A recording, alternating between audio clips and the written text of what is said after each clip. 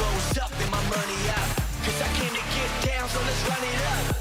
I'ma keep it going till there ain't nothing left.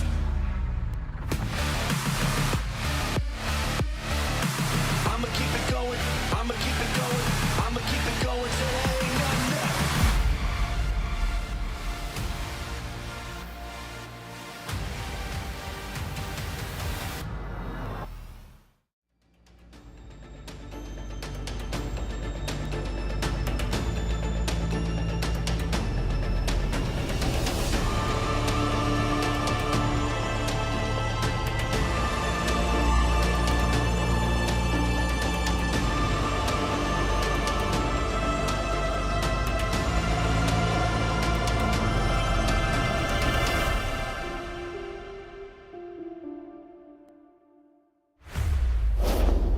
Welcome to the second week of the EML Kickoff, and it's a Monday. We know Mondays aren't always the easiest, but they get a lot better when the EML is on, and especially when it's a super week. My name is Anne, I'll be your host for today, and joining me in the studio we have Alfama and Fresh. And Fresh, aren't we glad to not just have 2, but 3 days of the best region this week?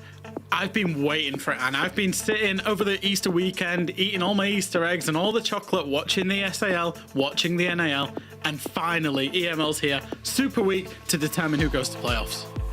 And on top of that, I mean, we only got a taste of Falcons and G2 once, and that was not enough, right? So I'm kind of excited that the bye has been last week, and now we can get to see them play in the Super Week every single day. Super excited about what we're going to see today. Yeah, in case you missed us last week, the first week of the EML Kickoff, we'll talk you through the format a little bit, the groups that we have going on right now, because it's a new kind of format, right? We need something to qualify teams to the Salt Lake City Major. We do that with 2 groups, 5 teams in each group. We play a best-of-1 round robin against each other. And after that group phase, which ends on Wednesday, like Q2 said, we'll have the bottom team from each group drop out. The top 4 teams from each group then move on to a double elimination bracket where the top 4 teams eventually will be sent to the Salt Lake City Major. Right now, or at least so far in this first week, Leo, you mentioned 2 teams have only played once. For example, Secret, but seeing them at the bottom of the group after they got it to the 6th Invitational Grand Final still feels a little bit weird. Yeah, it was amongst the biggest surprises, I think, of that kickoff. It was to see Secret losing their first game, especially because we expect a lot from the roster, despite the roster changes that we've seen. Other ones were a bit less impressive. Heretics being dominated, for example, a tough start for Rebels coming straight from Challenger Series. For the rest, though, it's been also a show of force for Shifters on their only first game, a 7-1. We're seeing also, I think, a VP that is very, very strong and could top the charts in their group. So some great surprises here, Jack. Yeah, biggest surprise for me, I think, realistically, is we came into last week thinking that we had the same big 3 in G2, in Secret, in Falcons. And I think realistically, there was big performances coming out of Shifters and VP, as you say, and Twisted Minds with the upset with their unique style, that actually, realistically, there might be some more upsets on the cards, especially as we head in that playoffs bracket. Oh, there will be. I hope so, at least, going into the last few days of this group stage here. Now, one thing we do, not just in the email, but at international events as well, is we review that last week by jumping into the panorama, reviewing it with 3 different categories. We do that today as well, starting with the monster, the player that stood out to us the most last week. In this case, it's the player that was lethal and really helped GK get their first win over the board. We're talking about Sarks, Leo. Yeah, absolutely. I mean, we've said it before when we look at the roster. This player is special. He was hired for one reason, and that reason is to gun down everyone. And if we look at his game against Twisted Mind, he was absolutely stellar. Jack, he's a player that we've known, especially last stage in EML for Fnatic, carrying them hard multiple times, double digits every single time. Now in a completely new roster, he is still performing super well. Yeah, and he's a player that realistically we targeted as one of the players that would have the pressure on his shoulders given the roster that he's in. With Hungry, with Patball, with Asp being a little bit more backline and support focused, there's a big onus on him to achieve the frags. That's just what he's done. Of the players that played 2 maps last week, i.e. the ones that didn't have a bye, Sarks came out top with EPS. He was phenomenal on the entry, phenomenal on the kills, great cost as well. He's really proven himself inside of this GK roster so far. It's wonderful to see that for him and for the roster as well. We'll also have a look at the craziest moment that happened last week. A moment that'll make you consider or think whether you're maybe watching a ranked game or a competitive game going on. We're talking about a gunfight that happened outside, Jack. This is the moment with our show.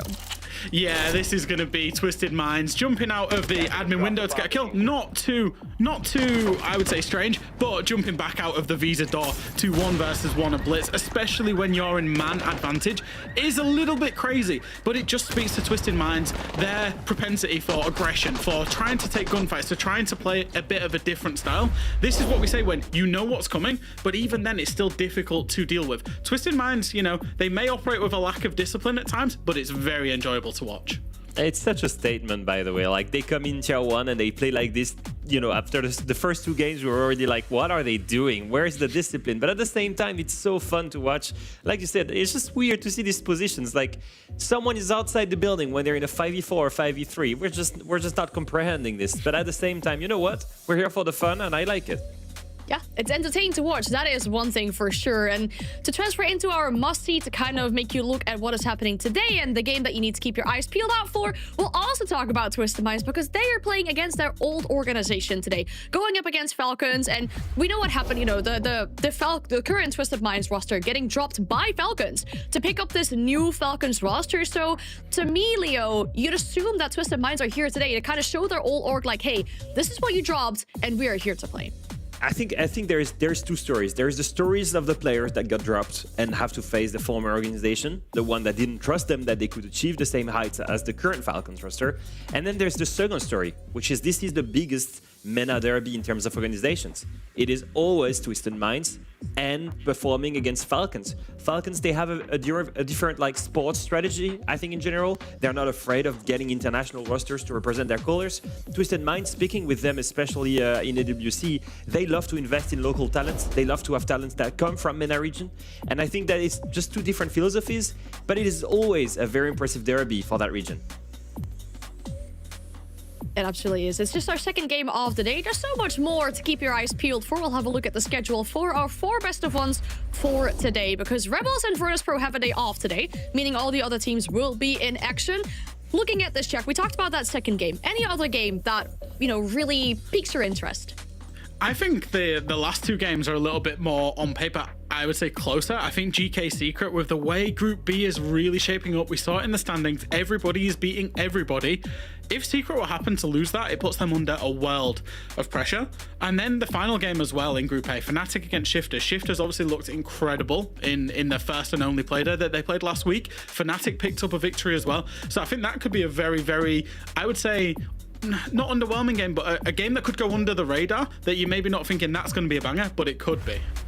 Yeah, and it's games that are so important for the seeding as well. We mentioned it before, it's a different format, and obviously if you end up in that 4th spot, you don't want to get there because you will start the playoffs in the lower bracket. You want to have the advantage. You want to be at least top 3 of your group if you want to have that extra life. And those games, because they're so close and because these teams keep beating each other, they're critical because you take out points from a rival team, and that could propel you into the top 3 of your group. They are. And we're seeing that with the first week already. So that's kind of exciting for these teams to really make sure they have to fight themselves among that top 3 or top 4 potentially for the survival inside the competition here at the EML Kickoff. But one more thing we'll have a look at before we start with our first game is the newest addition to the operator lineup that we've not just seen in the EML, but in other regions as well. We'll talk about Solid Snake, and I want to talk about this operator a little bit more because I think before this competitive season kicked off, there's a lot of talks about how much you were going to see this operator, how effective would they really be? And I'd like to know, Jack, if you had to speak about like the main strengths for Solid Snake and why we're seeing him across the world. Yeah, I think like you say, and first and foremost, there was a little bit of talk about would we see Solid Snake at all. I think the answer to that has been yes. I think, you know, developing, depending on team styles and the region and that type of thing. But yes, we are seeing Solid Snake. I think realistically, Solid Snake is very, very strong. Solo roam clearing, intel gathering that's absolutely free. You know, just pull out that gadget, you can then get some information before you actually hard commit to the scan as well, and then the fragging power as well with having the, you know, the recently buffed F2 as a piece of kit. Leo, it's just so strong. Yeah, I think the main thing for me is not only obviously the whole gunplay and the fact that he has the F2, but the main thing for me is if you look at that scanner, it sees so much of the map and it can tell you all of the rooms are clear almost at every time because the duration of that timer is not as big. So look at Handy yesterday. This is from SAL in the game where they were playing Team Liquid. Incredible gunplay with the F2, but when he grabs this, look, he has full information on server, on cache, on construction, and on master. That's just so strong because he can feed information in close quarter combat like this. When you have direct access to site from a window, he gets that information on jump out and punishes him straight. And for Maya on the other side, in the same game, abuses that to get information on Olaf Church, on Blue, and on Deep Armory. That just shows you how impactful it is at the highest level of play, especially in the biggest region. This is from SAL, this is STK. Getting information on his entry point, he knows there's a player there, he gets pre-fires, wins the gunfight there. Those are just a few examples from the games that we've seen in ACL that just show you how effective it is from a single player, firepower, intel gathering that he can communicate to the rest of the team. To me, he's one of the strongest ever operator introduced and straight played in pro level because it's so strong at so many fronts. Given how many operators we have, that is quite a big thing to say. That is one of the strongest operators being at it. You know, we can talk about Ella on release or Lion on release or whatever, but yeah. Straight into comp, and it's exciting to see that as well, right? It kind of shows which team is fast to adapt with those new operators, can really make that work for themselves. But now that we've kind of discussed that, I want to move into our first game of the day because that is going to be an exciting one as well. We're talking about Heretics and G2. I think the main issue for these two teams is that they currently find themselves at the bottom of Group A. G2 only having had 1 point as they only played 1 game last week, but it's getting dire for them. They need to step it up, and I want to talk about G2 first in this instance as well. And the situation is, yes, Jack, they lost, you know, it wasn't all looking too great. They played against Virtus Pro. We'd like to give them the benefit of the doubt, especially since their newest addition, Shaiko, was absolutely popping off last week. Yeah, I think so. I think G2 showed a lot of resilience, actually. Let's remember they were 4-0 down when they started playing against VP, managed to get it back to overtime, and only just lost in overtime. They've signed a top 10 rated player in the world in Shaiko. But they've known the beast that they've signed. They know that when they sign a player like Shaiko, who is a pure out-and-out entry, plays pretty much for gun fights, basically for kills, you know, not really for the utility side of the game, you know what you're going to get with him. You're going to get a lot of peeking, you're going to get a lot of kills, 5-0 on the entry, 14-11 on the KD. Leo, he was absolutely phenomenal last week. Yeah, he was, and there was this moment, I think the very last round, where he's picking the skylight on Gunshot and he dies. And that's because Doki got his foot shot actually from that. He didn't pick, but he tried to trade, right? And that 4v5 quickly went to a 3v5, and that basically ended the round. And I remember in his Twitch chat, straight after he was streaming in Ranked, and one of his viewers asked him the question, did you really need to pick that skylight? And he said, you know, that's my playstyle. I didn't think that anyone would expect someone to try and trade on a skylight, and I thought I could win that gunfight. And Dan was expecting me. That's unfortunate. There will be other games. And I think that overall attitude of, hey, that's fine, it was just 1 game, that's translated to the rest of the players. If you look at Doki and Alemao in streams afterwards, the guys were having a laugh, they were having fun, they were dancing. And that's exactly what we want to see from the G2 roster. Look at these guys. They were vibing. They just lost the first game. It's 1 a.m. and they're out there just dancing. Yeah! 4 years, baby! I mean, listen to that. Let's go! And that's what makes G2 special, in my opinion. Like, these guys, it was a BO1, it was the first game of Kickoff. They were playing against a very strong VP. They know it doesn't matter too much. They can grind it back. All they need to do is make sure they're in that top 3 of that group, start in the upper bracket. I love this. It's just, it either looks like they've gone delirious or they're just having a great time and laughing. And Doki's even saying, like, it's the best day of my life. Dude, you just lost an overtime game against Virtus Pro. But hey, it's good to see that they don't take this first loss so heavily because there is still a lot to come back from, right? They got 3 straight games this week to make sure they lock in that top 4. And the same goes for Heretics for their opponents today. These 2 teams are the only 2 teams in that group that haven't actually secured that victory yet. And especially for Heretics, with those 2 games played, Jack, it's really going to look rough if they don't want to get grouped. Yeah, I think so. Obviously, G2, they've only played 1 game. Heretics have now played 2 games, and the stats are not looking good. You know, they've got a 10% defense win rate, for example. They've pretty much been battered both of the games they play. I actually really think they look like they're in a spot of trouble. I don't think they're in trouble, Jack. I think they're in danger. Danger of getting grouped. I mean, look at this. This is poor Ria starting his professional journey, and you've played Shifters and Fnatic. On theory, the 2 weakest teams of the group if you compare to the current form of G2 and VP, and you've lost. You're all the way at the end of the standings. And so now you have to face Prime G2 with the devil of Shaiko in front of you, and then you have to place VP, who are in an incredible momentum, and just beat G2. I mean, let's be real, this is looking very dire for Heretics, and if they lose today, it's almost confirmed that they're getting grouped. And I know people had expectation on them. They're coming up from Challenger Series, but that is a harsh welcome at a Tier 1 level.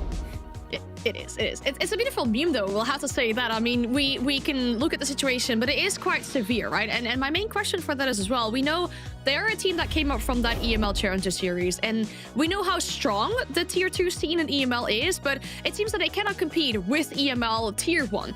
The main question is, Leo, what is going on with the team? Do you think it's nerves? Is it other fundamental issues that they got going on right now?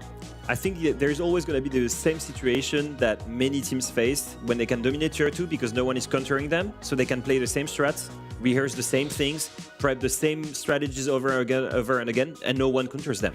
And when you arrive into Tier 1, there's an entire staff in the opposite team that is just looking at your VODs and making sure they can prep against you. And so, Jack, what I see is a team getting heavily countered, no IGL able to adapt, whatever call they're making is they're struggling, and their entry fraggers are not there. That's the big thing for me, the entry fraggers not being there. I think, you know, Riaz, there's obviously been a lot of talk about him going into Challenger Series, how good he was in Challenger Series, and he's not made the step up, of course, into Tier 1 yet. And I think he's playing with a lot of pressure. I think when you come into the league and you have a bad start, that pressure, it must weigh down on you significantly. So I think for Heretics, they just need to see their big fraggers have a good day, give a good account of themselves, and go from there, give themselves something to build on. They're against G2. G2 do give a lot of opportunities, as much as, you know, they do have a high reward gameplay, they also have a high risk gameplay as well. So hopefully these guys can at least hit the ground running in this game. Maybe there's an option with the map as well to try and get yourselves on a situation or a ground that maybe brings you back to the defaults in a situation as well. Seems like we're going there because we're going to a clubhouse check. Yeah, this is, in a way, it's a little bit of a surprise. I think G2 for a long time, it was, of course, their permaban. You know, this is going back years at this point. And I think G2 tend to only pull this map out when they're against significantly weaker opposition in their eyes. Black Dragons at 6th Invitational, D+ at 6th Invitational. It did actually come back to bite them against Black Dragons. They lost that game. So I can see why they would want to take Heretics there. It doesn't really fit the mold of 5 fraggers, but I think it's a map that they can go out and they know that they're significantly better on paper than this team. For Heretics, it's a map that they kind of played a little bit in Challenger Series, but they didn't particularly have a winning record on it, though. Yeah, I think there is an overall theme, Jack. I don't know if you would agree with me within team staffs that Clubhouse kind of where the better team wins because everyone knows the steps, but the team that has the most synergy or the better gunners are going to win this. And so it's kind of like this base map where you want to go when you face a weaker opponent because you're like, it gives us a frame, we know what to expect, and there's not that much chaos they can basically exploit, and the opportunities are not going to be as big.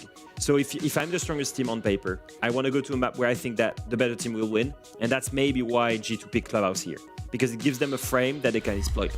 Second point is, I'm very interested to know if the playstyle called by Alemao and the fact that they have 5 fraggers on that roster will enable them to play Solid Snake on the map. Because as we saw from yesterday in SAL, a player on every single floor basically cuts off the entirety of, like half of the map or half of the floor with just that one operator. We saw great examples of that, but the good news is the first game of the day is ready to start, so we'll send it to Ace and Des to take it away. Thank you very much, and indeed we are here for another day, Tim. We only finished casting up yesterday, last night, and now here we are again on Bank Holiday weekend, this time for EML. Tim? Tim, are we good? I don't think Tim's good. We're going to pretend that he's good and that he's just sitting there like a really pretty face and enjoying himself. I feel that's the most important part in all this. Are you just ignoring me? Am I being trolled here or what? What is going on? I'm being had, I swear. I'm good. Discord crashed. Now we know. I can hear you now. There we go. Discord crashed. I was just smiling away. I did say I was sat there the whole time being like, I think he's having me on. He's just a pretty face this whole time. It'd have been, I wish I had. It'd have been very funny. I mean, you were sat there looking pretty, mate. I'm digging the nice bright white jumper you got. It looks lovely. Nice, isn't it? It's a good one. It's cozy, mate. It's very nice and cozy. But anyway, let's talk about this game, shall we? Because as you've heard that that's going through, this, I don't want to say it's a surprise, but it's always interesting seeing G2 go into what has always been their permaban. I recall last stage, they very narrowly beat Genji, I want to say it was on it, and then lost it to Shifters. So still a bit of a bumpy map for them, and maybe a chance for Heretics to take down the big boys to stage.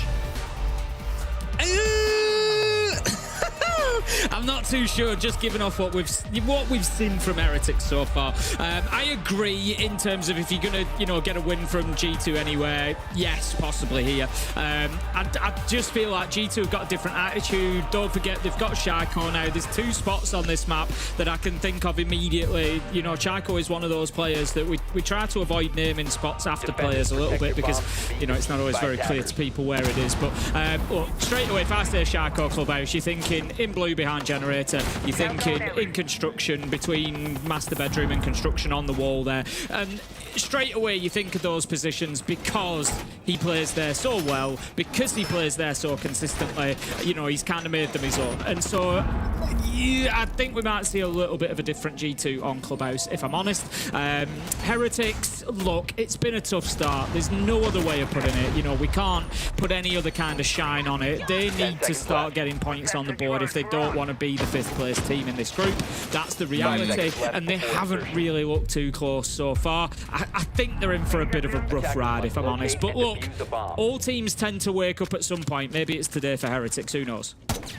Maybe. We'll see as we go. Now, yesterday we saw a lot of trap operators coming out in the SAL region. We saw a lot of Castle, for example, a lot of Mira. We had a good bit of Thorn, a lot of Ella, Melusi, that sort of thing being played, all with the goal of slowing things down, especially when we had the Kaid and the Bandit bans being taken away. And just like yesterday, things are following through. But maybe where the Deaths will be more excited, Tim, is of course seeing Alamau jumping across the running around in that solid snake and looking to cause a bit of bother with the F2. Benja's going to start things off though, and it's Tara going down first.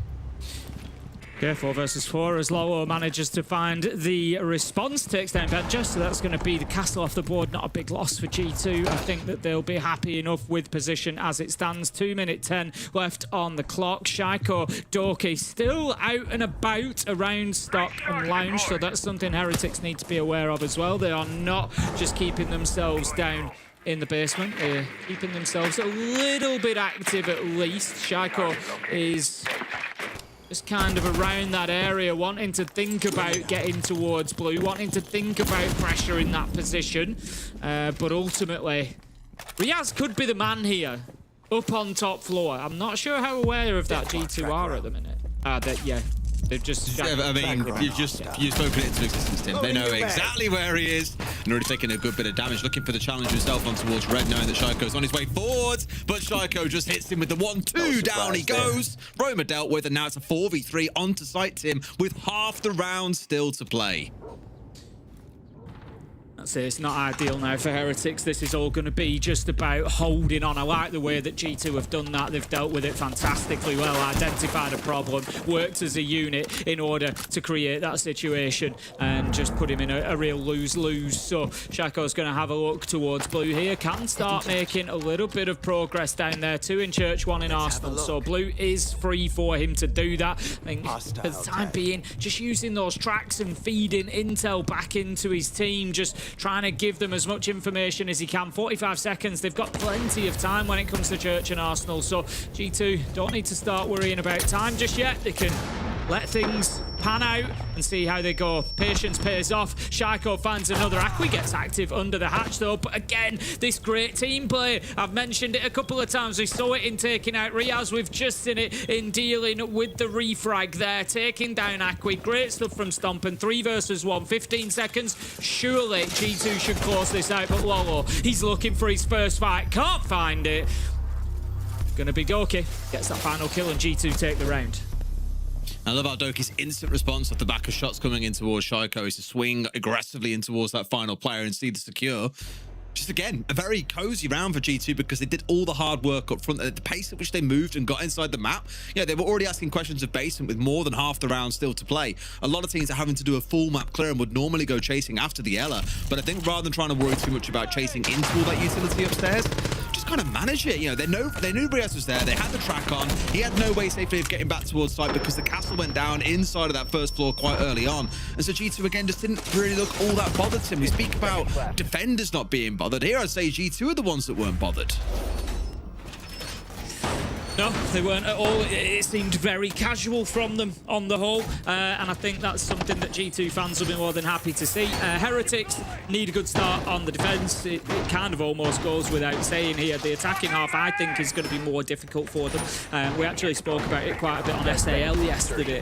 For anybody who was watching that one, it's a similar point that I'll bring across here, where teams are struggling, which Heretics are at the minute, and maybe we've got new players to bed in. We've got Riaz, we've got Zara in there. They're trying to come together as a roster, and it's at this level, I mean, and it's just very, very difficult, I think, to to do that when you're on the attack more so than defense. You've got so much adaptation needed, so much reactionary play, that if you're not getting it done on the defense, I would then expect you to really struggle on the opposite side. So yeah, Heretics need to find their groove, and they need to find it quickly. If they lose 2 or 3 here to G2, honestly, I think 3-3 split fits G2 just fine, and they've already got one of them. So yeah, Heretics, time to start getting it going right now.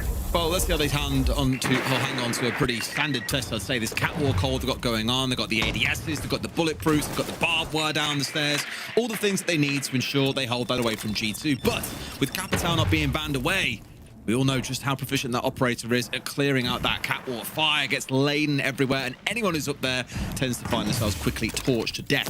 So we'll see just how long Dora here at least can hold on for. Has already found himself dug back against the window here, so doesn't want to find himself caught out by the fire that he knows is going to come sometime soon. In fact, to say that Zara is the one also dug in, so they actually double down and have 2 of them looking to hold on here, trying to be aggressive about it and looking to cover for each other. So far, G2 yet to break it, but they've been asking the question for a while. They've been having these drones coming in. You've seen them watching from the doorway this entire time. At some point, something has to give. Roteros will go in then and try and remove a little bit of that intel. How about that for an angle? Shako takes down Akwe. Absolute beauty. Up through the ceiling. Finds his man on the vertical, but Dora is there for the fight back. Takes down the Capitao. That could be a big loss here, because Heretics have still got that catwalk in their power. There's no way Shako really should have been getting away with the kill that he did whilst they still had that catwalk, but Heretics at least have made sure that they don't pay for that mistake too heavily. I think it was probably the position of Doki on the Blackbeard on that door that prevented them from challenging the Capitao. But the problem G2 have got now is a man down and catwalk still in the possession of the enemy team. They've got 2 players in there and no utility to clear them with. Yeah. Now, Tim, I'm not a pro player. That much is very apparent and very well established at this point. I think you're selling yourself short, Des. Oh, thanks, Tim. Maybe it's here for a trial at some point. You just never know. Bench getting at least 1 back, though. That actually might start to turn things around here. Dora, I think, has made a mistake getting out of that window and trying to rejoin the rest of his team. They knew that Garage itself was safe, but the rest of it, oh dear, oh dear. This is their chance to see a round over the line up here, but Lolo is in a great spate. A freebie comes through, Riaz onto a second, and that suddenly completely split things upside down once more. Stomping, all alone, has to clutch up against the final 2. Narrowly misses the headshot, but there is no time left. This one should be going the way of Heretics outside of something truly crazy, like the missing getting a plant going down, but they know exactly where he is, and this one, I'm pretty sure, is going to be polished. There we go, job is done. But to round off that point, Tim, they had nades, they had flashes, they had the Capitao, they had all the tools to really make the guys inside of Garage sweat there, like the Azami and the Jaeger. They should have been sweating, but they weren't. Shoko tried to come in underneath, was handily dealt with by the Jaeger that I don't think G2 were aware was there, and everything just fell apart from there. So really struggling at stage 1 of that attack was a big misstep on G2's side. Yeah, I think they were maybe skipping steps a little bit, like you say. Shako's killing people inside of sight. Yeah, he's got an angle, he's took his chance, but, and I know he wasn't in sight when he did that, he was down, underneath catwalk, but the point is, there you go, they've lost Shako. Like I said, they're kind of skipping steps. They're a little bit ahead of themselves. They've got all the utility to take catwalk. It's a little bit annoying that maybe an opportunity is there to get a kill, and, but it's sometimes better, I think, to, you've got to sort of let the little fish back to catch the bigger fish. And I think they're, focus on the steps in front of you. We need to deal with catwalk. Don't worry about what's going on inside of Cash at that point in time. Just get focused on what's in front of you, deal with that problem. If they get those 2 kills in there, using the utility they've got, the Shaco, Capitao before they lost it, you know, then I think we're looking at a different round there. All of a sudden, Cash, it's not going to matter if there's somebody in there that you haven't killed or not, because they're going to be under an immense amount of pressure. So, yeah, I think G2 just need to slow down a little bit. We saw, you know, the clip that was picked up.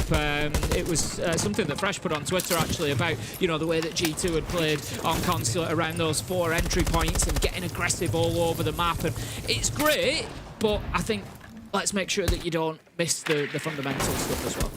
To give it to Shaiko, similar thing that Leo was talking about on the desk as well around his challenge on towards the Skylight last week. It's a similar thing here. If he gets that kill on towards Dora, because I'm pretty sure Dora was surprised they didn't realize he was there. If they get the kill onto Dora, we're having a... In fact, they didn't know he was there because there was a Rotero at his feet. So it was just more of like a... If he wins that gunfight, the round is a cakewalk from there. The fact that he didn't, 1, it's well played to Dora, and 2, just one of those moments where you look at it and think, maybe with a bit more team play, we'd have seen ourselves over the line there and onwards through the round. But we digress. It's still 1 apiece, and they had a fantastic first round. Let's see how the third plays off on...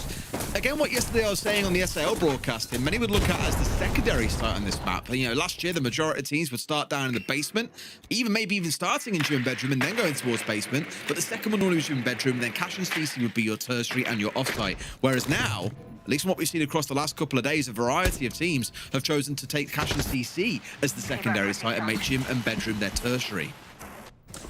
Yeah, we do see these small sort of shifts in meta and such. You know, one thing that never changes though, Tim? Go on. Team start in top floor on Cafe. So true. I don't know why. We'll change, you know, site preference on every other map, but no, top floor cafe, you stick with it. Look, you know, Heretics actually played last round really well. I think they're doing well again here. They're not giving G2 anything with 2 minutes into the round. You know, they use the power position well. They're allowed to keep the catwalk. They got the kills from there. You know, the patience from Lolo at the end of the round. Again, we're seeing a lot of patience coming out of Heretics here. They're just waiting for their opportunities. Zara manages to get one. Aki's gonna be cut down by Shaiko though, who is having a little bit of a stormer so far. 4 and 1 inside 3 rounds. G2 trying to soften up site directly now, confident that they've got CCTV so they can use this balcony outside of the windows. But Dora is doing some important work in and around the bathroom there. It's actually Riaz who manages to find one onto Stomping. 4 versus 3, 30 seconds left to go. It's becoming a war of attrition. Can Heretics hold on? It's not looking great, Des. No, I mean, the last round they had 2 kills come out of nowhere, G2. I say out of nowhere, obviously it was out of a good bit of play to potentially swing the round back around, but it just didn't quite materialise for them. Here they've got a golden opportunity, and it's in the man's of that name again, Shaiko. 2 in the round, finally taken down here by Lolo. Plant was going down for a second, but Alamar's pulled off as we're in to the last 7 or so seconds. They have to win this fight, and Benja, the returning prodigy, steps up when they need him. Round 3, going the way of G2.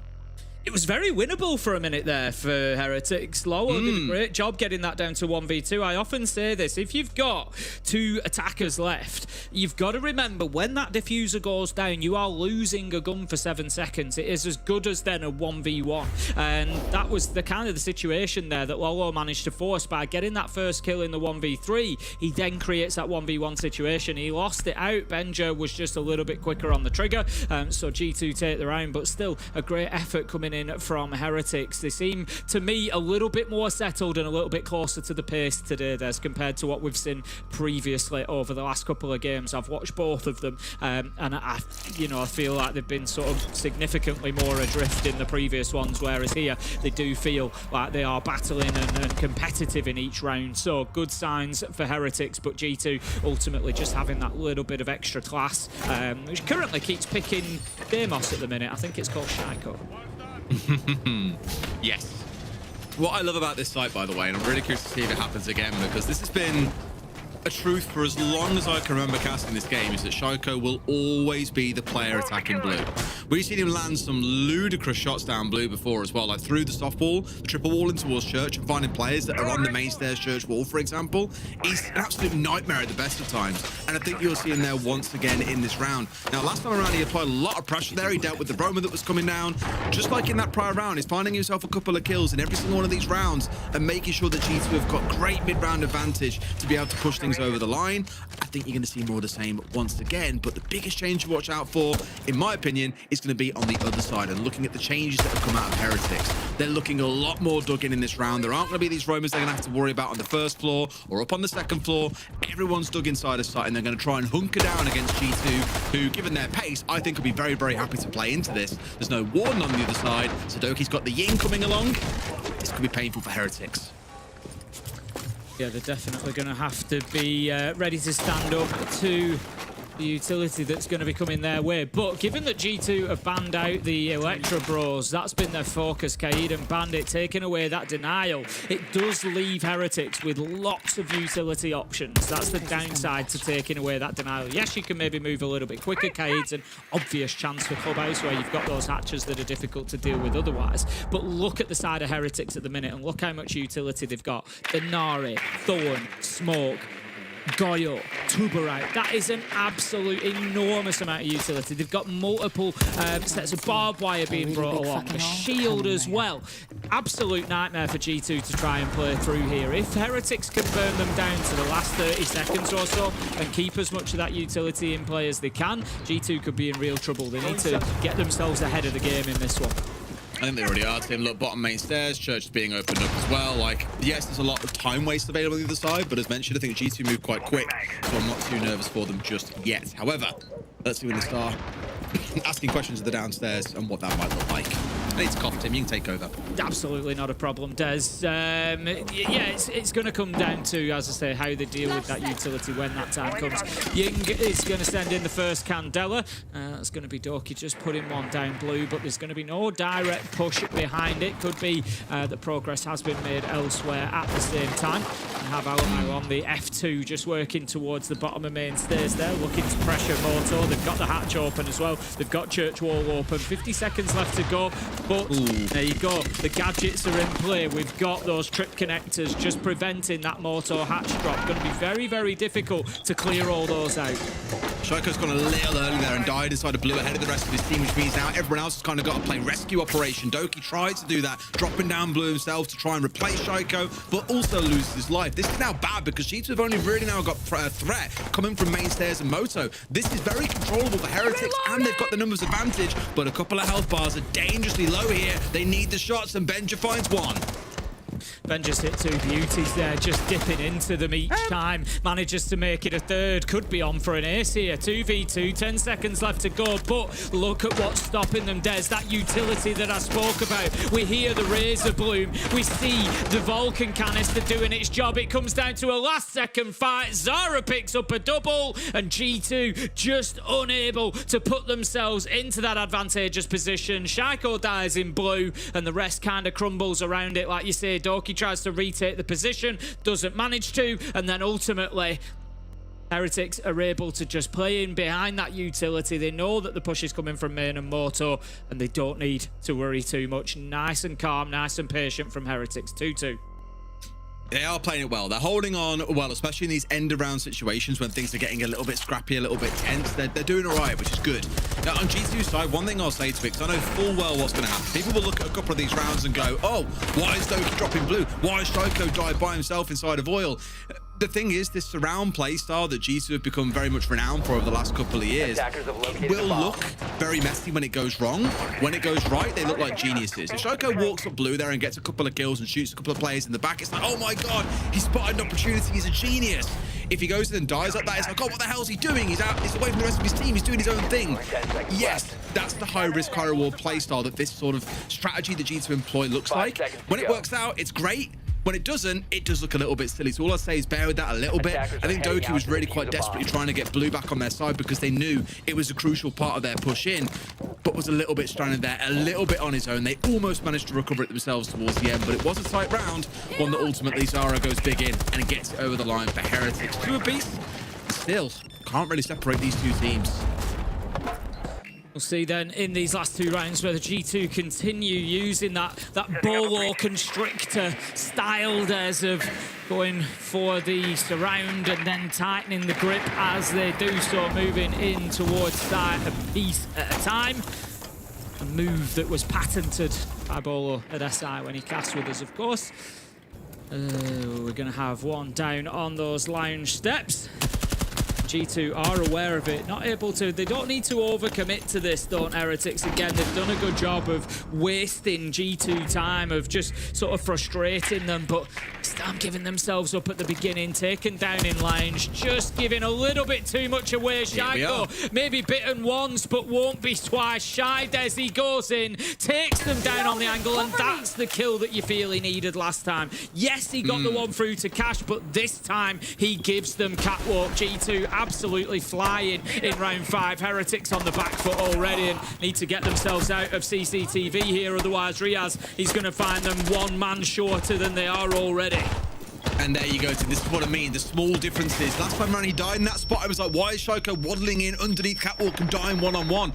If he gets the kill, it's a genius. If he doesn't, it looks a little bit wonky. In this round, it's done exactly what we said it was going to do for them last time around. It frees up catwalk, it applies a lot of pressure. And now they've got Plat and they've got catwalk and maybe even a backstab coming in here from Jim Bedroom's side, like we saw last time from Alamau that also didn't work out. They can just surround and flood in towards Heretics. Dora being the last one left standing, can do nothing. G2, you give them an inch, Tim, they'll take a mile. That's their third attacking round of the half. Yep, good stuff from G2 there, getting themselves, I think hitting the target there. If you remember, I said at the beginning, the benchmark for me, G2, if you get a 3-3 half on the attack, you know, I know Clubhouse can be a little bit attacker favoured sometimes, but I think in this situation, Heretics having the struggles they've had, you know, sort of still bedding in as a roster, I think you'd take a 3-3 and get yourself onto the defence. I think G2 will be reasonably confident then. So if they can get this next round, it's an even bigger bonus. But yeah, beautiful. There was just nowhere for Heretics to go whatsoever. Like you said, you know, it's the same kind of play. It was rinse and repeat, but it was this time it pays off, and you look at it and say, yeah, what a round from G2. They looked electric there. And that's the round you've got to remember. Bloody hell, like that's water. Get it down, yeah. Got to keep it slippy, Des. Got to keep it slippy. They say that's much more reasonable. Shaiko, I feel, is a sane member of society. Alamau, I don't know what that was about. That was something else. That's a water chugger for you, that is. Yeah, that's the round to remember for G2. I think, you know, when you see other rounds that maybe don't go in their favour, just remember round 5, that's what they're aiming for. You know, when it comes off, it does look phenomenal. Very, very difficult to do anything against that, I think, because of the mechanical ability that they've got across the side. So I think we're just going to have a little bit of a technical pause here whilst we get an issue worked out, and we'll get everybody back in just as soon as we can. But yeah, G2, I think, looking good at the minute. 3-3, 4-2 half, I think either way suits them, and it's going to be a tough second half on the attack for Heretics. Absolutely. I mean, again, they'll be happy with the 3. We'll see what more it can turn into. Obviously, you know, one thing I will say, at least I think we're seeing some promise from Heretics too. Like, I know we've kind of been having this conversation and saying, look, today's the day to get a result, otherwise we're into dangerous territory where it's likely you're going to be bottom of the standings overall. Sure, that is probably going to be the way that it'll transpire from here if we're not too careful. But we've seen some good moments out of Zara. You know, Riaz is putting up good numbers today where he really struggled on the first play day. Yeah, and of course, we've known the quality that can exist in players like Dora, Lolo, and Akri. We've seen them in the scene forever at this point, it feels like, for as long as we've been casting, arguably, Tim. So we know that there's a lot of promise there, and it will take time for some teams to stitch things together. Just because you don't see a really successful kickoff from them, it might be that when we come into stage 1, that is when you really start to see things come to life for a lot of the teams. And hopefully, Heretics can be one of those teams that grows into things. There's going to be plenty more growing for them needed, I think. But well, I think today as well, it takes a little bit of pressure off today, because coming in, you know, is anybody realistically coming into games, you know, and I'm sure teams will tell you otherwise. I'm sure they'll say otherwise. But, you know, is anybody coming into G2 thinking that they'd be really surprised if they go home having been beaten by them? And I think the answer is no. You know, Heretics will come in here absolutely wanting to win. I'm sure expecting that they can win, believing that they can win, but also not a huge surprise if they don't. So I just really don't think there's too much pressure on this today. I think it's a little bit of a free swing for them. You know, if they knock it out of the park, brilliant. If not, on to the next play day. Don't worry about it too much. But I think that the problem comes for Heretics in their previously lost games. You know, when they're looking at those standings and whether they're going to make it through to the playoffs or not. I think they're more, you know, they've lost the games for the teams that you'd maybe expect to see around them come the end of things, rather than, you know, the problem being the game they had against G2. I don't think that's that big a deal. Yeah, for sure. I'm just again a bit sad for them that you got VP next and you got to sit there on that last day like, oh man, like no matter what happens, we're screwed, it's gonna suck, which is why they really wanted something out of today. But alas, that's how it goes. And not, of course, forgetting, Tim, we've got some other real cool games coming up. You heard about the Meta Showdown coming up next between Falcons and Twisted Minds. You've got GK Secret. And then to close out the day, Fnatic versus Shifters, which is probably the game I'm most excited about today, to be honest. I'm really keen to see how those two teams throw down against each other. Yeah, definitely. It jumps off the page, doesn't it? It jumps off the schedule, that one. I've said this, I said it last week. Virtus Pro, I was expecting big things from, and they've delivered so far. I will repeat the same for Shifters. I think Shifters are actually going to move to be a top 4 team. I'm very interested to see how Secret are going to do today. But at the minute, I think that the top 4 we're going to see develop, Secret notwithstanding, I think today's performance is very, very important for me to judge them. But I could see a world where G2, Falcons, Virtus Pro and Shifters become a consistent top 4 in EML with the way things have gone so far. I know we're only a couple of games in and it's a big call, I know that, but Tim, yeah. Hang on a minute. Whoa. You're saying you think Shifters will be a consistent top 4 team? Could be. No coulds. I'm taking this as like you're confident in that. What I'm going to say is, you've seen them play Heretics, who, as we're seeing in this game, like are still building and molding. There's a lot to go. Yeah, I know. You also had Shifters win 6 attacks in a row on Bank, which is one of our more attack-leaning maps anyway. I know. They need a bit more testing. We'll see that today, I think, and we'll see it over the next couple of games. But I've just got a feeling about Shifters. I think there's a lot of things coming together for the roster, and I think they're actually going to do really, really well. You know, maybe time will prove me wrong. Like I say, I've already sort of backed Virtus Pro, and I've enjoyed watching their performances so far. I think the thing that I'd say about Virtus Pro particularly, I think I've said coming in, I think they're a very good roster. I've been, you know, watching Rorik for a long time, waiting for him to get to this point. It doesn't surprise me that he's come in and started delivering immediately. I love to see that they seem to have addressed some of the historic Virtus Pro issues. They were a little bit quicker, more adaptive, willing to play other maps, you know, all these sorts of things. So I think we are starting to see that change for them that a lot of the fans will have wanted to see. But yeah, I just think Virtus Pro, again, I just can't see them. I can't see them really dropping off, particularly through Kickoff. But I'm also kind of predicting longer term. I'm really interested now to see them in a best of 3. You know, obviously we've only had best of 1s so far, but if they can, that's where we'll really test that map pool. But yeah, I know I've no doubt there's a lot of people shouting at me about, you know, discounting Team Secret from that top 4. I say that with an asterisk at the minute. I'm just a little bit concerned after what we saw in play day 1. They've lost Doom and Adrian, 2 huge names for that roster. One of them to a direct competitor in Falcons. Honestly, I think we might see a little bit of a struggle season for Team Secret going forward. You know, hopefully they prove me wrong. You know, I'll say that as I do about everybody. At the end of the day, I don't really care who wins so long as we get some good and entertaining Siege. But yeah, I've just got a little bit of a feeling for Secret that it's going to be a tough one. Yeah, I don't know.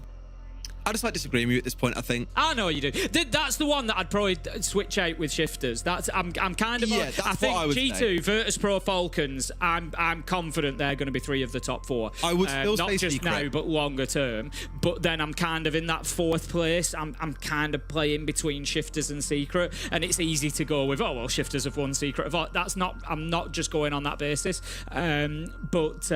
I'm kind of... It's a very close lean. Maybe 55-45, 60-40. Just leaning towards Shifters at the minute. But I think Secret are kind of like that juicy slab of meat that's currently hanging above a piranha pit, and there's a few teams underneath them that just want to snatch away that spot. I'd because agree. Historically, Secret were number 1 in the region. Like, I think you ask most teams, they'd say they're just the best team in the region right now. They're hard to beat. Yes, they weren't consistently making 2nd place finishes like Falcons were, but won EWC, you know, real challenging for a lot of things, and were very, very impressive. SI, as we know, like there were a lot of things they did incredibly well. they've still got 3 of those 5 players that were, you know, EWC winners that have played at that level. You know, Mowgli, I think we'd all agree, is when he's in the right structure in a team, is one of the best entries that you'll see around the world. Savage, one of the best Shield players. Noah, alongside June, was putting up massive performances back at SI. Yeah, so really, I guess it's kind of down to the blending of Sitters and Nath and how well they fit into, I wouldn't even say so much fit into the structure, because I imagine the structure has changed a lot around them as well. Nath, of course, being an IGL previously. Citizen, I think anyone who's watched EU for any longer period of time knows exactly how good he can be. It'll just take a little bit of time for like melding, and I think that's why like it being called a kickoff tournament actually is quite nice. It's a kickoff for a lot of these teams because we always have big roster shuffles after SI. We're now in that period where these teams are trying to gel together, and unfortunately for some, it does mean they're going to miss out on Salt Lake City. However, it's a good chance to get themselves in fighting form, ready for EWC in the summer after seeing themselves through stage 1, then of course kicking on to our November major as well off the back of stage 2, and then SI awaits. That is what everyone, of course, is going to have their eyes on, as they do every single year. However, we are back into game. Thank you for waiting with us. Had a little bit of a lobby restart there, so that's all been sorted out. That's why everyone is back at 0 kills. But in case you are wondering, we had quite a bit of success kicking things off from Benja and Shaiko. Benja was 8 and 3, Shaiko 6 and 4. On the other side, Riaz was at 5 and 4. So if you're trying to track the current kill leaders, those are the players to keep your eyes on. Yeah, no, yeah, to round that off, I think you, like I said, I'm arguing with myself a lot about Secret as well, because they do have, I know, you know, players have left, they do, I don't want anybody coming for me saying, oh, but what about this player and that one? They have got absolute quality. You're arguing with yourself. Are you going to go to bed tonight, and it's be like a meme where like your missus will be in bed, she'll be like, oh, I was thinking about other women, you'll be like, a secret fourth or fifth. A secret fourth, yeah. It's like, if Secret wins today, I'm going to be in complete shambles, because I just don't know which way to fall on it. But like I said, I don't know. I've watched a lot of Siege over the years. I've seen a lot of roster changes, and it's just a feeling. I don't know. I know Citizen and Nath are absolute quality players. We've cast them for years and years now. You know, can that team do it? 100%. They could be number 1 in EML. I just have a feeling. We'll see how it goes. We'll see how it plays out. Sometimes you just got to put your neck on the line, Des. You got to go for the opinions, and it gives somebody, you know, it gives somebody for everyone to shout at, I guess. What, like saying that we didn't land on the moon? Well, let's not get carried away. It gives everybody somebody to complain. We didn't land on the moon. We didn't, you and I. That's triggered me so much over the last few days on social media. I can't get over it. Don't. Tim, let's talk about Siege, please. We're gonna have Dora just playing in here in the shower, behind the mirror, the position we all know and love. He's on the Wamai, one that we quite often see the Wamai playing in here, able to try and use those mag. Send one in the wrong direction though, really. Put it onto construction door, which allowed the Selma charge to be sort of brute forced in onto his mirror window, which has forced his movement, which has seen him die. Not ideal. So they have replaced. Have they not? Aki's still inside. I like this mirror that looks on into sight and onto the windows, by the way. Aki's going to be playing that one inside of Logi. Just having a look, there's nobody that's moved in to retake that mirror window that looks onto the breach. It's been opened by the Selma charge, so it's good progress for G2 to start with. Changing neck! Yeah, it's more how Doki's managed to get himself onto that construction door when we had 2 players hanging around inside of Logi. Doki's still here, and he's got himself planted down looking to cover for his teammates. They stole inside as well. Riaz was the one that I was watching, because he was the one meant to be watching that spot, but as that 2 players slipped by him, and now they were in a spot to almost get the diffuser down, but at the last second, Aki gets rid of Alamal. Doki getting a second one. That's the Logi player gone. Once again, G2 getting a great advantage here, but what can Lolo do from behind this shield? Nothing. Stompin's going to take him down. Manages to get a good kill. Shaiko finds the last with the Vendetta. G2 come away with a 4-2 half, and I think that suits them down to the ground as they move on to the defense. The tech pause doing absolutely nothing to slow down G2's momentum in this game. They've been somewhat terrifying on these attacks. There's definitely a few to watch back after the play day is done, because we've had you know, some real opportunities for them. Yeah. One of those where, again, it's another G2 round. They found a hole in about midway in through the round and then just exploited it to the absolute max, because once Doki got control of construction door that early on, Jim is much safer to be able to play into. However, Tim, it's the halfway point. Let's get our studio involved. Guys, what do you think? Well, thank you so much. The players get to talk after this first half, and so do we. And one thing I want to talk to you two about is, you two mentioned the defensive win rate of Heretics and how it isn't looking good. You did in particular, Jack. And looking at this one here, again, with a 2-4 half, we're looking at moments where this defensive win or first half could have been so much better from Heretics. Yeah, it really could have been. So over 3 maps now, we've got a Heretics defensive win rate of 12.5%, which is just not good enough to hang at this level. And I think realistically, the one common theme is the late round for Heretics, where they're not really playing for each other. They've had G2 getting down to 30 seconds in so many rounds. There's at least 3 of their defenses there. And this was one of the only ones they won, where they were managing to try and let G2 execute and then win it out from there. And that's what they've struggled with so much. It's like they've got ants in their pants. They've been peaking. They've been just giving G2 the free picks in those late rounds. And that's why they've been losing them. And it's been a real issue because they've played mostly turtle setups, right? They're playing very close to each other. They've used smoke, thorn, echo, sometimes the mirror in the clash like we saw in the last round. And yet you still don't use that utility in the late round to play close to each other. And that is a problem for me because it's easier in defense when you have that utility to play for each other. Now they're about to start attacking. And when they need to start attacking, they will need to do multiple things at the same time. And that problem means that they're going to be spread out. If they could not already play with each other well at the end of the round, close to each other with the utility, how will they do so in attack when they have to be spread out to manage multiple things at the same time? That is my biggest question mark now, is switching to attack. Can they play together more? Can they achieve one task by all 5 focusing on it and going step by step? Well, to spin it in a positive way, G2 have had a great first half. The question for them is, can they close it out here on the defense? Back to the casters. Thank you very much, Anne. We'll find out indeed if they can. You would expect, given how they've played so far, that they should be able to do just that, because we had this conversation yesterday on SAL, Tim, for a couple of teams that had a strong start, had to then flip things over. We said coming into that second half, going onto the attacking side, you're probably going to find it's a little bit more of a challenge because it does require being more put together as a team. When a team's still gelling and still figuring things out, that is where the cracks tend to show. Let's see if any cracks start opening up then in the second half, whether that be on the G2 or Heretics side. Just having a look at the bans that are coming in, they've followed the same pattern pretty much. Heretics are going to take away the 2 wall denial operators. Like I say, Arcade makes full sense, as does Bandit, given CCTV wall, given gym wall. You know, there are opportunities there to keep those walls closed for longer than needs be. But my concern is you're going to voice the same one as I did the opposite way around. G2 have actually dealt with the utility that's been left in because of those bans really, really well. So now the question has to be asked, you know, I have to ask the same thing of Heretics as well. How are they going to deal with all that utility they're going to be playing into with that ban? You know, you've got the Azami being played now, you've got the Mirror being played, you've got Goyo there because they've all been left up, no bans have been attracted there. You've got Bencher on the smoke able to slow things down as well. So a lot of utility that they're going to have to deal with there. 4 sets of barbed wire, you know, to be navigated. 2 nitros that could be coming at them. Let's keep an eye on that from Heretics' perspective, and how much of an impact does it have on the round. Church and Arsenal will be the first defensive spot for G2. They kick off the second half. Shocked him.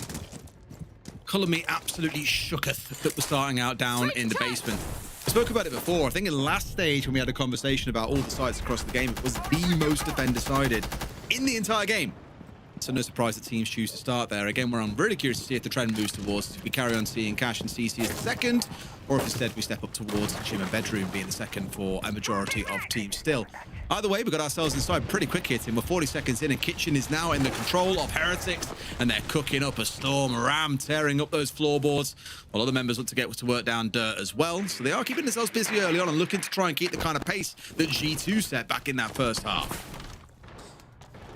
We're going straight in with Lolo on the Blackbeard, looking to get aggressive. Ram has done some serious work in Kitchen, as you say, and there is absolutely nothing slowing these down. G2 completely turtled on site. There is no option for them to be going for a flank, really, so this is basically all in the hands of Heretics here. This is about, you know, when they want to attack and how well do they deal with that utility. So far, I asked that question at the beginning of the round. I'll focus on it throughout. I'm liking what I'm seeing. They've got in there. They're taking away Goyo canisters, waiting for that fire to burn out. They're going to start pushing for smoke canisters to come their way from Benja before too long, I would expect as well, to stop them getting access to that dirt door. So, you know, this is all good stuff for Heretics. Nice and early in the round. Still half of it left nearly, and they're starting to take take away that utility that they didn't ban out. Great stuff. Riaz manages to open things up with a kill onto the Azami as well. More keeper barricades taken away. More of that utility dealt with. Looking good for the attack. Yeah, massive to not use the Ying early. Sorry, Shiko manages to get that kill onto Reyes. All the Candelas are offline, and they're really powerful in this round because there is no Warden. However, the push coming in from Garage looks pretty good. Here come those calendars that will speak about their Tim Reyes getting a couple of white screens down, and here he goes, charging on 4, but no! Into the waiting arms of Alamau, who catches him, despite the white screen coming up and through. Reyes is in, trying to see what he can find, but was shooting dead bodies for a while, Tim. Gets away with it. A trade is there from Stomping, so G2 hold on for now, and now Doki's left in a 1 versus 2. One of them being a Blackbeard is certainly not ideal. Flash comes on through, Doki is toast, and Heretics take their first attack. Yeah, I think that was good from Heretics. On the whole, there was a little bit of messiness, I will say, around dealing with Alamau behind that mirror window. We had Candelas coming in. Akwi went a little bit too soon, so he found himself full white flashed, and Alamau was able to win the fight out. And then, you know, a little bit sloppy from Riaz trying to pick those two up, but it was very close quarters stuff with the Reaper and, you know, trying to react to what was going on around him. But overall, you know, I think Heretics did really well there. Like I said, you know, coming in, I've asked the question about the utility. They dealt with it well. They cleared the path. Took the Goyo canisters out, you know, largely removed that mirror window into blue from Blade by getting aggressive onto it in this way. Riaz goes in and removes it there. Wasn't I don't think really expecting Stomp and pushing him from that side. But yeah, overall, impressed by Heretics on the attack there. I was a little bit concerned for them at the side switch. You know, will they be able to match the 4 rounds that G2 were able to get? But they've just took the #1 site and they were looking good. They were, and hopefully it continues. If you get things up to a 4-4, this suddenly becomes a very interesting game. And a question of whether or not G2 can hold on against a team who, so far as we said, have really struggled to put anything on the board, and who many would have written off coming into today and knowing that the next play day they play against Virtus Pro and then have a day off. Many already see them as out, but could yet surprise us, jumping onto the Monty in this round, and that's being matched up by Stomping on the Clash on the other side. Now, Tim, it is going to be that gym bedroom defense and not the Cash EC, so interesting for G2 to be defaulting towards that one, but they are playing this extended hold. That's why you've got Stomping sat at the top of red, no doubt, with a couple of other players looking to give support, mainly towards Benja here, who of course has got that shotgun available, the Mute having put down a bunch of those jammers, stop drones rolling on through. They're ready for Heretics, but the question is, how long can they hold on? If this gets broken early and they lose both players, that's the problem. If they can hold on out here for 60, 75 seconds and get both players back towards site, that's still a win because you've wasted a lot of time. Yep, and right now Heretics are just getting to that point. This is the tipping scale, you know, where we're going to see exactly how they deal with it. It's going to be Lolo on the Monty that looks to get aggressive onto this door and just, again, tickle it. Just try and see what's there. What are we playing into? What do we have to deal with? Needs to be careful because there are nitros in hand and available. I like this from Akwi. He's supporting his teammate. He's watching for that nitro coming over the top, making sure that they don't get caught out with it. Dora does take a lot of damage along the line somewhere. Not ideal, but those exothermics were going off. How about that from Riaz? Just goes steamrolling up red stairs right over the top of Alamau. That's a Canadian top white stairs field moment. That's one of those. He feels like it looked like he should have had Reyes dead to rights there. The fact that he was laid down waiting and gets nothing for it is a little bit mental. That's still a good advantage, though. I think for Heretics, you'll be mildly happy. Like, yes, you've lost a good bit of time on dealing with that extended hold, but you've got to kill off the back of it, and you've got the Smoke, who quite crucially is one of the biggest time wasters on the side of G2. Yes, you still got to worry about Mirror. Yes, you've got to worry about the C4. Yes, you've got to worry about Stomping on the Clash. But this now starts to feel very doable for Heretics, Tim. It's going to be trying to get that angle from the hatch. They are punished, though, as 2 drop to G2. Lolo manages to take down Benja in a trade, but Heretics, one of those is the Monty. The shields are powerful, but there comes a point later in the round where it maybe gets a little bit less than ideal, having to play the pistol, but Lolo says, you know what? I don't care. Give me the pistol. Takes down Shiko and leaves us now 2 versus 2. The problem that he's got is that Dora is so low health. He needs Dora to kind of be a gun for him now, especially going up against the Clash. Oh! But how about that? Played perfectly. Wonderful read. Oh, okay. Oh, Stomping! Stop it! 5-3 G2. Great 1v2 from Stomping at the end there on the clash. You really think when Dora gets that kill onto Doki, which was beautifully played, by the way. I absolutely love how they manipulated that with the fake plant and opened up, got the clash to move aside so that Doki could get through to do something, and just they are there waiting. Played like a fiddle, beautiful stuff. But then the Stomping effect comes into action. Beautiful 1v2 with the secondary. You know, no other choice, of course, the shield being the primary, and just finds his shots. Absolutely great stuff from him to close it out. And that's going to be G2 keeping their advantage. Ooh, okay.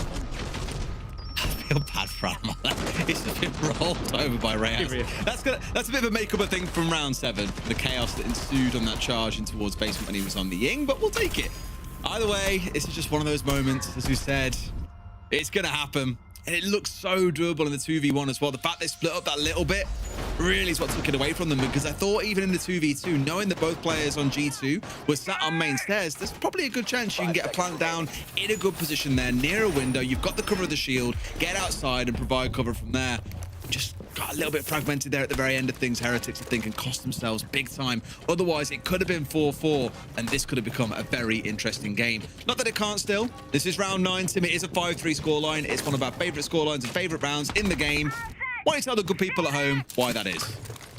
Well, because think of the difference that we could have as the outcome of this. Either G2 find themselves 6-3 up with 3 back-to-back match points, or Heretics are 1 round behind. It's 5-4, and they are hot on the tails of G2. It is a massive, massive difference in scorelines, 5-4 versus 6-3, and it is all created by 1 swing round, which is here and now round 9. So often we will see, you know, these situations. If it's 4-4, then a little bit less important, but could be critical in this one. So straight away, we've got the shield looking to move downstairs. Just make sure that there is nobody waiting down there to flank them and make their life a misery. I can tell you from looking across the bottom of my screen that there is not. G2 are completely up on that top floor. The problem with utility could continue for Heretics here, because again, look at everything they are playing up against. They're going up against those laser gates. They've got a bulletproof camera. They've got 6 loads of barbed wire. They've got razor blooms. They've got Kiba barricades. They've got ADSs. There is so much to deal with for them,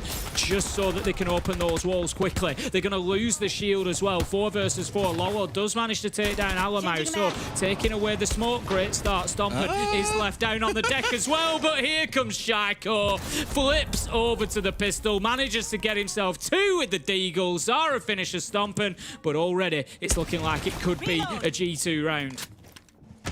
Yeah, they've just been absolutely sliced up inside a gym bedroom, Tim.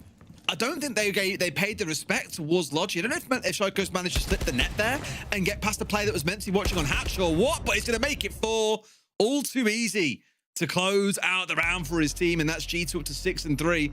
It's looking a little bit done, but honestly, I think that it's not for the first time this game. Heretics have let G2 slip the net. Yeah, I would agree with you there. I think G2 now, they've got, you know, 1 foot over the line in this. It's going to be a big fight back for Heretics to make. I'd be interested to see whether maybe a tactical timeout comes from them. We haven't seen one as of yet. Heretics, if you're going to, you know, rip the cord at any point, now is the time, really. But it looks like they're not going to go for it. Instead, we're going to see a reciprocal shield ban as the Blitz and the Clash both get taken out of things. And there goes the tactical timeout. Yeah. The problem is, Tim, and we have this conversation so often, like having it when you're literally at your very last life, it feels a bit late at that point. Earlier, a couple of rounds ago, might have been the time to have it. Yes, I know you managed to win one of them, but leaving it down to the point where you've got to win 3 rounds back to back is asking a lot. Because as I often say, you two have now only got to be right once. You've got to be right every single time. Hopefully they can do something here to turn it around a little bit, but I think it might just be a bit too much of a tall order. I agree. I think, you know, if there's any team that you're going to want to come back against in this group, G2 is probably the last, really. You know, maybe put Virtus Pro up alongside with them. But, yeah, it's going to be a very difficult ask now. I'm glad to see that we've had a bit of a better game, you know, from Heretics on the whole. I don't want to talk, you know, like they've already lost, like it's already over, because that's not the case. We see plenty of times, you know, much bigger fight backs than 6-3, but just going on the way performance is at the minute to set out, you know, those realistic expectations. conditions is it's a big hill to climb for them. But, you know, regardless how this one ends, I think we have seen a better performance from them. They've dealt with problems that have been in front of them well. They have been just outgunned a little bit. I think that's been one of the problems for them. I haven't, you know, I've been quite impressed with the way they've dealt with utility and kind of softened up site and created avenues for themselves to work into. But they then ultimately losing too many of those gunfights, which is putting them on the back foot despite the other good work they're doing. So that's something that they need to be working on going forward. But as we stand, we get back into the match. 6-3 G2. They will continue on. And it's going to be back down to Church and Arsenal. Indeed it is. And again, for those that are following along on kills for this game, because after seeing that little 4K from Shike, you might be thinking, well, who's on what now? Well, Shiko is 14-6. Benja is 10-5. On the other side, Reyes has been caught up. Unfortunately, he's 8-8 at this point, though he is 3-0 on the entry, Tim. So has started strong, but as we've seen, it's often been these mid-round moments from players on G2 that have really pulled them through and gotten to the stage where they are now, which is in a very commanding position. Going to be that I was going to say quick entrance coming in from Heretics. We have seen it a couple of times from them, but actually just dips away from that, gets back onto the drone, does spot out Doki, who was trying to be a little bit cheeky there inside of Freezer. He's going to really hard hold Kitchen here, though, doesn't want to give it over too easily. The Ram comes in. Not able to quite find the angle immediately, but does stop a lot of progress from it. Doki, being Doki, can't sit still. He's looking for the fights. He takes one and almost loses it. A lot of damage done. A minute into the round. He needs to hold on in Kitchen for at least another 30 seconds here, I think, to make this worthwhile. It's not terrible because he's got Shoko trying to bait out behind him as well, but no, Dora gets into the slither of the doorway through both of them, actually, all the way through me, on towards him. That is cleared out, which is forced Stomping to back away here. Not Shoko, sorry. This is now Stomping back down into the basement. Benja's going to fall off, though, at the same time. That's two players being taken down inside the first 90 seconds of 5v3. It's one of those I look at and say, Heretics surely don't lose from this position, right? Right? We would expect not. 5 versus 3 as they need to find the next kill, I think. That's the one that makes the big difference. Stomping still just playing up at the top of those main stairs, wanting to burn as much time as he can. If he comes away with a kill here, then they could be finding themselves in a little bit of trouble, Heretics, but they've dealt with him well. They've not overcommitted. They've pushed from multiple angles, and they've forced him back down. The flashes continue to come in, using that utility well, so Heretics have done a good job. 50 seconds left to go. They need to think about sight, though, and let's, again, think about how much utility they're going to have to play through. Not as much as you might think. The Goyo canisters could still be in play. We don't know exactly the state of all of those, but Alamau, no smoke canisters left. Keeper barricades gone with that death of Doki. They're actually looking pretty good here at Heretics. Thing is, though, that vocal reaction as Stomping steps into the fire just gives it away that he's on main stairs. Akwi is ready for him. Stomping looks like he might be too. Oh, no! Turns it back onto him. A team kill. What is that for Zara? That's not great. Surely, Tim, they can't see this one step away. Stomping with it all to clutch. No HP to his name. Gonna try his best. Looks for one. Cannot find his man. Heretics do hold on. But for a couple of seconds there, Tim, I was worried for him. It looked like they were wanting to give G2 a bit of a chance, weren't they? But after that wobble, they get the job done. The tactical timeout has done some good work for them there. I think steadied the ship a little bit, gets them the first of 3 rounds. They need 3 back-to-back to take us to overtime. G2, they only need to get it right once. But look, that was a really good chance for G2 to close that out. Church and Arsenal, one of the best defensive sites in the game. You know, they kind of had it on a plate there, G2, to just get this one done, wrap it up 7-3, move on, you know, with a good confident victory after the little bit of a struggle of a start last week. But it didn't work out for them immediately, so we're going to see them have to try again. They've got 2 more bites at the cherry this time, and I think there's still a good chance that they get it closed out. But Heretics, just having a look at how the last couple of rounds have gone, it's been a little bit back and forward on the entry, but what I will say is, particularly whilst attacking,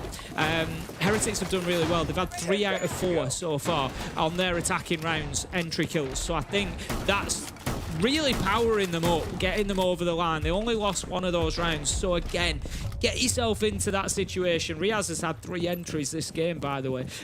So again, doing a good job of, you know, putting his team on the best foot forward. But let's just keep an eye on that. If Heretics get themselves an entry, I think we could be going towards round 11. The other nice stat to look at, Tim, is the only 2 sites they've won on the attack have both been into the most defender-sided one in the game, which is down in the basement.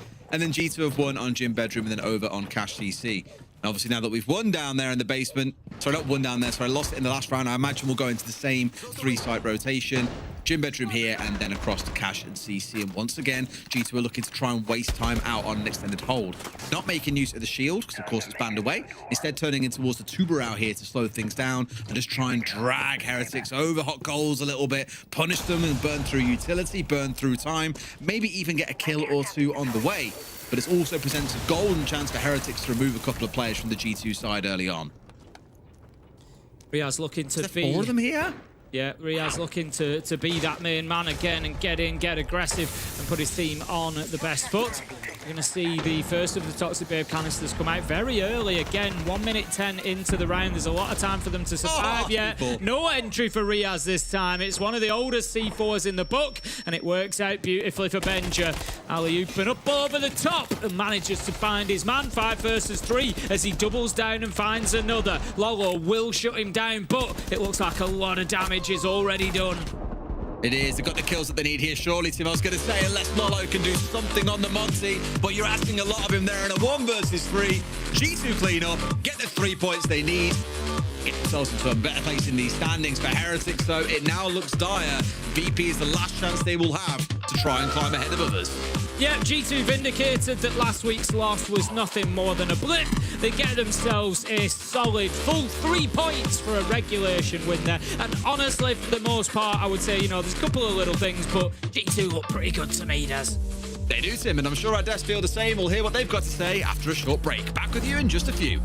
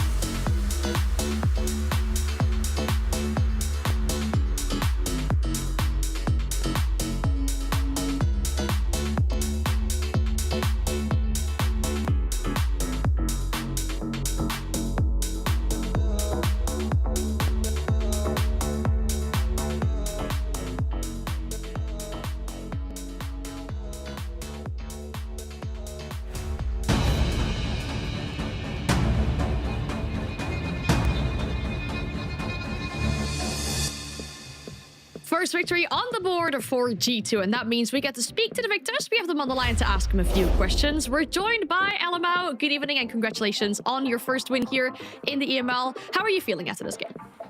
Hello guys, feeling good. First victory with the new roster. Pretty excited. Yeah. Carl, obviously you lost last week. In terms of this week though, playing up against Heretics, how did you approach that game? How's the team feeling? How come you went to Clubhouse? I mean, I think we practiced against them before we knew like which group we were in. So we had some info from the scrims. And Clubhouse is a map we've been playing good lately, even though with the old roster. It's a map that we became to enjoy. Kind of funny because our history on Clubhouse is pretty shit. Yeah. But like, feeling good. Do you feel that Clubhouse is a map, given, you famously believe that you've got 5 entry fraggers? That doesn't really suit Clubhouse, right? You got to play a lot of breaching operators, for example, a lot of shields on Clubhouse. Actually, yes. I mean, we kind of like can play whatever. Like people are just playing some random roles they never played before in their lives. Besides Shaiko, I think Shaiko still just plays Shaiko role, and he did an amazing job today. Just keep fighting there with the Deagle like crazy. And but the rest of the roster, I feel like everyone is trying to adapt, right? Like Zach is playing more hard breach than ever. I mean, he already used to play hard breach in the previous roster, but now he's playing like even more. I'm still trying like to flex whatever we need in the rounds, like can be shields, can be something else. And Doki sometimes even plays shields now for us. And and Benja also not always in the lurk, which he prefers to be. So I think everyone's adapting to the new roles. So it's a perfect segue because I was actually going to ask you, because I'm like, the more things change, the more they never change, because I see Shaiko on G2 and he's still playing Demos all the time, and he's still playing Azami all the time, and he's still in Garage on Clubhouse and still in Blue on Basement. So did you guys basically build a roster around him and his roles, and then everyone's just like changed a little bit the way they play so that he could play basically his main position and main roles? Yeah, I think it's pretty much like between him and Doki, because they always did like the same roles in their lives, but I feel like Doki was always like more adaptable than Shaiko. So even in the past, Doki already did like a lot of like weird support roles for us, and he communicates really well. He's even like coordinated some really good mid rounds for us. And I think it's easier to adapt Doki than adapt Shaiko, and we have like a superstar in the team, so let's just keep him on the same role as he did his entire career. It's wonderful that you've given us some insights on the rosters and the role, I guess, as well. So thank you so much for that, and best of luck with the next games in the Super Week. Thank you, and thank you, guys.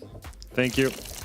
I mean, it seems nice to work. To get that kind of insight, right? I mean, as you were talking, they famously have these 5 entries, and that's how they joke on social media as well with the roles on this roster. But we can say 5 entries. It's again showing that this individual prowess on the roster is what is pulling them through here, Jack. Yeah, it was absolutely crazy seeing that 1 versus 2 from Stompin, and then seeing Shaiko on the Deagle as well. And I think this is the thing, like, you sign a super team, you have all of these insane fraggers, all of this truly capable talent, you know that that's your key strength. And I think G2 will always be able to find a way to win rounds just out of absolute nowhere, and that's what we saw today. And the 2 main protagonists of that, the 2 main people, were the 2 new signings for G2, Benjamaster and Shaiko, both of them hitting double digits. Shaiko, by the way, has hit 14 kills twice in 2 maps now for G2. This is the firepower that G2 wanted, that is the direct upgrades on their previous players. Yeah, and you can see how LMAO is, I think is very blunt and put it very honestly in front of us, right? We know we just recruited a superstar. We know how good he is. We want him to feel comfortable. So he plays the same roles, plays the same position. Doki will adapt. And I actually like what he said, because the fact that Doki had to give up some of these positions where he was playing gives him a better overview and better vision, maybe more as a flex support, because Doki was playing very flexible operators. During the game, he played Ying, he played Blackbird, he played Hipana, he played Capitao. So basically, by moving Doki a little bit further away, you bring him closer to the vision of what's happening in the game, and he can shot call from there, which in my opinion was something that maybe G2 was lacking at some point, where I felt like a lot of weight was on LMAO's shoulders when it comes to the calling of the team. Having Doki in that position allows him to shot call better, and overall, I think, yes, individual prowess is saving them. I'm still waiting to see more of that coordination at the top level, because I thought that Heretics had actually a good game plan here, Jack, because they brought the shields in attack, they were going step by step, they won multiple opening engagements, Riaz is finally showing up on the scoreboard. Like, I see improvement on the side. Yeah, I think the reason actually there was a 7-4 victory for G2 and not the fact that we're now still playing overtime is that Heretics really struggled in their late round defenses, as we spoke about at the halftime break. And then G2 had that little bit of individual prowess, that little bit of individual firepower that got them over the line. And I think realistically, I've said this a couple of times now, but G2's judgment realistically for me is going to come at international events, because I think they will be able to make international events on firepower alone. But I think if they continue working on the team play, on the cohesion, on the coordination, it's not expected to come right now. This is only match 2 of this new team. But when it comes later, that's when they can look dangerous. Yeah, they doubled their rounds won with this game, but then again, we're still looking at the point where it's again a loss for Heretics, right? They're showing improvements, but with the way that this format works, it is coming at them too fast for them to be able to do something about it, because their next game tomorrow is against Virtus Pro, the current leader inside that group, and it is still looking really rough. But they have some time to recover, they have some time to fix these errors and the issues that they're working with while we move on to our next game of the day. It is that game we talked about in the pre-show, right? Falcons against Twisted Minds. Twisted Minds going up against their former organization. We'll talk more about it after the break.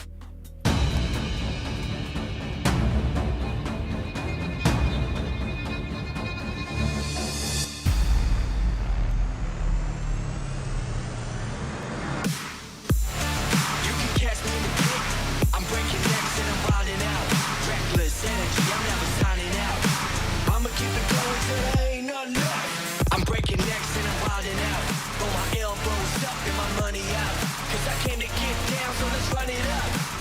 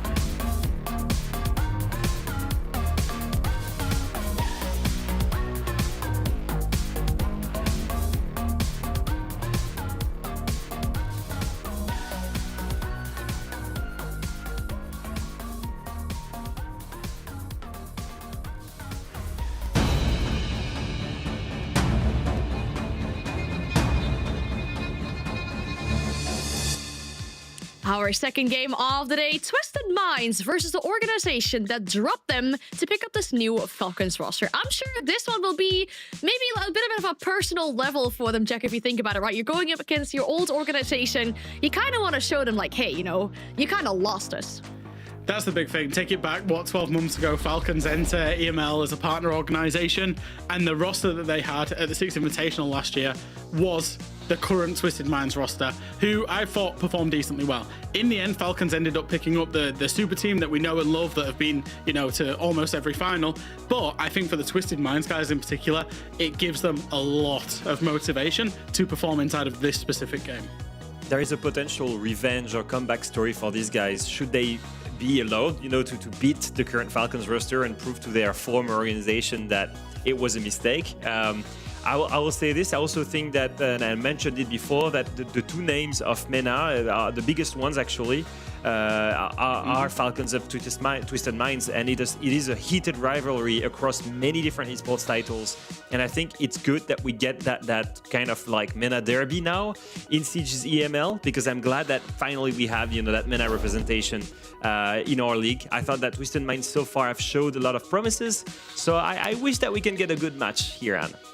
I hope so too. We'll start talking about Falcons first, because technically we only saw them once last week, but despite that being only one time, they still had a really good game. And I think the best thing about that, Jack, is that Joom, their new addition, was off to a flying start as well.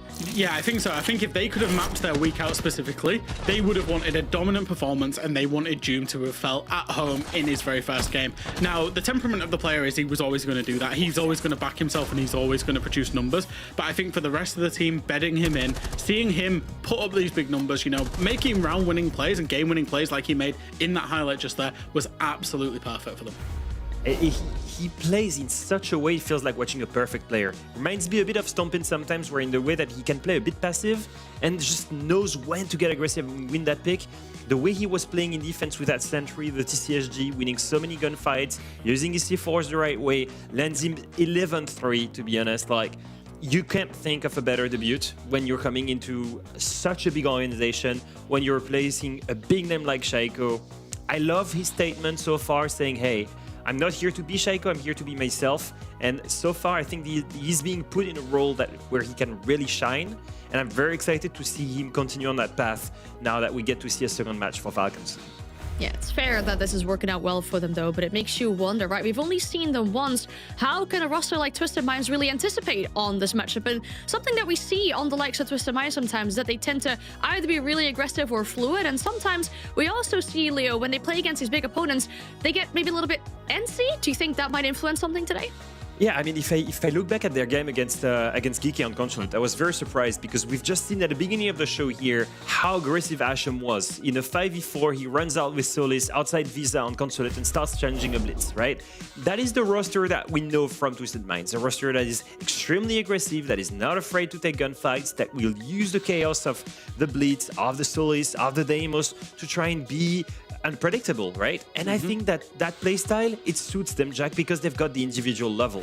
My worry is when they were in Consulate and they started attacking, they tried to play super slow and methodical, and that just didn't work. They were just slow and predictable. And I'm wondering, will they respect Falcons too much? Or are they going to throw themselves with that all aggression that they need, right? That chaotic aggression that they need? To me, they need the latter to beat a team like Falcons. They cannot expect to beat them at their own game. I think you're always going to see Twisted Minds be strong on the defense, in my mind. I think because you can see individuals making individual plays. You know, we speak about it, the aggression, the powerful operators, and it's powerful operators that sit inside of powerful positions inside of the map.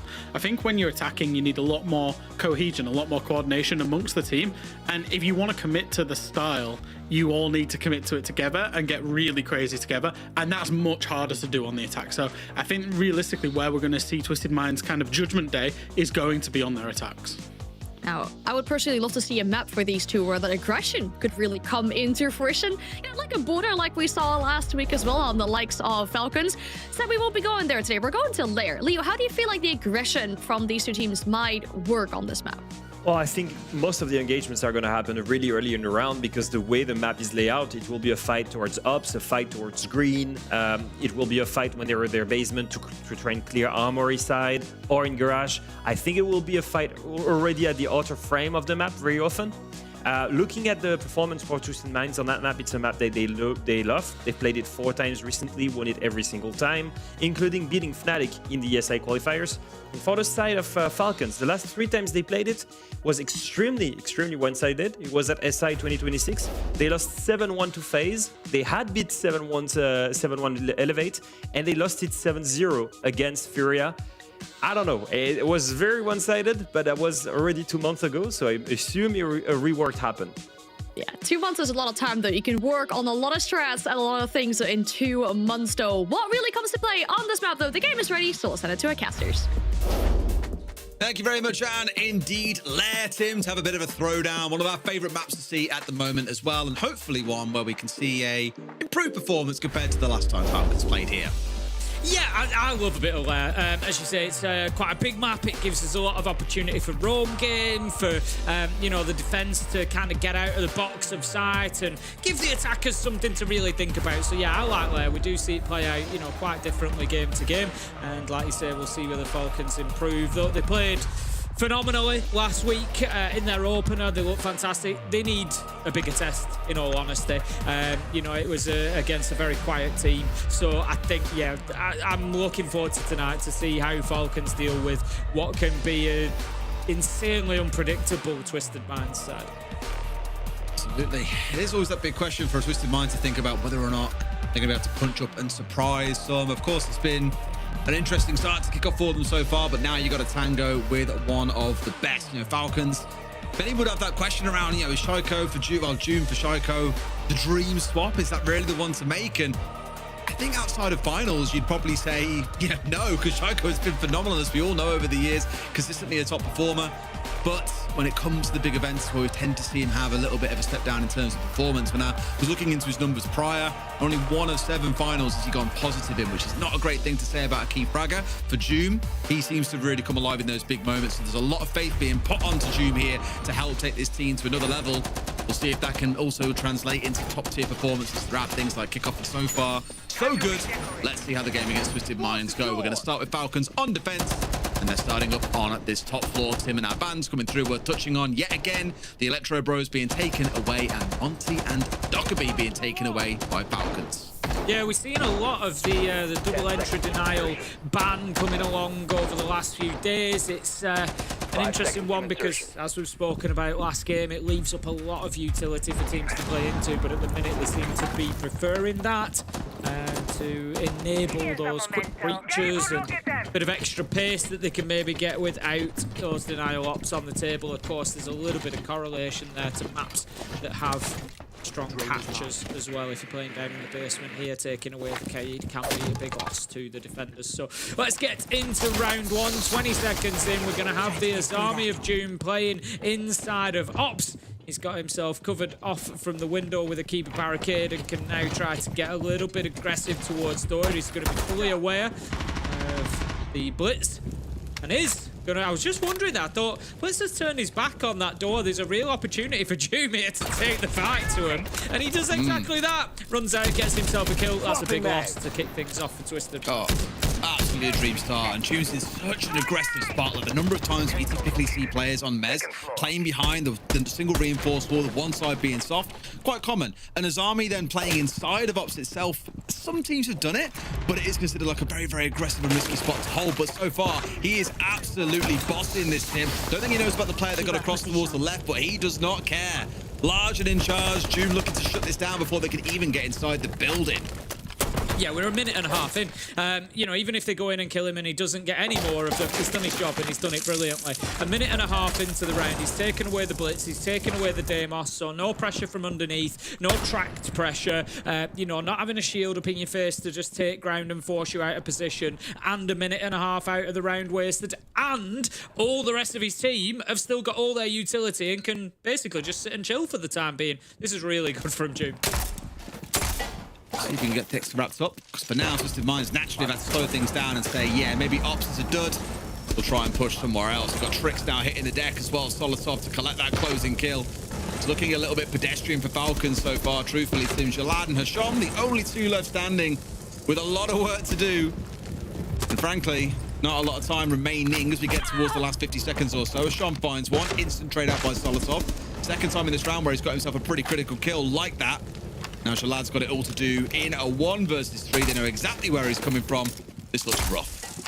Yeah, it's going to be tough for him from here. It was a nice little pre-fire that got him that one. Ooh, make that a second. 1v4 becomes a 1v2, becomes a 1v1. Surely not. Shalad knows where the last is, and Solotov needs to stop taking the peak here. 25 seconds left to go. Shalad doesn't have diffuser in hand, by the way, so low health. Solotov does manage to take the kill, but I tell you what, my heart was in my mouth for the Falcons fans there for a minute.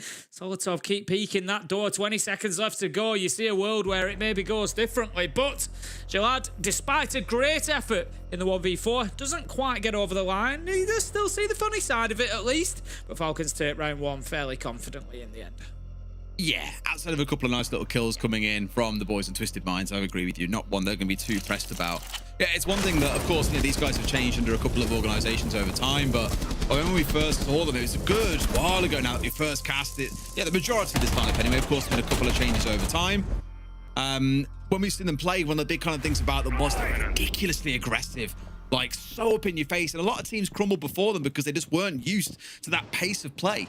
But where they would historically have struggled would have been more on the strategical side of the game when, you know, they couldn't overwhelm opponents with brute force. How could they then change things around and play more strategically, more tactically? And that's where they fell down to, you know, other regions, other teams from around the world that would see them sort of starved out.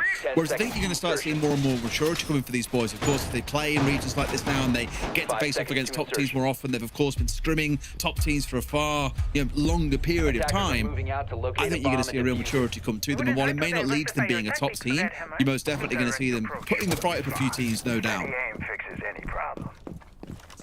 Okay, then into round 2, and we've got Solid Snake being brought along. It was a focus of our pre-show, and we had Jack and Leo breaking down, of course, the impact that we've seen Solid Snake having, particularly his ability. And I think, again, Lair is a great map for him to do this, to be able to clear quickly, to be able to use that scanner to go through solo without droning. As I'm saying this, Falcons just keep killing people. So we might not see too much from Tricks here, but certainly worth keeping an eye on. He's able to go through, clear large areas of the map quickly himself if the opportunity presents.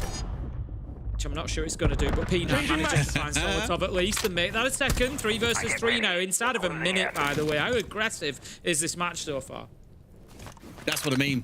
That's just what you're going to see from them, right? They want to get up in the face of Falcons. They want to be aggressive, whereas Falcons are a kind of team that typically, I would wager, are a little more composed. You know, even thinking about Shaiko as one of our old best players back when he was on the team before, never really the kind of guy to go charging in like a player like Mowgli might or Doki might and be hyper aggressive. June's kind of trying to half take up that mantle now of being the aggressive player. Gets the kill, gets the down off the back of it as well. Has done a lot of damage there, but now they're reduced down to a 2 versus 2 again. So Twisted Minds don't quite know when they're beaten. Still willing to push on through here. Maybe a 1v1 coming onto Leakerback here. Of course, gets trapped out immediately. Turns tail and runs, not hit through the soft wall. Still got half a round to go, Tim. It has been manic. Yeah, it really has, hasn't it? I'm pretty sure I'm right in saying this. P9 inadvertently is actually in a better situation after being downed. June was a little bit unfortunate there to do it because I think he's ended up with more HP, only slightly, but he has more HP, I think, than he did before the shots came in from June. So we are 2v2, a minute left, so plenty of time. This is something that Twisted Minds can play on. They can just hold angles for 30 seconds and see if Falcons are feeling generous and want to offer anything up to them. You know, they don't have to get aggressive immediately, but Falcons, you got Breeder, you got Leakerfact, 2 of the most experienced and patient, calm players I think that we have inside of the league, so I really can't see them giving anything away. P9 does manage to find one. Trade is there. 1v2 becomes a 1v1, but look at the health on Breeder. This is manic. I think Falcons keep on trying to force out like a one-man play like Doom early on. Yeah, he got a kill and got a down, but I was like, okay, did it need that aggressive play? And it seems that's kind of carried on. They've forced out 1v1s constantly. Doverkid infantry. Come on, it's a bit too easy. Hunts him down in the 1v1 and finds the kill and gives Twisted Minds the round. but it doesn't feel like a position they should have been in given how that round started out. Well recovered, and again, just showing they can overwhelm teams with brute force when required.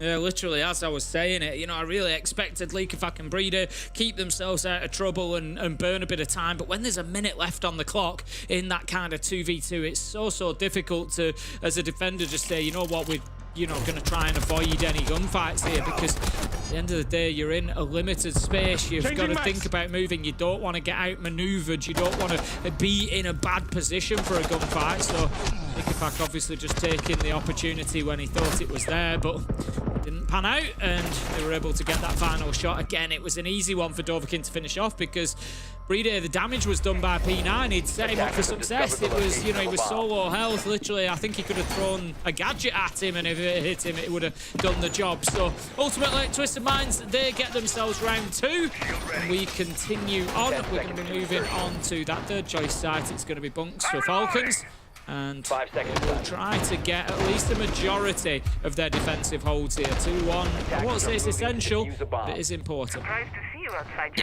Absolutely. I think, with it being Lair as well, a map that has typically been very balanced between attack and defense. For a while, it lent towards being attacker-sided, but I think now it sits as our most balanced map. It's in the middle of every other map of the pool when it comes to the attack-defense split, which does mean it is more defender-leaning than attacker-leaning, but on overall balance across all maps, it is the most even one we've got. You would hope to see Twisted Minds walking away with 2, if not 3 rounds. If we were saying this was an all things equal game, but I guess, again, that reminder, you're against what is, at least on paper, one of the best teams in the world. Yes, they've changed out a key player, but they also have had 4 grand final appearances. Yes, finishing second, which is the real heartbreaker, but consistently been a top tier team. They're going to be hard to beat and hard to bring down, especially on a map that they absolutely love, like Lair as well. But I'm hoping, Twisted Minds, given what we saw in that last round, that they can recover these rounds when they're, on paper, look down and beaten. They can show they can keep on fighting and keep on, fighting to keep themselves inside of this game. But now we'll see what the focus looks like, though. It looks like it'll be a focus in towards this highway side with the blitz at the ready. Tricks looking to go charging on boards. Quite a lot to be very respectful, I think, of the Falcon side in the form of the IQ and the gridlock there. Make sure they've got those flanks locked down a little bit later on, and also, of course, being able to chew through these gadgets as required. See there, the first attempt at getting the wall open is cleared off, as is the second by the impact nade. So Falcons doing a great job here of just burning time away. This time, round was almost over in the last round at this point. 1 minute 30, we're still 5 versus 5. Blitz is trying to push forward, but again, being held at bay for now by Falcons. Instead, just going to have a little focus towards green. They've played the track stingers to try and just create a little bit of safety so that they don't get pushed at top green stairs. P9 will hold the angle physically as well, but Falcons are able to really focus on keeping the site safe from above here, because there isn't really a lot of pressure coming in from Twisted Minds to actually clear them. They're kind of happy to give it to them and just hold them in position. I think that could be a bit of a mistake. We've seen quite a lot of teams focus on the green door as their execute point with like Ascends, for example, and just completely forego the top floor. And we've always looked at you and I and been like, it feels so risky, like you get C4 as you run to the door, if there's a player sat on the vertical watching you, it can be very risky. But they've made it work here, Tim, by trying to actually kind of bait out. They've got the main breach opened up to make it look like something's going on inside of there, and it was a very long range plant with support from those smokes, but just as they were about to finish the stick, all the kills flying from Falcons. They get 4 kills and then 1 a few seconds afterwards. A little bit too comfortable for them there. Well handled, and again, further leaning in towards that point of needing that top floor control if you're going to try and make a plant like that happen. Yeah, absolutely. I think Twisted Minds will learn the mistake there, and that is that you cannot just forego top floor. You can't just ignore it and try to walk on in. You're not just going to get the space that you need, and it doesn't pan out for them. Doom 7-2 right now, by the way, having a phenomenal start here on Lair, really tearing into Twisted Minds. 2-1, and we see our next bans coming in. Mirror and Grim will be the 2 taken away. So a lot of those kind of execute and space creating ops have been taken away with the Monty. The door could be the Grim. You tend to see the bands like leaning into kind of sets, if you will, and I think they're all pretty complementary to each other and to achieving the same sort of tasks. So Falcons definitely not wanting to have to deal with those. And then the Mirror, super powerful. We see her played as soon as they're able. So now taken away for the next 3 rounds. Doom last time around played inside of Ops on the Azami when they were defending this top floor. Will he do the same? And if he does, Twisted Minds, will they have a response? Will they have an answer?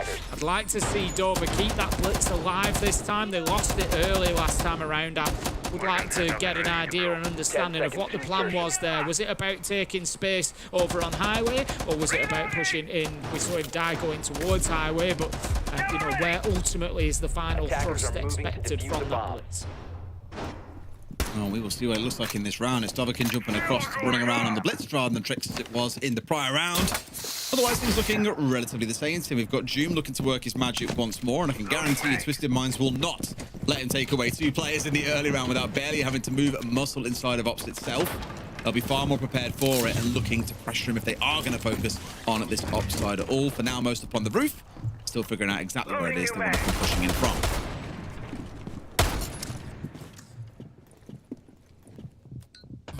Doom again is in that position. So what's the plan here, Twisted Minds? What's the adaptation? They want him. This time around, they want him, but are they going to get him? Have they got an answer? I'm just having a look across the utility they've got. They've got 4 nades there between P9 and Shom, so should be a real opportunity, you know, to force him back, which looks like that has been the case. Keeper barricades, there's 2 of them out there, but again, Doom just doesn't know when to quit. He's looking to push back and get aggressive, does so, takes damage off the blitz, doesn't do an awful lot, but enough. It's about that chip damage, it's about keeping him on the back foot. Doom takes a little bit himself, but is able to get back in position to keep a barricade the breach.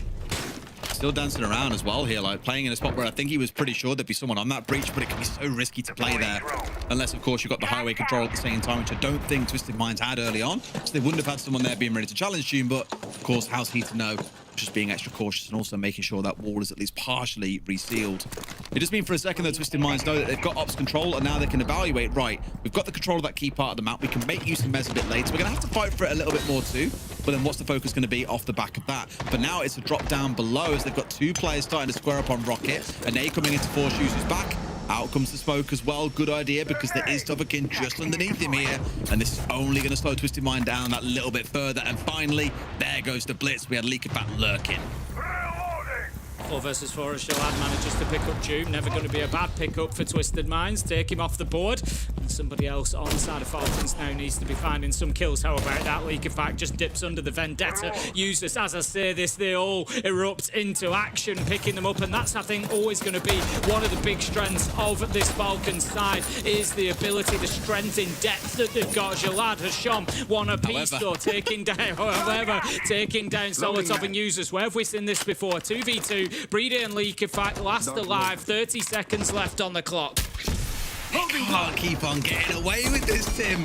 If they get this over the line, that's the second time that we'll have seen Falcons just collapse before Twisted Minds in this half. Here we go. Both doubled up together, looking to play for the trade onto at least one. Trying to isolate one out, but no! Leaking back with a spray onto the stop wall, gets one. As Shom's there for the trade. Final 5 seconds. He's got to go after Brede, but has absolutely no idea where he is. This one's looking pretty done. Off towards the right. It's the right idea inside a highway. Just a little bit too late to the punch there. Brede holds on, and Falcons get the round. Great stuff from Falcons just to tie it out there at the end, just learning the lessons and, I said, not allowing Twisted Minds to come back into that like they did previously in the 2v2. Brede and Leak, in fact, this time able to hold on. And Falcons looking pretty comfortable now, 3-1 up. And we're going to see the tactical timeout come in. I don't think it's from G2. I would expect it's from Twisted Minds in this case. Yeah, 100% should be, because they are the ones that are slipping behind. I mean, again, if that had been a round that had gone the way of Twisted Minds, I'd just be like, boys, Falcons, we can't be doing this. They get such a strong advantage in the early round, but then just start bleeding away kills to Twisted Mind, which keeps them closing around and fighting their way back in. This time around, they did a much better job of dealing with Ops, as we spoke about as well, forcing Doom back, putting pressure onto him. Just kind of from there, they didn't really quite know where to go at that point. Yes, they got a couple of kills back in the mid to late round, which started to make it look close. But I think in those early parts of the round is typically right now where they're making things hard for themselves. And while they're showing great resilience in being able to fight back in, they need to have like stronger starts to these rounds, I think, to give themselves a bit of a fighting chance to keep on going. Beautiful. So from here, 4v2, you look at that and say that should be a spot that Falcons should win every day of the week, but then just like that, click of your fingers and they've lost 2 more players. Exactly. It's always going to be the danger playing against Falcons, isn't it? You know, you kind of drift across the top of Rocket there, and I can't. It's such a difficult shot to be hitting. You know, and Users just makes it look casual from down at the bottom there. Just, you know, the absolute sliver over the top of somebody's head, and bang, picks them up. And so difficult to play against. And the thing is, I don't think Twisted Minds are actually doing a lot wrong here. I didn't. Aside from their attack onto the third choice side, you know, not taking top floor control and not really trying to, I'd call that a mistake. But other than that, I think they've actually looked pretty good.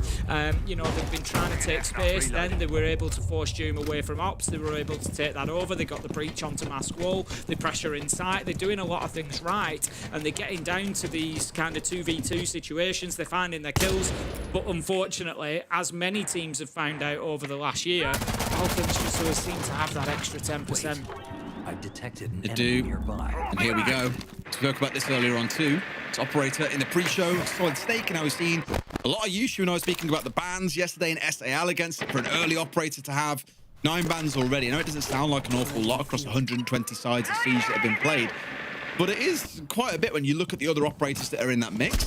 We just have our classics that are right near the top at the minute. You know, Monty's up there, Mira's up there, Azami's up there. Ones that we're very used to seeing being taken away, and I'd be very surprised to see Solid Snake get that high, but still going to be very, very powerful, as we're going to see throughout this game, and no doubt other play days throughout Kickoff as we play on through.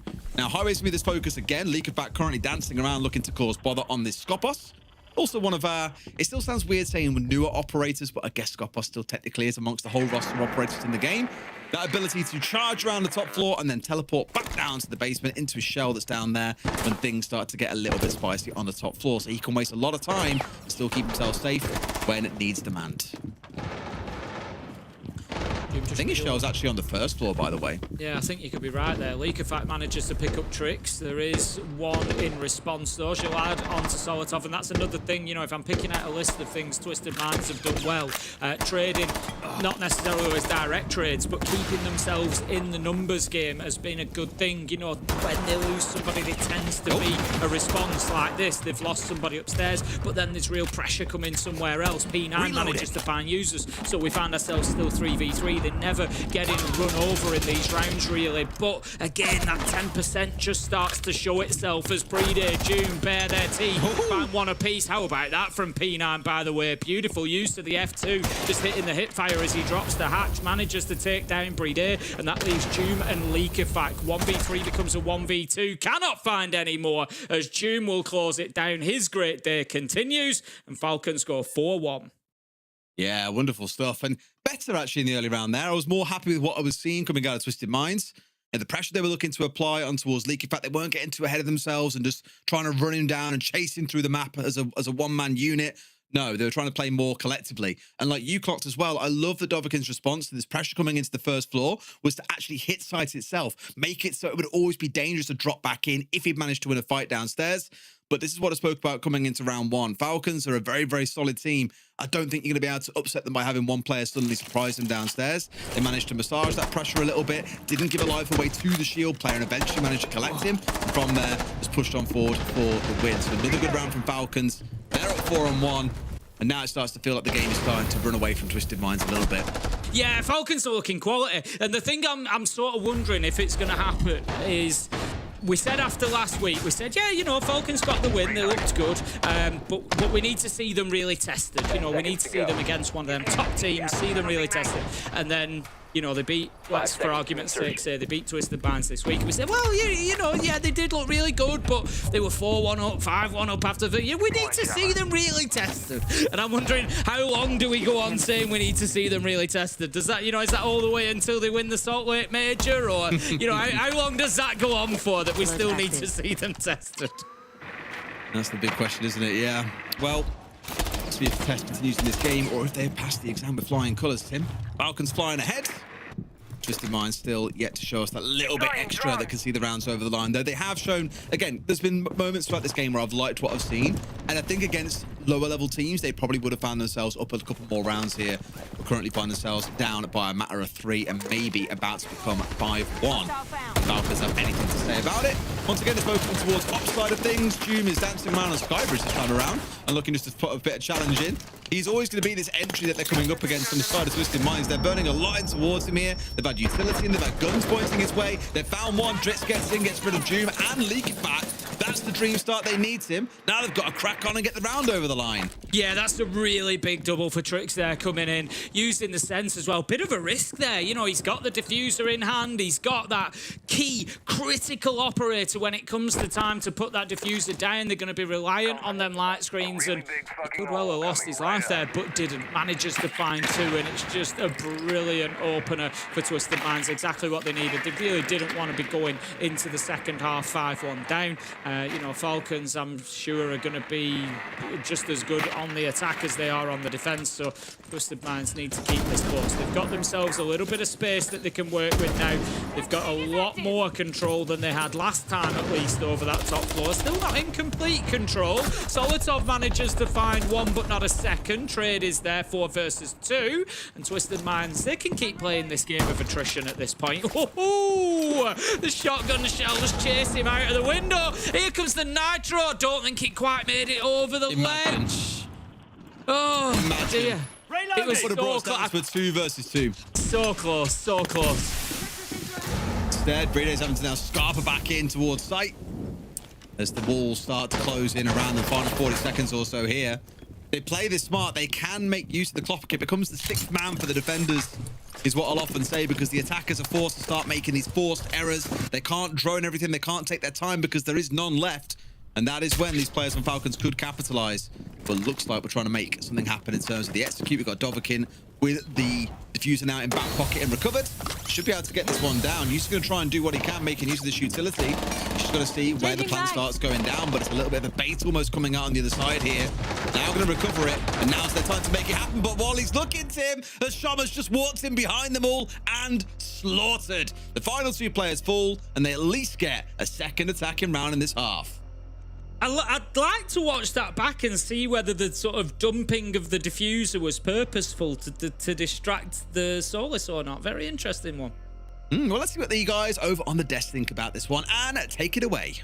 Thank you so much. You'd have to assume that it was intentional, right, with the diffuser drop there, but what a way for the Twisted Minds at least to win one more round on this attack in half. We have to highlight one player particularly. I mean, there's one player that's already on double digits after just 6 rounds, and that player is Joom.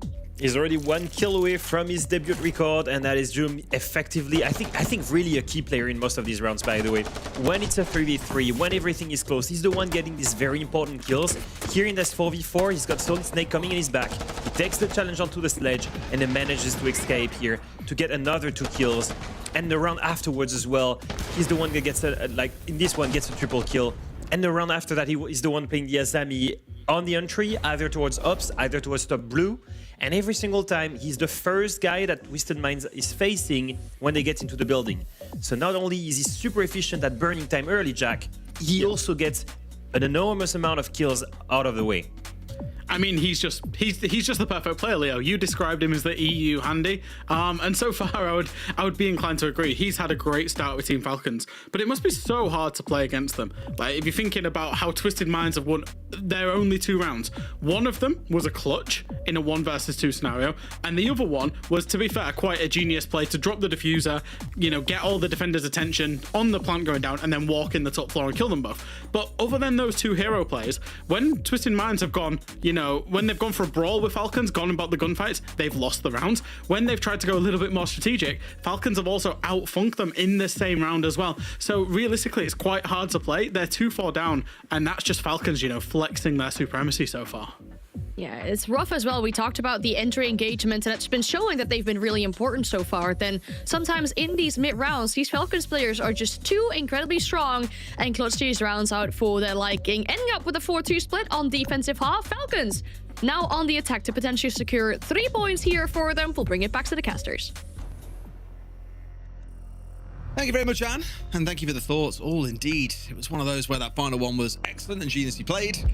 And it was a close round off the back of a 1v2 being won out for Twisted Minds that got them the 2 rounds they've got. Now they need to really kick on and find some more on the defensive side. We've said that Falcons are no slouches on this map. Let's see if their attacking chops are as good as their defensive ones were, Tim. Yeah, they're going to need to be, because any opportunities that they've given to Twisted Minds, you feel like Twisted Minds are there and ready. As I said, I don't think they're playing badly. I think Falcons are just playing really well. But yeah, any sort of small window of opportunity that's been given to Twisted Minds, they're more than happy to take it. So Falcons certainly can't give them any opportunity or let them back into this one, because you just know that they'll take it. So how will Falcons do on the attack? If we look across at the lineup, I know it's a dangerous game because they're going to start changing it, but we've got the Blackbeard there for Breeder. Not too much of a surprise to see him bringing a shield along. The Monty has been taken away from him, as well as the Grim. And then on the other side, Falcons kind of go in with a half-hearted here. We've got one entry, sort of War Denial op taken away with the Bandit, but then instead of the Kaid, they've gone with the Mirror. So we kind of mix in pools a little bit there. They're deciding that they don't want to have to try and work into that Mirror. So it suggests, I think, you know, they're wanting to take areas quickly, areas like Ops. They don't want to have to play into that sort of utility there. Absolutely. Well, we'll see how they deal with that difference. Whether or not the Kai makes an appearance over the next couple of rounds. It isn't in this first one. It's been very much left out in the cold for now. Now, Capital, we saw a lot of back on Clubhouse. Of course, let's not forget.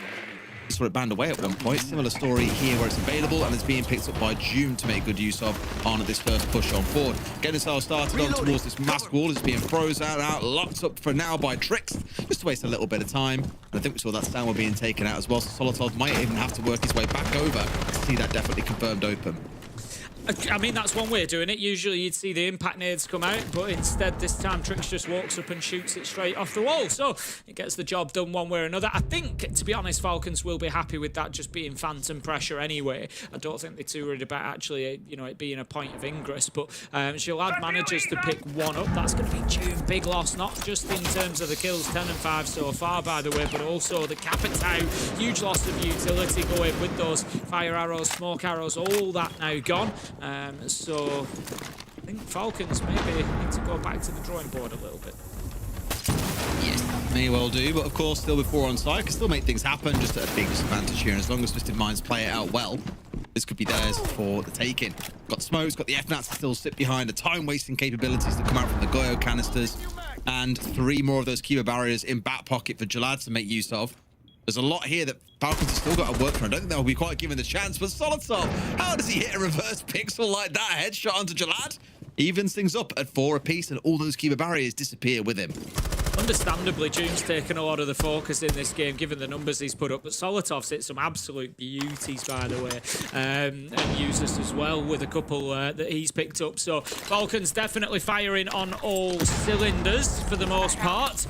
They could do with just making sure everybody gets a little bit more into the game. I was going to say Users, he's hit some good shots, but has been a little bit quiet, and it's not going to improve this round as he finds himself down and out. Dover manages to take down Brede as well. 2 versus 2 though, as we have a quick flurry of kills there. Users is down effectively at this point. I don't think Leakafak will have the chance to get him back up, but we'll know that he's now in a 1v1. 20 seconds left to go. Hasn't got diffuser though, so really it's Leakafak that's got a push in here, which means exposing himself. The flash coming on through, going to get users up as well. I like it, but time is now going to start to hurt them. As Shom still dancing around the same spot. At least one's there for information, and Leakafak! Of course, he ain't going to miss that one. Tim uses the info from his teammate being shot to get the trade, and most importantly, get the round. I love that. That was used as the human drone. That was we don't have any drones left, so I'm gonna pick you up and you're just gonna run headlong into Rocket and tell me where he is, and then it's on me to get the kill. What a play coming in from Falcons there. Leakafak gets it done. There's a world where maybe that wouldn't have happened, but a good first attack, a good first defense as well from Twisted Minds. I think we're seeing 2 teams here who are both, you know, very capable and are bringing some good siege to the table. Like I said, ultimately for Falcons, it's just that extra 10% that's getting them over the line. Sometimes, Tim, that 10% is really all you need, though. But again, it's another round where you'll look at, because there's been a couple for Twisted Minds that have been close, have come down to those end round moments where they've just quite fallen short. The Falcons come out on top. Like I say, against the lesser team, I feel like Twisted Minds probably would be in the lead right now. But instead, they're fighting this 3-round deficit. It ain't looking easy for them. Hopefully, they can just show us that little bit extra to get it done, because they started the round well. They got the entry. Just sometimes it turns out Falcons can clutch up as well, Tim, as we know all too well. Well, this is it. I feel like Twisted Minds have struggled in some areas of the game. You know, the desk have spoken about the entry, which is 5-2 at the minute, so in favour of Falcons. They've really dominated in the early rounds, but you just feel like there's a bit of me that feels like Twisted Minds maybe deserve a little bit more than they've got at the minute, because a lot of the rounds have come down to very close finishes. Out of the 7 rounds we've had, 4 of them have come down to what we would define as clutch situations, so 1v1 or 1vx. So yeah, really close from Twisted Minds in a lot of these cases, and they've only got 2 over the line. You kind of feel for them a little bit, but let's see how the rest of this one plays out. Jalad on the Azami is an operator that Doom was able to get some serious value from, and Twisted Minds just hoping to be able to do the same. We see the smoke coming out from P9 as well, just to slow things down, but very early to be using those toxic babe canisters. Absolutely. This here not being caught out too early on by anything crazy aggressive, which is the main thing you're looking for. Solotov, of course, on the stake can reveal to a degree locations, of course, also gives himself away in the process. They know that he's nearby. He has to be mindful of that at the same time. In fact, you can see there the gadget's out in his hand is giving the information that's required. But Shalad actually steps out and goes more aggressive, not less as a result. June working his way down, hoping to try and catch him out on the retreat back, but here's the cover. June, though, still finding P9. That's going to have to force Jalad back because he was his insurance policy, the guy that had his back and a spray through. We'll find Solotov. If not him, it would have been the player behind him that got that one. But again, all things are equal. It's a 4 versus 4. They do lose the smoke, though, Tim, and all those canisters, too. Yeah, big loss there. Jalad is on very low health at the minute as well. Need to be careful here. The Aruni's putting some serious pressure onto the Blackbeard. Missed shots there. Had to be finding that. Hasham is just fighting a great fight here. Does lose out eventually, but found one along the way. And it seems like the answer to every question at the minute, Des, is Doom. It's like, who's going to come and help the Blackbeard? It's Doom. He's now 12-5, doing it on both defense and attack. Unstoppable. 3 versus 3. Breeder with diffuser in hand and starting to inch closer towards a position where they could maybe consider putting this down. Yeah, I feel like every single early firefight that I've seen so far this game has involved Doom. He is everywhere, like ops on the defensive side. We've seen him running down those stairs a couple of times. He's really keeping himself busy around the map and making sure that he's involved in everything that's going on. It's why he's got almost as many kills as 3 other players on his team have got combined.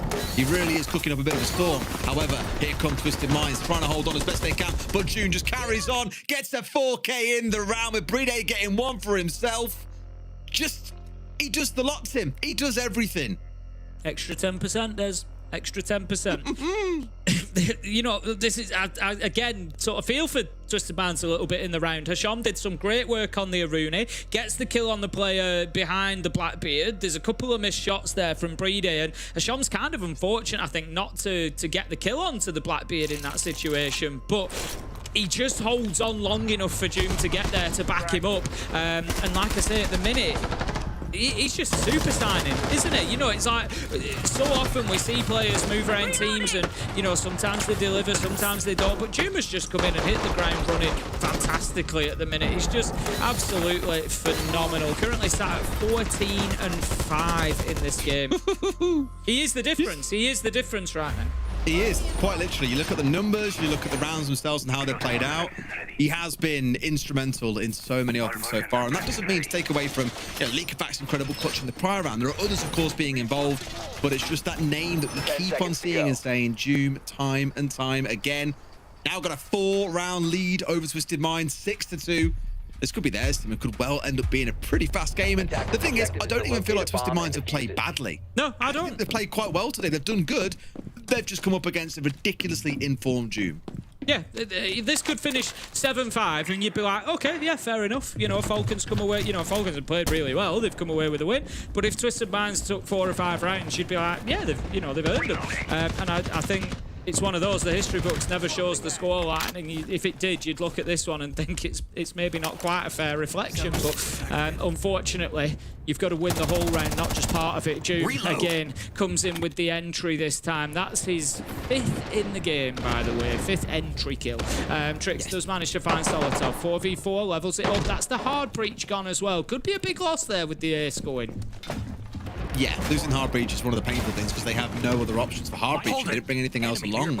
So with that, walls that are now closed up will stay closed. Very typically, you'll want to see ops opened up. You'll at least want a way in towards the default plant spot inside of Mask as well. If they haven't got the wall opened up actually here, at least on the defensive side, this is towards site itself, then Falcons are going to have to go in through the doorway. And anything that's bottlenecky like that is just vile. It's a good thing you've got a shield on side, but you need flashes. Guess what you haven't got, Tim? Flashes. What else could you use? Smokes? You've got a couple on Yuzu's side, but the point is they haven't got tons of utility here. They can move players around, but they can't really give themselves too much breathing room otherwise to actually make a play happen is my worry. I think it's going to come down to kills here for Falcons. Just get themselves into positions where, as you say, they can move people around and then pick them up as they do. Taking ground quite well. They've got themselves now control of ops. They are moving across mezzanine as well. Trix is going to come under, Dover's going to come under some pressure there on Rockets there as he just maybe overcommits to that one. Doom it is who steps around with the F2, finds his man. I think the Demos just sees the head of the Goyo. He in fact threads the needle and finds his man. 4v2, Falcons cruising towards a victory at this rate. It's what can you do against this aggression? There he is, that name again, Shoom. Up to 17 kills, now bullied Tricksters as he gets aggressed onto Leakifat with the closing kill they need. It is a very comfortable win and a cozy Monday for Falcons. Yeah, it was. As we say, I think Twisted Minds put up more of a fight than the scoreline maybe shows. But ultimately, you know, how long do we need until we say that we've seen Falcons tested? Because I feel like they've put pretty damn good in the last couple of games. It's scary how you can replace a player like Shaiko and still look this damn good, Tim. I can't wait to see how they build up over time. For now, we'll go to a break, and when we come back, team, I'll break it down for you.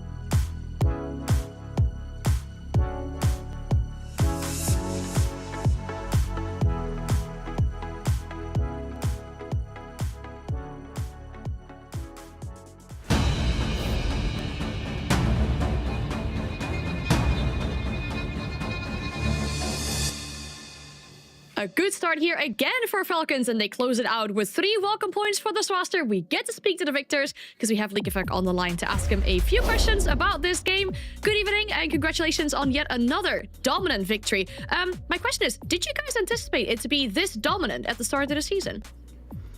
Hello guys, no, actually not. I wasn't expecting anything, just a new lineup, because it's not with Shaco anymore, so a lot of things change.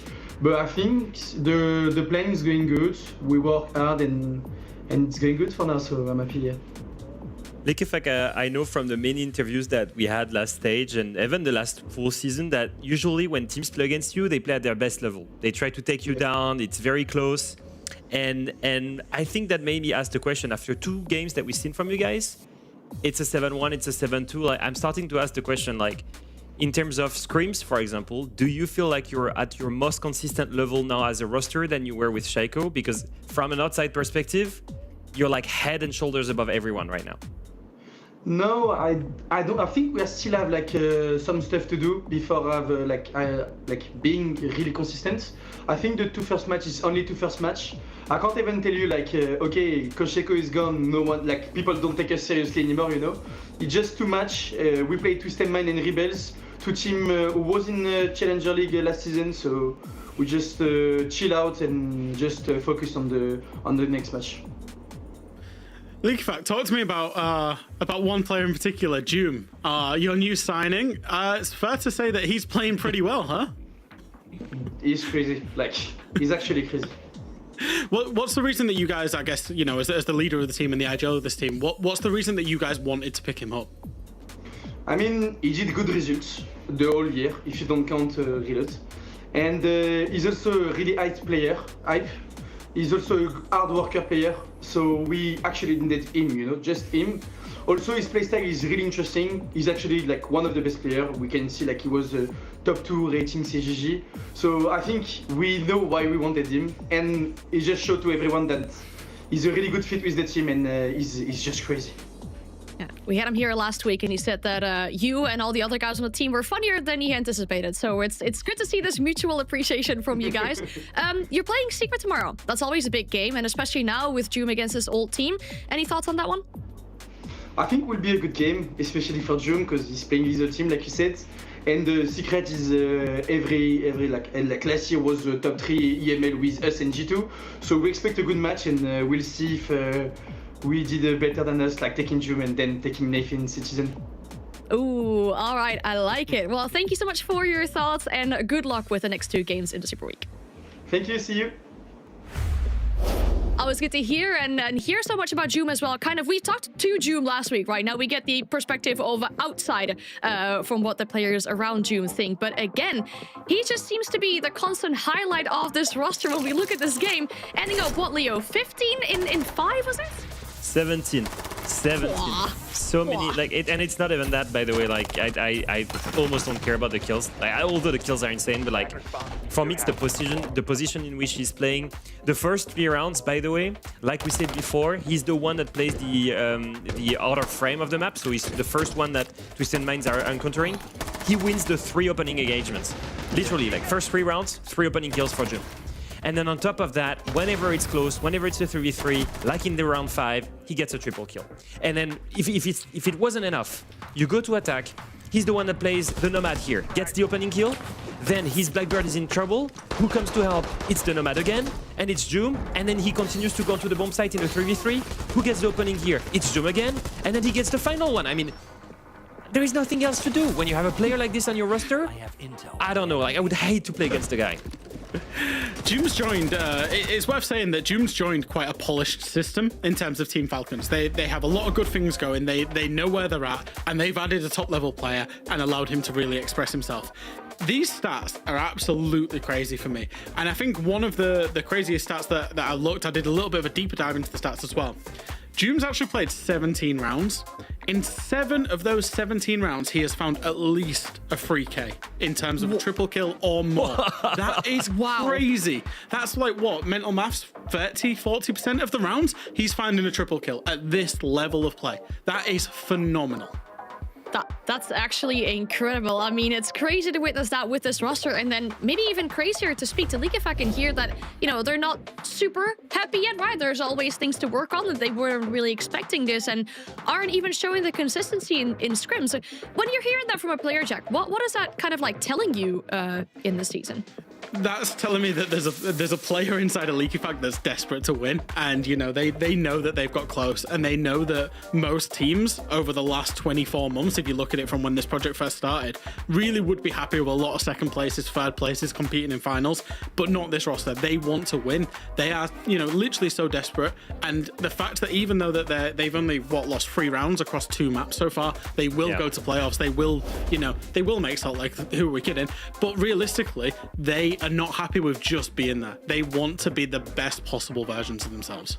And you can see it with the attitude from Kickoff. I was kind of, it was not a trick question, but I wanted to see his answer when I asked, do you think you're already head and shoulders above everyone? And I think he had a really mature take here by saying, hey, like we just faced 2 teams that were in Challenger Series. Yeah. I'm not going to take these 2 BO1s into account and say, hey, this is exactly what we needed to be the team that wins the next major. And I'm going to wait till we have things to figure out because I know that we're going to need to progress to reach that level. However, I do feel like Joom is the handy of Europe, and I do feel like this feels like the one change they needed to have that extra 10% maybe to win an event. It's early to call it, but so far what they're showing us, it really shows that path. It's thinking really positive about this roster, and sometimes the difference between games and the EML is so big that we go from a team that we're already talking about, you know, winning events, ending up in the top when it comes to this group. We go to the bottom of the scoreboard. We're going to go to Group B with 2 teams at the very bottom of the scoreboard. After this break, we'll have GK going up against Secret.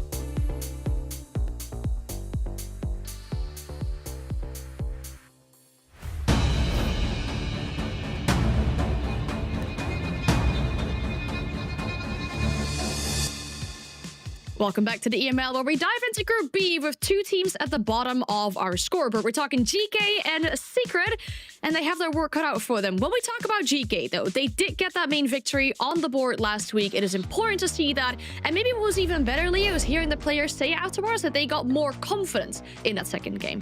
Yeah, I think the nerves really hit in the first game when they played against Rebels. Obviously, they were facing what should have been on paper the weakest team in their group. And losing to them must have felt horrible, especially the way they lost. They lost 7-2. It was a great comeback story to see them take on Twisted Minds, the team that had surprised Team Secret the play day before, you know, a team that showed a lot of promises. To take them down the way they did so on Consulate, I think was a great statement.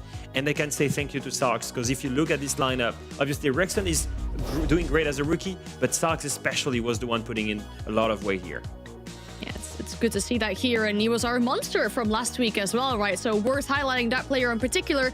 On the other side, there's a player we could highlight as well, because when we think of Team Secret, we think of that one young remaining carry that is still with that roster, and in this situation, Jack could be the key to the victory when we're talking about Noah. Yeah, he definitely could. He had a great individual performance, and I think Secret have only played one game so far, and they ended up losing it against Twisted Minds. And I think if you was listening to the casters earlier, Ace of Pyrite, very keen to write off Team Secret. And I think actually a lot of people on social media were quite happy to write off Team Secret. It's important to note that they played one best of one against a team with a very unique and a very difficult playstyle to manage and to handle. And it was their first game as a complete roster. I think Secret, they've made like-for-like changes, they've preserved their system, and I still expect them to come good towards the back end of this stage. You kind of want to see them bounce back inside this best of one. Vibes seem to be good at the team, though. When we're looking at these player accounts, they seem to be having a good time. I want to know what map we'll be going to for this best of one between these two teams. As we mentioned, bottom of the scoreboard, there's pressure on these players. This map pick could be really important. And again, Leo, we're going back to another layer. Another one. Well, let's just say that for Team Secret, it's been a long time favorite. They were one of the early adopters. We saw them last season adapted really quickly alongside Falcons and G2. They absolutely loved the map. They played it at SI and went undefeated. They beat SSG, they beat Weibo. So it's not, I guess, a surprise to see them going there. For Geeka, I do think that it fits their playstyle with, you know, an execute heavy, the Yings, the shields, all of this. It can work really well because once you get the first entry points onto the map, it's directly the bomb site. So I can see their playstyle fitting the map really well. Okay, well, you notice that we're going through the teams rather quickly, and that's also because we kind of want to zoom in on why these teams are at the bottom of the scoreboard. Like, what is kind of going wrong with these rosters? I want to start with GK, and you can kind of ask yourself in the situation, Jack, was it worth it to get the player all the way from Brazil to this region so far? Has he kind of been living up to the expectations that we had for him?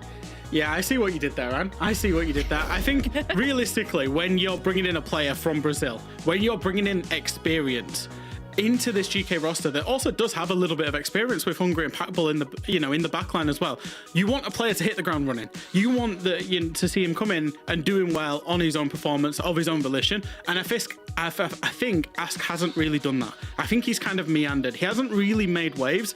9 and 15 on the KD, kind of mixed entry stats. I don't really think we've seen the truest version of Ask. And I think if GK are to find a result here, Ask has to be a vital component in their performance. And it's absolutely not to disrespect this player, right? Because he's definitely proven that before in other regions, right? And a player that has so many stories and such a history inside this game as well. But you want to see him excel, especially if he does make that move all the way to a different region. That is the case for GK. On the other side, though, I mean, Secret has been kind of the talk since that big roster transfer window happened, and they lost two big players.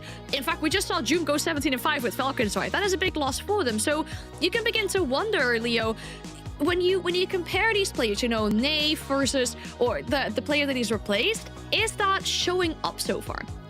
Not really, and that's gonna be the question that everyone asks. Obviously, we went from having a team that was the grand finalist of Six Invitational to these two players going away, and Nave and Citizen replacing them. And if I just focus on the support on the back line right now, a lot of questions are gonna be asked about Nave replacing Adrian. On paper, it makes sense. It's an experienced player, someone that knows the back line, someone that can shot call like Adrian was doing. The only problem that I see is that in the first BO1 that he's had, he struggled. He struggled a lot. But that's not the only problem, because in stage 2 of NAL with Dark Zero, he was amongst the top 20 worst rated players in the league. So he's had this history of the past stage plus the first game here struggling. That's all fine, that's one game. But I will say that the fans, they will start asking questions if he does not come back up and climb really quickly back to the level that Adrian was showing. Because he's trying to replace him, it's going to be hard. And as we see on the screen, you have Citizen. With Jum going crazy with Falcons, to me, that adds extra pressure on Citizen's shoulders to try and fill his shoes inside Secret. And I mean, we're being a little bit harsh, I feel like, on the players, right? But it makes sense with the recent performances we've seen. And the way that we're saying this is because we want to see these players do well, right? We're speaking of rosters that we want to see run well inside the EML and make it at least into the top 4 here. There is a lot to prove for both these teams, but the game is ready, so take it away. Thank you very much, and indeed it is Tim, our second layer of the evening. And like the guys have been saying, and like you and I discussed in our last game, it feels like there's still quite a bit to prove for Team Secret. Yeah, 100%. You know, they've touched on the desk there. When you've got players that have moved away and are doing really well, it's like it does add that little bit of pressure. You know, you're kind of thinking in your mind that like, I've got to kind of live up to that for Secret. I've got to, you know, be replacing those numbers. But in all honesty, look, they may well be doing this. They probably will be doing this. You know, the pro players, they're not really interested in the noise of what's going on elsewhere. They just need to turn up and play their game. They just need to focus on what their contribution is going to be. You know, Citizen, whilst yes, he replaces Doom in the team, he's not here to be Doom 2.0. He's here to be Citizen. You know, same goes for that. And I think they've just got to focus on that. What's, you know, your own strengths, your own weaknesses? What can you bring to the team as a set of 5 players? And just focus on that. And like I say, I'm kind of really on the fence for Secret at the minute. As I said earlier, I'm leaning towards a little bit of concern for them, but I think, you know, this is a good opportunity today for them to come out, really strong performance, gel as a team with it. You know, there are big games coming up for them in the next week as well. So I think, you know, yeah, get into it now and give yourself every opportunity to push on for a good Super Week. I've missed having Big Ben staring at me like that menacingly from that angle that he always plays from.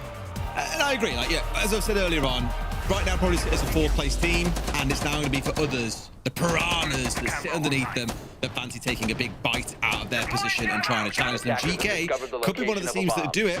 We'll see exactly how much they've managed to pull together, because of course there's a lot of teaking about Secret, but it takes 2 teams to tango, and it's GK starting on defense. Their bans are going to be the Capital, which again has been a very popular pick or ban today, along with the Blackbeard, interesting one. And on the other side, it's going to be again that electrification operator in Bandit and the Mirror, exactly the same, Tim, as we saw in our last game. It leaves Kaid up, but it didn't get played last game. I don't suspect it will do here, at least for a couple of rounds. GK, of course, being a little bit of an enigma themselves so far. We've had quite a heavy loss to Rebels. Rebels looked really good that day, to be fair. We cast that game. And then a phenomenal comeback against Twisted Minds. You know, did I cast it?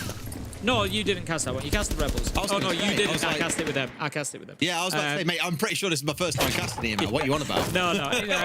Me and Em cast the Rebels game. And Rebels were very good on the day. And then I watched the game, GK versus Twisted Minds, and they showed phenomenal mental resolve to come back into that one. Twisted Minds were well on top, but GK fought their way back into it and, you know, made it really, really difficult. So, look, I don't really know what to expect from either roster here. This, for the day, you know, for today's games, for me, is probably the biggest question mark, the biggest up in the air game, especially coming to Lair, which Secret have got a great history on, but it's not one of their map preferences, so who knows? There you go, wall has been opened up, even with the jam being recovered actually as well, interestingly. So Ask actually, it's very rare you see that. Bandit sometimes you might see, but a jammer being recovered from the wall, redeployed here to be able to let him play in behind this desk is a really interesting shout, especially given on the other side, of course, we're seeing that Solid Snake in position. It is an interesting one. Like you say, we really don't tend to see that type of adaptation from a mute, moving those jammers around. It looked like it was all very pre-planned. He knew where he was going with it. He adjusted so he could keep himself safe in behind the desk. So, yeah, interesting stuff from him there. We're going to see the opener. Mowgli does pick one up onto Packball, but Sarks, that man, once again, he's there for the trade. He really was the lifeline. Look at that. Absolute beauty onto Noah. And this is the power of Sarks. We saw it last time around, and he continues to do it against Secret. Big double kill, gets GK back into the round after losing that entry. Yeah, big start. And again, being able to take a step back here as the defenders, knowing you've got the man advantage, you've got a lot of utility to sit behind in the form of those Shumika launchers. well, the one launcher, but many Shumaka pellets, I suppose is how you'd be more precise about saying that one. But they can again stall out a lot of time with that, deny away default plant spots if they want to. And if they can run the clock all the way down, that remains to be seen, because I think he's trying to cover 2 spots at once here, but an extra kill will certainly help things. Rexton getting rid of Nath, and this one looks to be an all GK round as Rexton carries on. That is going to be so confusing the day that I have to cast Rex Hun and Rex N in the same game, by the way. I'm not looking forward to it.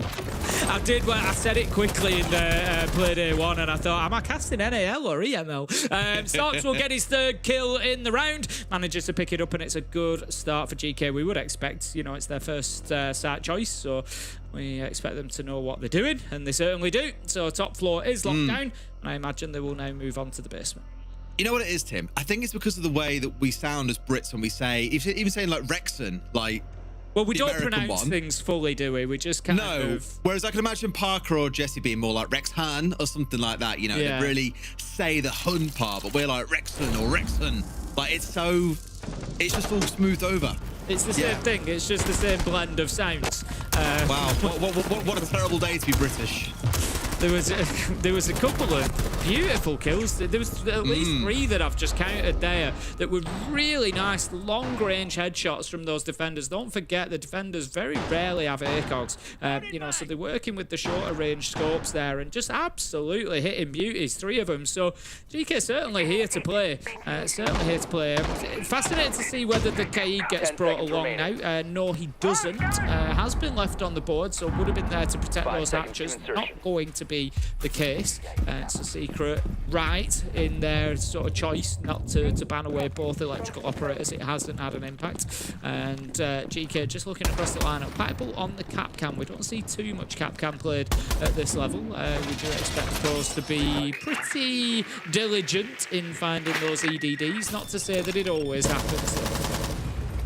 Nah, you know, it can be done, but something else just forced them to slow down that little bit more. Not that speed was really a major threat, I think, to the defenders last time around, but as we were saying at the start of the show, at the head of things, yesterday in SAL, we saw a lot of trap operators coming out throughout the play day from all teams, and it's kind of followed suit today as well on defensive sides. Is when you've seen, especially electrification operators being taken away, the next thing to go on to is looking in towards those trap operators, probably because they know the shields are as oppressive as they always have been, and it's a pretty good way to try and cause a little bit of frustration towards the other side. Dev's going to look to walk on into the garage by extending that Monty's shield and keeping himself safe, and then he can start having a little look into missile and lockers, see what is going on where the defenders have got themselves set up. Going to be supported by Citizen now, who gets himself there, opens that long angle through missile wall. It's going to give him a little view onto side door as well, which is going to make it safer for Nath to push forward effectively, because nobody can push out of sight now because that long angle's been opened up. So, there we go, a couple of gadgets being snatched away here by those Kludge drones. Still one of the ugliest named gadgets in the game, I think. Ugh, Kludge. And then words makes me feel ill. Don't know why. It's like voice. Pretty horrible, but the effect of the gadget is pretty damn good, as you saw. Bulletproof being taken away, and no doubt other gadgets to fall throughout the game if not too careful. Oakley aware that there's someone looking to maybe challenge here, turns his back and doesn't get shot, but there's 3 of them just play whack-a-mole up on main stairs, in behind the desk, off towards his left, and he is gone. I really feel for Mowgli then. He knew there was one on stairs, he knew there was one off towards maintenance door, and then it was the completely unexpected 3rd behind the desk that took him down. We're going to have a Savage down on the shield as well.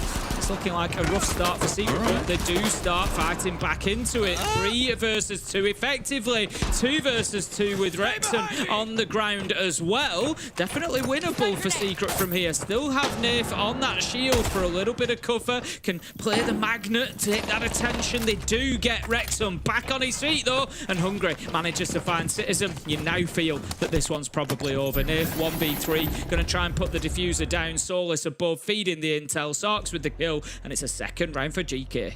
Yeah, I really thought for a second there we were about to see something quite special out of the returning Brits. Citizen and Nath almost bringing that round back down to a point where it could have been winnable. At 2v2 it probably was, but a little bit of composure being shown by GK sees them over the line. A solid start from the defenders so far, Tim. The Secret, the ones who need to find a way to recover, because it's not looking as clean as maybe they would have liked. Yeah, it's not just about the start. It's about the result-wise. It's the manner in which that was a beautiful. It was almost a set play. Was that? It was. You know, they'd got those two up there, and Rexton was just waiting behind that desk for somebody to come in hunting them, and it just worked beautifully. It's not the sort of place. It's a real off angle. It's not the sort of place you'd normally not necessarily expect to be challenged from. You know, Mowgli quite rightly was right stairs. Yeah, I need to check my door as I come round here. Just didn't expect it whatsoever. So yeah, great play from GK. Just keeping Secret on their toes. Here comes the Kaid. Wasn't banned out, so they are going to use it for the mid-floor hold, which is going to mean that they can secure hatches from the top floor. Just having a look, we've got all 5 players up on that top floor at the minute as well, so a real commitment being made by GK to the top floor hold. I can't complain. I mean, we spoke about this earlier on the previous map. Top floor was the win con. There's a couple of nice attempts, admittedly, coming out of Twisted Minds on their executes on towards this site, but didn't quite go to fruition. A nice little bait, admittedly, coming out with the smoke. Did see them get a win in the end when we had a Sham come through at the end of the round, get a couple of kills to see it over the line, but it became more about the kills than it was about the executes. If they don't want to play this game of trying to clear top floor, they're still going to find a way to take a bite to these top floor players and punish them for having all their attention on the downstairs itself. Beautiful play. That's the electrical that they didn't choose to ban away. They're going to lose 1 exothermic. They've got another 2 to go at, so it's not the end of the world. But they will continue this process, this little battle. And it's not even necessarily about keeping the wall closed. It's about time here as well. You know, you're starting to play a real-time issue. He's got another. I don't think he catches it here. That's going to open the wall. Tubarao comes out again. So this battle just continues here. We've got 2 more chargers left for Citizen on the Thatcher, and we're a minute 10 into the round. That's the big point here, is how much time GK have wasted over a wall that is usually opened within the first 20 seconds. It's also just the range on it as well from Patbull, able to do it so safely upstairs. Like, it isn't being caught out in the freeze as well, so it just looks absolutely excellent. They'll try again, but I think they're a little bit too late on this one, unfortunately. There's no more freeze, and the wall is opened, but that did burn through a good half of the round. Yeah, that's brilliant from them. Like I said, that's what you're looking for. They know that wall is going to get opened up through attrition, essentially. But there's also now not going to be an option to disable that electrical to do anything about the wall that's in front of them at green either. You know, so they are stuck with that being as it is because there's no more charges left for Citizen. There's no pocket EMPs. There's no way of dealing with that, really. So great stuff. A minute left to go. GK, if they can get an entry kill here, Des, honestly, this is a great defense. Those last 2 have both been excellent, and this could prove to be one of the more tactical ones. Less about the gunfights and more about how they're opting to defend, how they're making use of utility that could give them the success they need. More and more time is just being wasted here. So down towards the last 14, they've still got 2 C4s to play with. But here we go. So this is the thing I was talking about last time around. They'll just Hail Mary it in behind these fence walls to try and get the plant down. What will come from the other side? No C4s yet being tossed, but they've had to pull off for a second. Mowgli going to try again, but no, the vertical is there from Hungry. There is an attempt upstairs for some fire to coming from top green, but it's nowhere near enough to prevent the verticals coming alive and bringing down that diffuser. That's a big problem now because the diffuser's down in no man's land. They've got to get themselves into site, collect the diffuser and change to a different plant angle. Rex Hung with a double pack bull one of his own. A great defense from GK. What a hold. We had that 90-second battle at the beginning between Thatcher Thermite and Kaid and Tubarao on the other side. Real strategical play. And then it comes down to the angle that Hungry found. That's a great bit of sight knowledge. Finds the man's leg, hits his shots. Beautiful stuff from GK. 3-0. Honestly, I said it at the end then, masterclass. That is one of the best defenses of that site that I think I've seen. Now, admittedly, the attack was lackluster. They had a plan A, just to get the wall open. They took a long time to do that, and that was more to give cover in towards the Sens to make sure no one was playing in behind that pillar and in behind the bench to deny him with a C4. Then everything was thrown in behind the Sens. Mowgli was the player. Down go the light screens. I'm going in, I'm getting this plant down. Once he was dealt with from above, there was no plan B. There were no smokes to make use of. There was no one else able to really pick up the slack and try and get that diffuser down anyway. So it was a bit limp as an attack, like I say. But I think the way the defenders approached that, the way they wasted half the round on that wall, the way that they always had cover upstairs onto green, so you could see the Chanker able to bring down Mowgli. Everything was just planned and accounted for. Really well played there by GK in a very deserved 3-0. Secret are not looking good so far, Tim, and maybe I'm starting to come over to your way of thinking. I'm really fascinated by the next 3 rounds because GK have pulled out some really nice set pieces, some really nice defenses there. There's now attack timeout for Secret comes in, and there's an opportunity here for them to switch things up for the next 3. So, GK, do they have plan B, plan C? You know, is this a roster that's got that depth yet? Or have we seen the extent of their great defenses on layer and now they kind of have to try the same thing and Secret know what they're going to do and can plan to pick it apart? You know, now's where we start seeing where, you know, how deep is GK's lineup, as it were. But I think they're going to be absolutely fine. You've got players like Patbull and Hungry who've been around this game at this level for an awfully long time. You know, they're going to come in there with plenty of ideas. And I think this is going to continue to be tough for Secret here. Secret really need to turn it around. By contrast, you know, the Secret fans, I'm sure they're going to hope for 3 rounds straight on the attack from Secret here. But if GK, I think, can take a 4-2, even a 5-1 half, they're going to be ecstatic with that. What a start against this lineup. Keep it deployed. Absolutely wonderful stuff so far. Let's see if it can carry on. Secret, of course, the ones who have got to turn this around. Twister, got to do some twisting, Tim, because things aren't looking good. Hopefully that attack timeout leads to something that can get them back on the right foot here.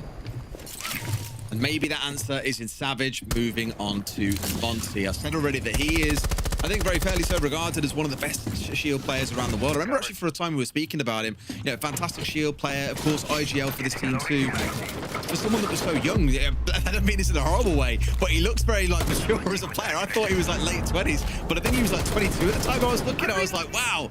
He's got so much room that he can go with this as well, and to be hitting the kind of highs that he has at his age, winning EWC, there's still a bright future ahead for Savage, but something just isn't quite clicking in this game so far. Only 4 kills across the entirety of Secret here in 3 rounds. It is not a pretty story to be told. We saw a little bit of switching around on operators for Citizen before coming into this round. He was sort of tempting us with the book for a little while, you know, to work in underneath, clear that desk position. That's going to be a bit of a focal point for this time. We saw Ask, who's been quiet so far, but we saw him move his mute jammers to keep himself in behind that position. GK recognising the power of that desk spot. You know, I always think back to Hot and Cold playing the Shield there. He'll often play the Clash there and does it phenomenally well. And so, yeah, how are they going to deal with that? Because they don't have the book to go in underneath. They've got the wall open, but I think that desk position is going to remain largely safe, and that could be a real sticking point. Absolutely. I mean, for now, there's been not all that much pressure. I guess Sark's starting to come under a little bit, tagged out by the Lion Scanners. He runs away. But now isn't going to die. Almost died to, I believe, his own Vulcan in the end. But again, it's the case of the time waste that starts to make me worried here. Even with that shield on side, yeah, Monty typically does mean a team tends to play that little bit slower, and you've got a lot of stall to come up against. It's not looking too pretty. Sark's hitting another wonderful shot. He's hit a good few this game, Tim, that I've sat there and gone, nice, very well, I mean, oh, come on. We thought that Doom had played well. Yeah. But Sarks is coming out and saying, yeah, hold my drink. Corporate wants you to find the difference between these two pictures. They're the same thing. Just picture Sarks and Zoom side by side at this point. They're both having a wonderful game. You know, Rexon as well has been an absolute terror inside of the server against Secret. Really not giving them too much away. And there he is again. No, I thought it was him, but it's not. Rexon was on your screen. But Sarks gets another headshot, finds Noah. That's 2 deleted. Looking very comfortable in the round. The only damage that he has taken has been from his own fire. Secret not able to buy around at this point, Tim. No, this is the problem. They've been not clear in that desk position. I spoke about it. They've managed to get the kill now, but with only 15 seconds left. Hungry, he's sending in the Shumiker canisters. They've left it. It's too little too late. Sarks with the final word, of course, and GK with another very solid defense there. There was so little time and focus spent in sight from Team Secret that, like I said, 2 minutes 30 in the round, and Rexon is still able to play on and around the desk in that power spot. He stops them being able to push in. He gets an essential kill as well when they try to do so. Great play from GK. Yeah, again, just looking so composed and in control, and it feels like they're playing at double speed compared to what you're seeing coming out of Secret right now. That round in particular is always going to be slow because they're playing behind a Monty. They were focused on trying to get a plant down. It all lined up nicely. The problem is, Sarks is hitting wonderful shots. Rex, as we saw, is also landing unbelievable shots as he goes along. The fact that he's dancing around the middle of a room there with absolute freedom and is able to get 2 or 3 kills from that spot kind of tells you the whole story. They don't look particularly bothered right now, and I think it's down to Secret as I said, looking very, very limp. It could just be me, but I also feel like GK have got a little bit more to offer here, Des. I think they shoot him. No, I think they could do even more in this game. I don't say that in a negative way. I think they're playing really well. I've been banging the drum about how good these defensive setups have been, and how sort of lackluster they've made Secret look. But I look at it and I just so asked then, and I thought, I don't want to pile on him because GK are winning really well, and it's absolutely fine everything that's happening. But what I mean is, I feel like You've also got players who've been a little bit quiet, and it's like if Ast now turns up and gets 3-4 kills in the next 2, you start thinking, wow, it's another threat, it's another problem, and it's just there's more to come from this GK side. I'm loving it. This is great. It's been great, and I agree with you. The best way to summarize it I can think of is they haven't really had to get out of first gear yet. They're very much lent into their individual brilliance as players. And look, it's not saying they have just not reinforced any walls or not set up sites and not looked to play players in certain positions. Absolutely. But so far, a lot of what they've achieved has been off the back of individual brilliance from players. It hasn't relied on them having to really step up as a team and pull off brilliant trades, for example. It's been pretty run-of-the-mill.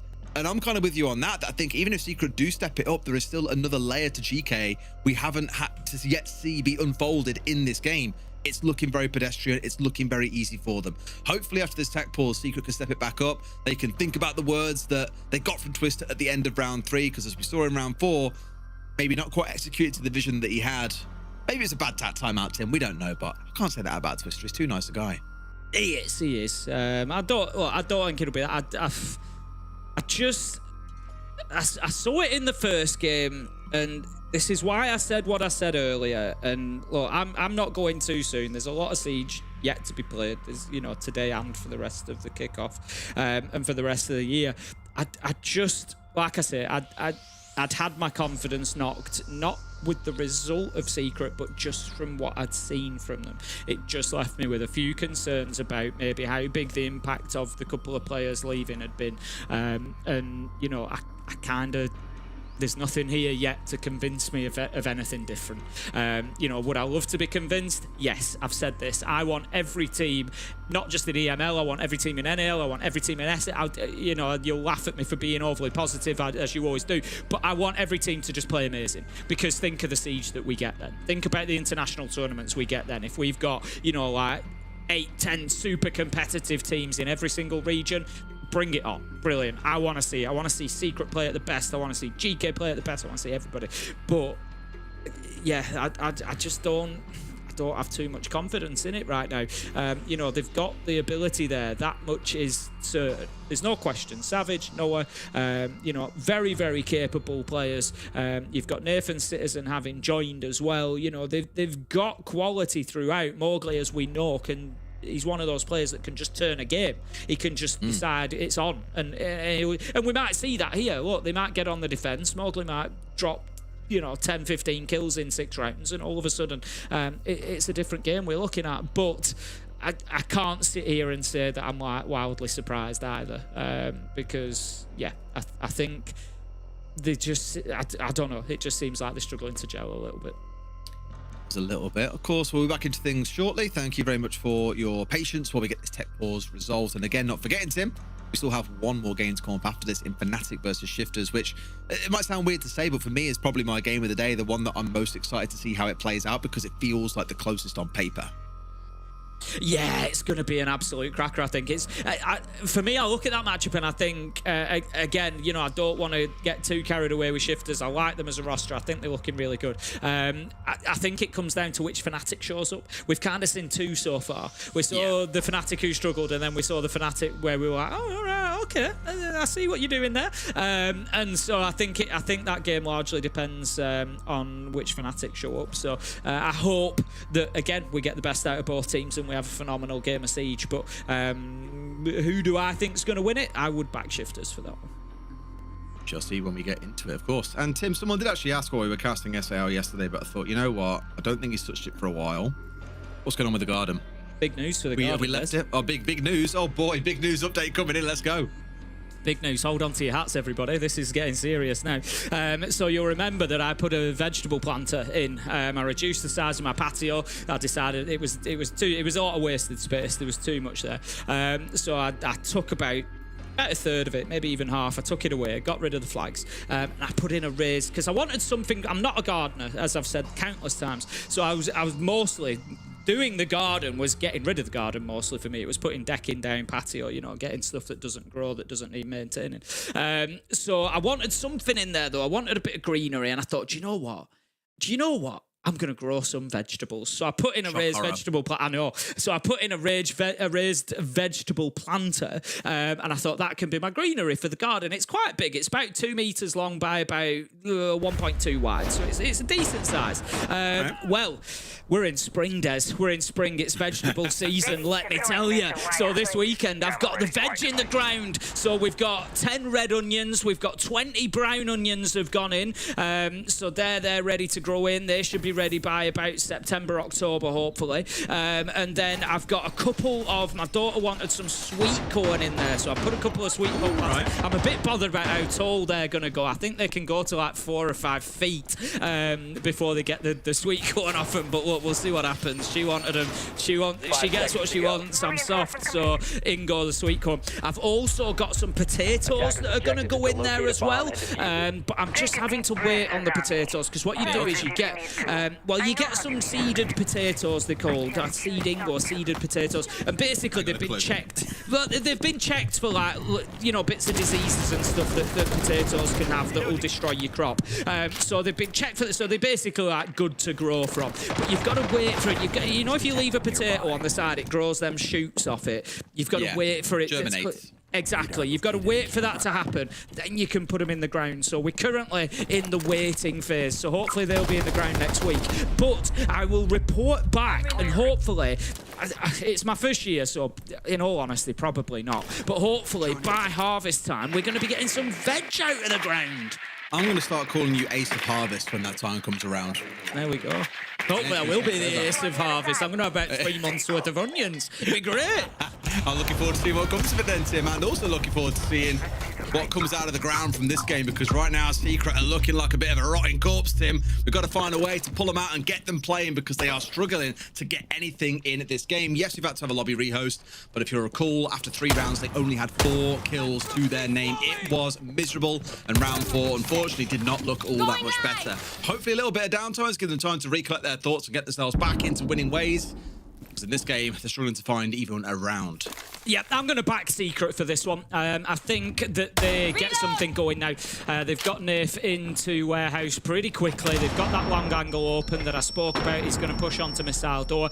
So they are speeding things up a little bit, which I think has been a bit of an issue for them, maybe not getting into those positions. I like to see that now that they've got map to clear, they're bringing along that solid snake. Citizen is on the F2. He's going through. He's using that gadget to clear out a bit of space. And what did I say about Mowgli? Comes out with a beautiful double. Picks up Sarks and Wrexham. 2 better players to take off the board you could not find, to be honest with you, in this game. 5 versus 3 now. Secret really starting to advance and pressure GK downstairs. What I like is they've kept it simple, Tim. They've gone towards Lion, Dockerby, in towards Snake as well, just to make it... Excuse me? No. Excuse me? I'd be raging if I was Nath right now. That is unbelievable. What a shot from us, though. Bit of a hip fire, but you get the head. Who cares? That's how it rolls sometimes. Nice stuff, and now we're down to a 3 versus 3. It started good for Secret, and this is the one worry you have with playing such an intel-heavy setup, is the actual execute itself can start to look a little bit light, and that is where the Monty could come into his own. 2 players, though, on a slither of HP. Citizen and Mowgli, you could whisper at them and they die at this point, Tim, as we're down to the last 10. It's going to become a 2 versus 2 in just a second. A shotgun at the ready, trying to go for the second player, but can't find him. Mowgli's on his backside, hungry to try and save the round. Someone has got a plan. It's got to be Savage. He's going down for it here as well. Hungry sees one. Citizen off to his left. He don't miss with the FAMAS, so he gets what the FAMAS with the F2 gets what he needs, and the round is theirs finally. It was scrappy, but Secret got it done. There was a world where GK could have come back and won that there, but I think Secret, I think the tech timeouts helped them, to be honest. I think they were just getting...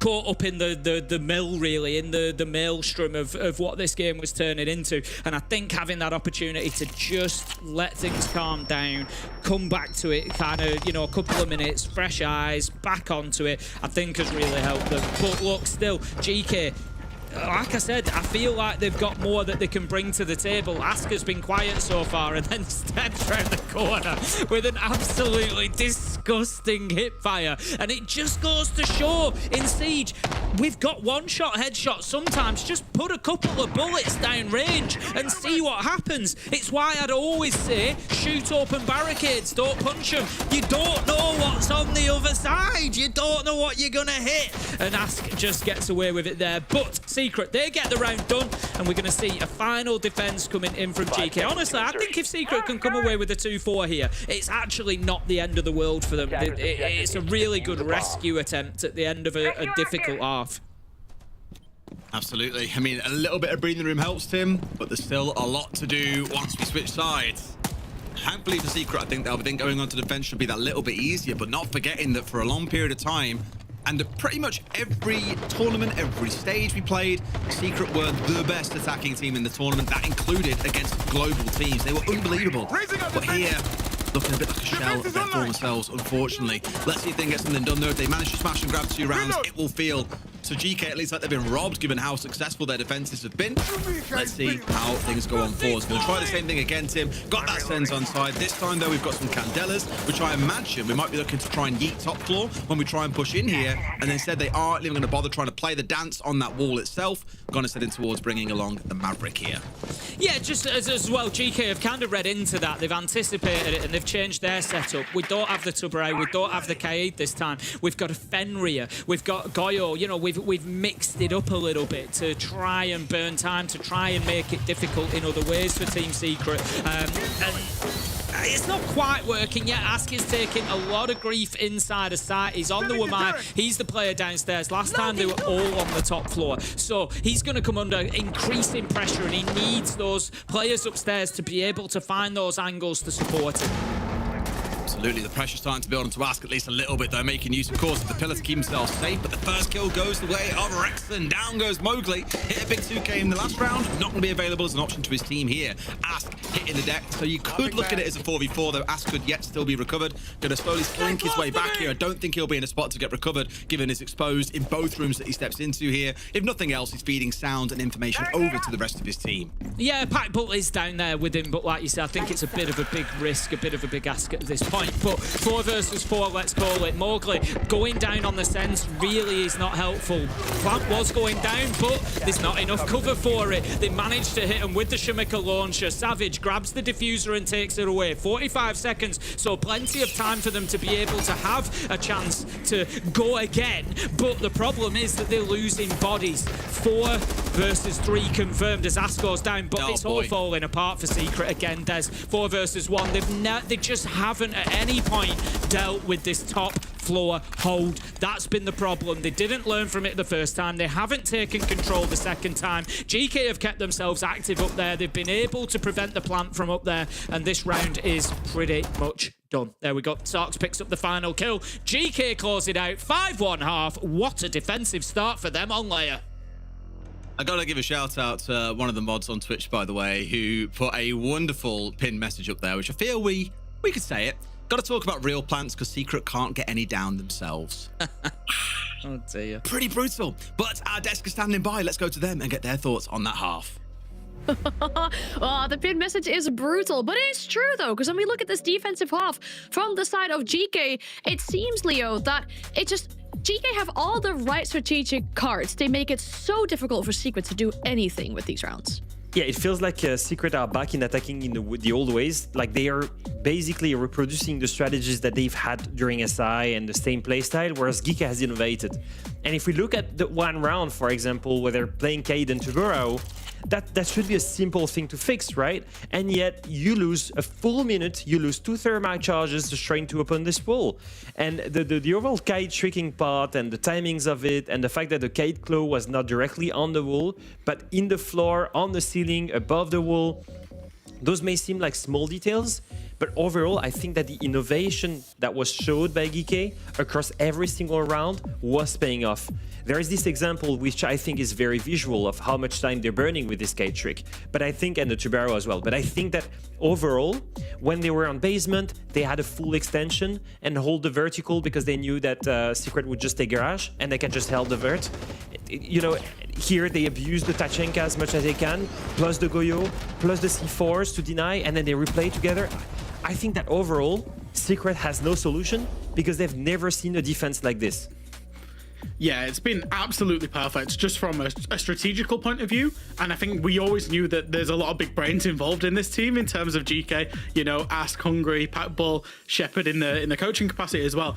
But you can't just have the strategy. You need the big hitters to hit as well. I think both Rexon and Sarks have been particularly impressive as well in that fragging department. The head-to-head between the two players, look at that, 16 kills across both of them across one half of Siege. That's absolutely perfect. The support players are laying the platform for these guys to absolutely succeed in that front line. It's a great recipe for success for GK so far. Secret now go on that more comfortable half of the defense. What can they do to save themselves from losing yet another game? Back to the casters. Hopefully it's more comfortable for the man, because this could prove yet to get even worse for Secret. GK have shown real chops on the defense, and as I said earlier about Lair as being one of our more attack-leaning maps, it does now currently sit in the middle, but historically has been quite attacker-sided. This could be an excellent moment for GK to really put a statement out there into the world, Tim. Yeah, honestly, they just need to come in here and bury Secret now. They just need to really come out and say, you know what, yeah, 7-1, 7-2, job done. I don't think that's going to happen. But yeah, like you say, what a statement that sends then to everybody else. You start looking at this and thinking, is there a world? And I still don't want to go too big. There's a lot of Siege to be played yet, like I said. But you start looking and thinking, you know, in this group, is there a world where maybe Secret become the team that don't go into playoffs? Like I said, they've got 2 games after this. I'm not writing them off, but they seem off the pace. They seem off the pace based on, you know, this is the team that got to the SI Grand Final. It's not the team, but it's the team that got to the SI Grand Final. And, you know, now we're seeing sort of struggles in the regional league, and it's not what we expect. So, yeah, GK are getting this, and I think doing it in emphatic fashion, coming out here with a good couple of attacks and just saying, bang, that's how you do it. Message sent. The reason that I raised that point is because you look at it and you think, actually, I kind of fancy GK for the playoffs here. I fancy them to have maybe a little bit of a run. You know, you start looking and thinking, this team can maybe do more than we initially gave them credit for. Maybe so, Tim. GK are very much in bloom right now, and I can't imagine they want to slow down. Let's see how their first attack goes. Packball onto the blitz, Hungry onto a second shield, all being juiced up by Rexon, and a little bit of flash coming out from Sarks as well, just to really spice things up. And I think here, it could end up being a pretty fast hit. This doesn't scream to me, we want to slow things down, and execute slowly. No, they want to take control of parts of the map as quickly as they can and do so at pace. Watch for that Thinkerstim going off. That could be a little bit of a go sign just to juice everybody up and get them moving in. Need to be careful, of course, because you will take extra damage if you do it through a Toxic Babe canister. Didn't manage to get the kill there, and that's backed him up a little bit, but Packball does find one. Hungry, another. Citizen dropped. 3 versus 4. Hungry takes a little bit of damage. Knave half health as well, so it is not perfect for any means for either side. Rexon does have 1 stim left available when the timer ticks up, so he needs to try and keep himself alive, really, so he can deliver those hit points to his team. 4 versus 3. GK not rushing this. Absolutely beautiful stuff. Yeah, I mean, yes, you lose the Ying, but I'd say that's far from the end of the world when you've taken 2 players off the other side and you fast-tracked your way towards site. Tim, they're hitting site here with 75 seconds still to go. This can only be a good thing unless it all completely collapses. Mowgli, right in the middle of site here, playing a little bit of a dancing game with Packball, who's just trying to waste his time for as long as he can. It's a 1-for-1 to either side, but that only benefits the attackers, Tim. And there we go. This is what I mean. They wanted to go fast, and when they said go, they full well meant, let's go. Brilliant again from GK. They had a plan. You know, they've come in there, they've abused the shields, they've got absolutely maximum effect out of them. They've gone in. they're toying with them. They're playing with their food at the end of the round there, Des. You know, going up and taking the shield bash onto the Asami, getting the kill. And, you know, there's nothing wrong with it. They're doing what they need to do and they're winning the round. But my point there is that they're winning it easily. They're winning it confidently. They know what the plan is. They know what their expectations are. And they're going and delivering. Great stuff from GK. Absolutely loving watching this. Yeah, it's really impressive, and it's the problem is, like, and it's really hard to look at results in isolation and go, wow, this team are like amazing. If they can play like this, they can beat anyone. Because then they come up against a different team, and obviously it can be a very, very different outcome. Like, look at day one. They, you know, got 7-2'd in their first game in the stage, and it was like, wow, maybe they aren't so great. And then today they look hot. But this is when we were speaking about earlier about it being kickoff, and for a lot of teams, it's a lot of time to gel together and figure things out. It looks, at least from this game, and again, they are against a very limp and weak Secret right now, but for GK, a lot of things are clicking. We saw it on defense. We've just seen it in their first attacking round. I think you'd be hard-pressed to say they can't get this done here and now and have a 7-1 win today. As you've said many times, Des, you know, I love to quote you, of course. Always. Secret have got to be right 5 times, GK only once, and that's the situation. Good start. Mowgli takes down Ask. As I said, he's the sort of player that can turn this situation around. That's a big start. Takes Solid Snake off the board as well. We've spoken at length today, and we'll continue to do so, I've no doubt, about how powerful Solid Snake is when it comes to that solo roam clearance. So on a big map like Layer, he could have added some real value there. You don't get to pick who you get on a spawn peak, but it doesn't come much better than that. Great start for Secret. All right, see how things go in round 8. See how things get closed out here and now. At least, yes, as you say, like losing Ask is not a dream start, but I still think they're probably a pretty commanding spot where they'll feel good about this. Again, a nice start. Is it going to be enough to see them over the line? Well, you bloody well hope so. Still a lot of utility they can play behind as well in terms of the double traps, set up those Fnats as well as the Ella. The smokes, of course, can waste a hell of a lot of time, and I think more importantly, help push the shield away. Because Hungry on that blitz, we all know what Hungry's like, Tim. Back when we used to see him playing in EML and EUL back in the day, he's a little bit of a nightmare. He's always got a little quirky operator he can bring out. One of the guys that popularized Ying Shotgun, for example. Like, he just has these ways and means of always finding ways to pull out some interesting things. And while Blitz is hardly an enigma in itself, still a lot of damage that he can do with it. If I wanted anybody to play in a pro game using a random feature where you just pick random operator and weapon from it, it'd be Hungry. I feel like he would probably be the most successful in that situation. Here he is. There you go. Great use of the shield again. He's also a phenomenal shield player, by the way. Manages to get the kill onto Savage. So 4 versus 4. Has taken some damage along the way, as has Packbull. So by contrast, Secret, all full health. Mostly back on site now. You've got Noah still playing on those yellow stairs, but pretty much within touching distance of sight. So he's not too far away. The Ram can now get to work.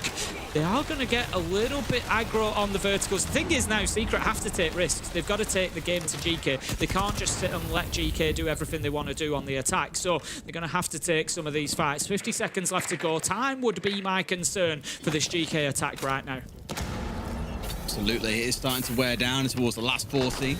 Still quite a bit of utility they can work with, though. Tim is the crucial part. They've got the verticals they need. They've got smokes. They've got frags.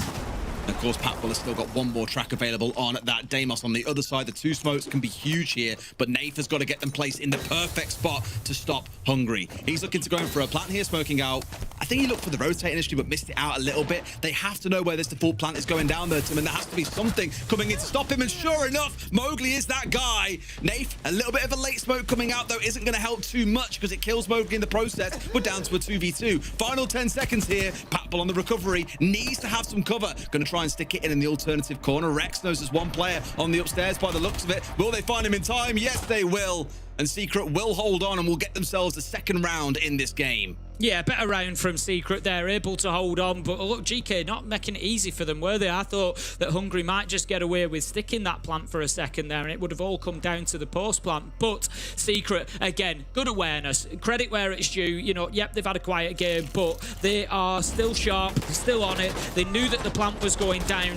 They got in there and did something about it. The smoke as well, you know, helping the situation, made it difficult difficult to recover that diffuser as well on top of that. So, you know, yeah, it's not ideal that his own players kind of run into it. There's been a bit of a mix-up there, but it did make it difficult to recover the diffuser, which I think helped in the grand scheme of things with time as well. So good stuff from Secret there. They can only do it one round at a time. They can only do it one step by step at this point. You know, they've just got to try and work their way back into this one. They've just got to, you know, damage GK wherever they can, hold them up. I think the answer here a little bit is frustrate them. You know, don't let them play with that momentum and that pace that we've seen them want to do so far on the attack. I was just going to say I'd be bringing things like the traps, I'd be bringing the clash, and we see that we've got smoke, we've got clash, we've got Goyo, we've got Thorn, so you've got Razor Blooms, Vulcan canisters, you've got all sorts there to slow things down. 6 lots of barbed wire, by the way.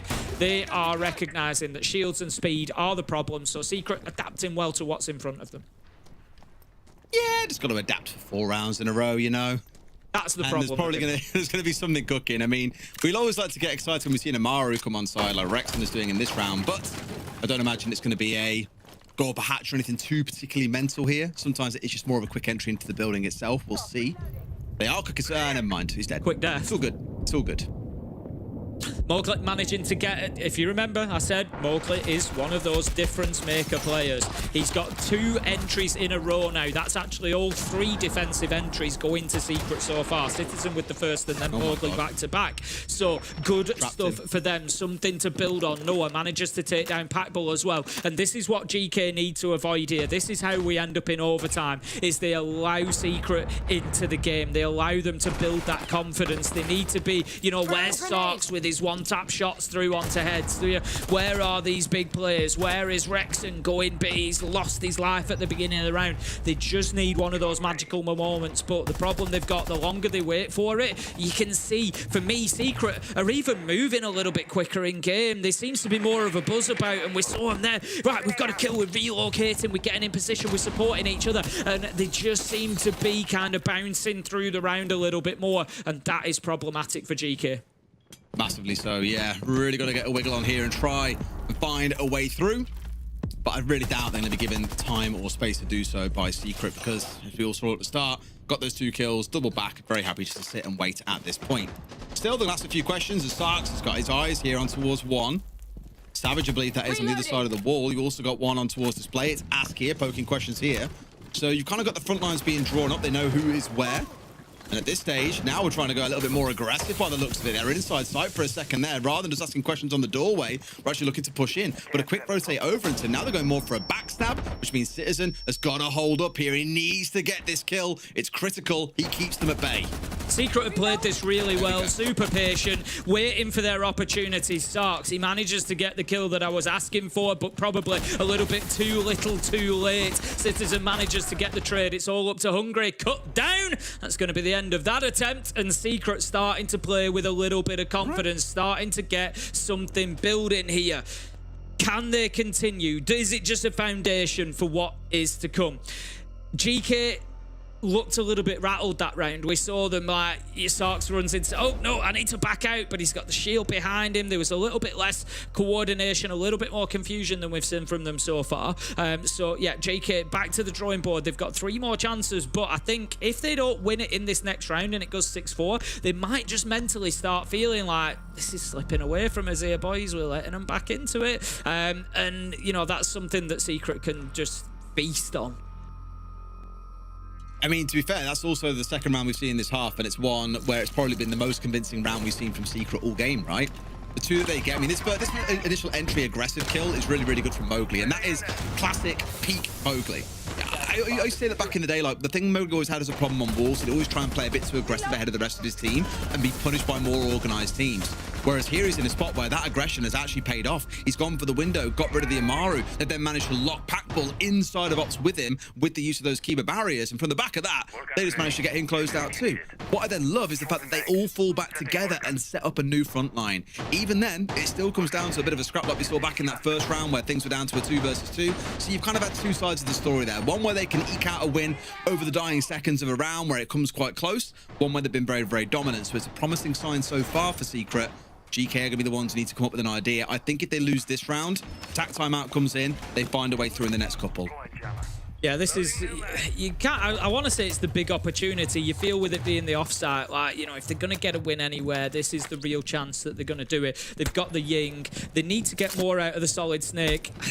It's a little bit, you can use him to clear the top floor, but the problem is you're not going to be clearing roamers with him. You're playing into a 4-man setup. It's kind of almost like using Solid Snake to try and go into sight and get kills. I'm not saying it doesn't work, it does, but they need to think about the use of it and how and where, and particularly what support he's got, because I dare say he's not going to actually give too much, I don't want to say valuable information, but I would expect them to already know where 3 out of 4 of these players are on top floor, because they've played the same setup. You know, there are areas that they will expect the defenders to be. So I don't know how much value they're going to get from that operator. Well, time will tell, Tim. See how it moves on forward. At least they haven't lost anyone inside the opening 60 seconds. Last time they'd lost a couple by this point, so it's a better start for GK overall. And all the intel work being done early on, also making use of the Candelas here. This is going to be a bit more of a G2 style play team where they all try and move in and flood in at once and overwhelm the side of Secret. They found one, but then lost Sarks in the process. Down go the Candelas. Nate responds onto a second with Rexman also falling. Secret for now hold firm. Yeah, Secret doing well there, not being rattled by that first kill. They are now challenging into the shields. This is the big moment for the round. Packbull taken down by the Nitro, and it's all up to the Blackbeard. Hungry needs to do some work here. He could well take a risk. It would be a big risk to try and pick Packbull up, especially now with that one coming out. They are looking for this kill, but they need to be careful not to thirst after it. They've got Citizen on the flank, though. They were just buying him enough time to creep up. Whew, there was a second there where I saw that going wrong. That just feels like a real classic Citizen end to a round as well. I love it. I love it. It was looking a bit chaotic towards the end there. And again, I like the idea out of GK. It's one of the things where when it works, they look like geniuses. When it doesn't work, they look like idiots or morons or whatever word you want to try and think of. But I liked the intent that they had. If it had come off, brilliant, the game is done. And like I said, I think if they failed with that round, you'd see a tap timeout coming on through to figure out how to get through it in the last couple of rounds. And that's exactly what they're going to go for here. See if they can find a way through and get this one wrapped up before Secret become too emboldened. Yeah, it's the big moment for this lineup now, isn't it? This is what it's all about. You know, they've got Shepard in there now. Look, we know Shepard's, you know, knowledge of the game is absolutely phenomenal. If anybody, you know, you would expect to say, look, here's a gap, here's an opportunity, here's how I think we can get this done and over the line. It's going to be somebody like Shepard. So, but he's new to the game as well in terms of being a coach. So it's a bit of a different ball game when you're trying to do these things without having your hands on the keyboard. But we'll see how much of an impact he can have. Of course, Twister has the same opportunity on the other side, despite it being GK who called the timeout. So Secret should be equally well prepared, and honestly, I think they are good. I think that they're a bit of a confidence team at the minute, and they're going to have taken a lot of confidence from those last couple of rounds, and they are now a very different beast to the one that we saw in the first half. I think it's also the side swap has really helped. Like Citizen, don't forget, since our rehost is now 7-2. Like, he was having a really dismal game since then. I think he was 1-4 prior to the rehost. And everyone else in the team is still negative at this point, even though you might not necessarily see it here in the game. Prior to the rehost, they were not having a good time. Whereas now, very much we've seen the stakes change, the sides have switched, and things are transforming. Like I say, GK, I think have got to stop them here before they really get momentum. Otherwise, I think if we get this one over the line for the side of Secret, we're probably going to see overtime. Yeah, I think I would agree. Once they've got the top floor to go back to, it's going to be very difficult for GK to find the space up there. I think they need to, don't think this as players yourself. You don't want to be putting the pressure on yourself, but now or never, get in there and get it done. Otherwise, you could be looking for a few extra. I'm not sure who's on which side as well. That'd be interesting because obviously the defenders have had, you know, a massive boost being on that side of things. So whoever comes into overtime, if we get there on the defense, could well find themselves with a serious advantage. But right now, we're going to have GK trying to get their way into the building. It's going to be direct into warehouse for the time being. Hungry on the shield is going to be the one trying to push in and take that space. Yes, and again, I imagine you'll see a similar approach from GK because for me, again, that wasn't an awful previous round. I think the way they approached it was good, just the end outcome, the end product wasn't quite what they were looking for. So let's see how we play things out. A slower start, chew your way through a bit of utility, get drones in there, figure out exactly what it is that you're coming up against, and then decide on the next move from there. They've got a lot of utility to play with and also a lot of ability to deal with would-be roamers or players that are isolated because they've got the Dokkaebi and the Deimos on side. And sure enough, there's a track coming through onto the Fenrir. He is down inside the site, as they all are, except for Citizen.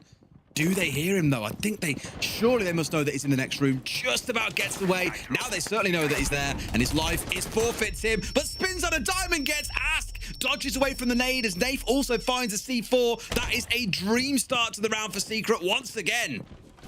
Absolutely what they needed. Citizen really proving his worth in this second half of things. Absolutely brilliant stuff. Nade goes in again just to try and dislodge him. This time it works. Rexon is able to get that kill. 4 versus 3 now, but a lot of the impetus for GK has been lost here. Sark's gone by the wayside. They've lost that call from the Dokkaebi as well. Ask's game continues to be quiet, and I just feel like I said, they have these layers. They have more that they can find, and they could just get somebody like Ask online for that one round. It could be the difference maker that pushes them over. But right now, with 45 seconds left on the board, Secret all back in sight. Not much work done to soften it up in terms of utility.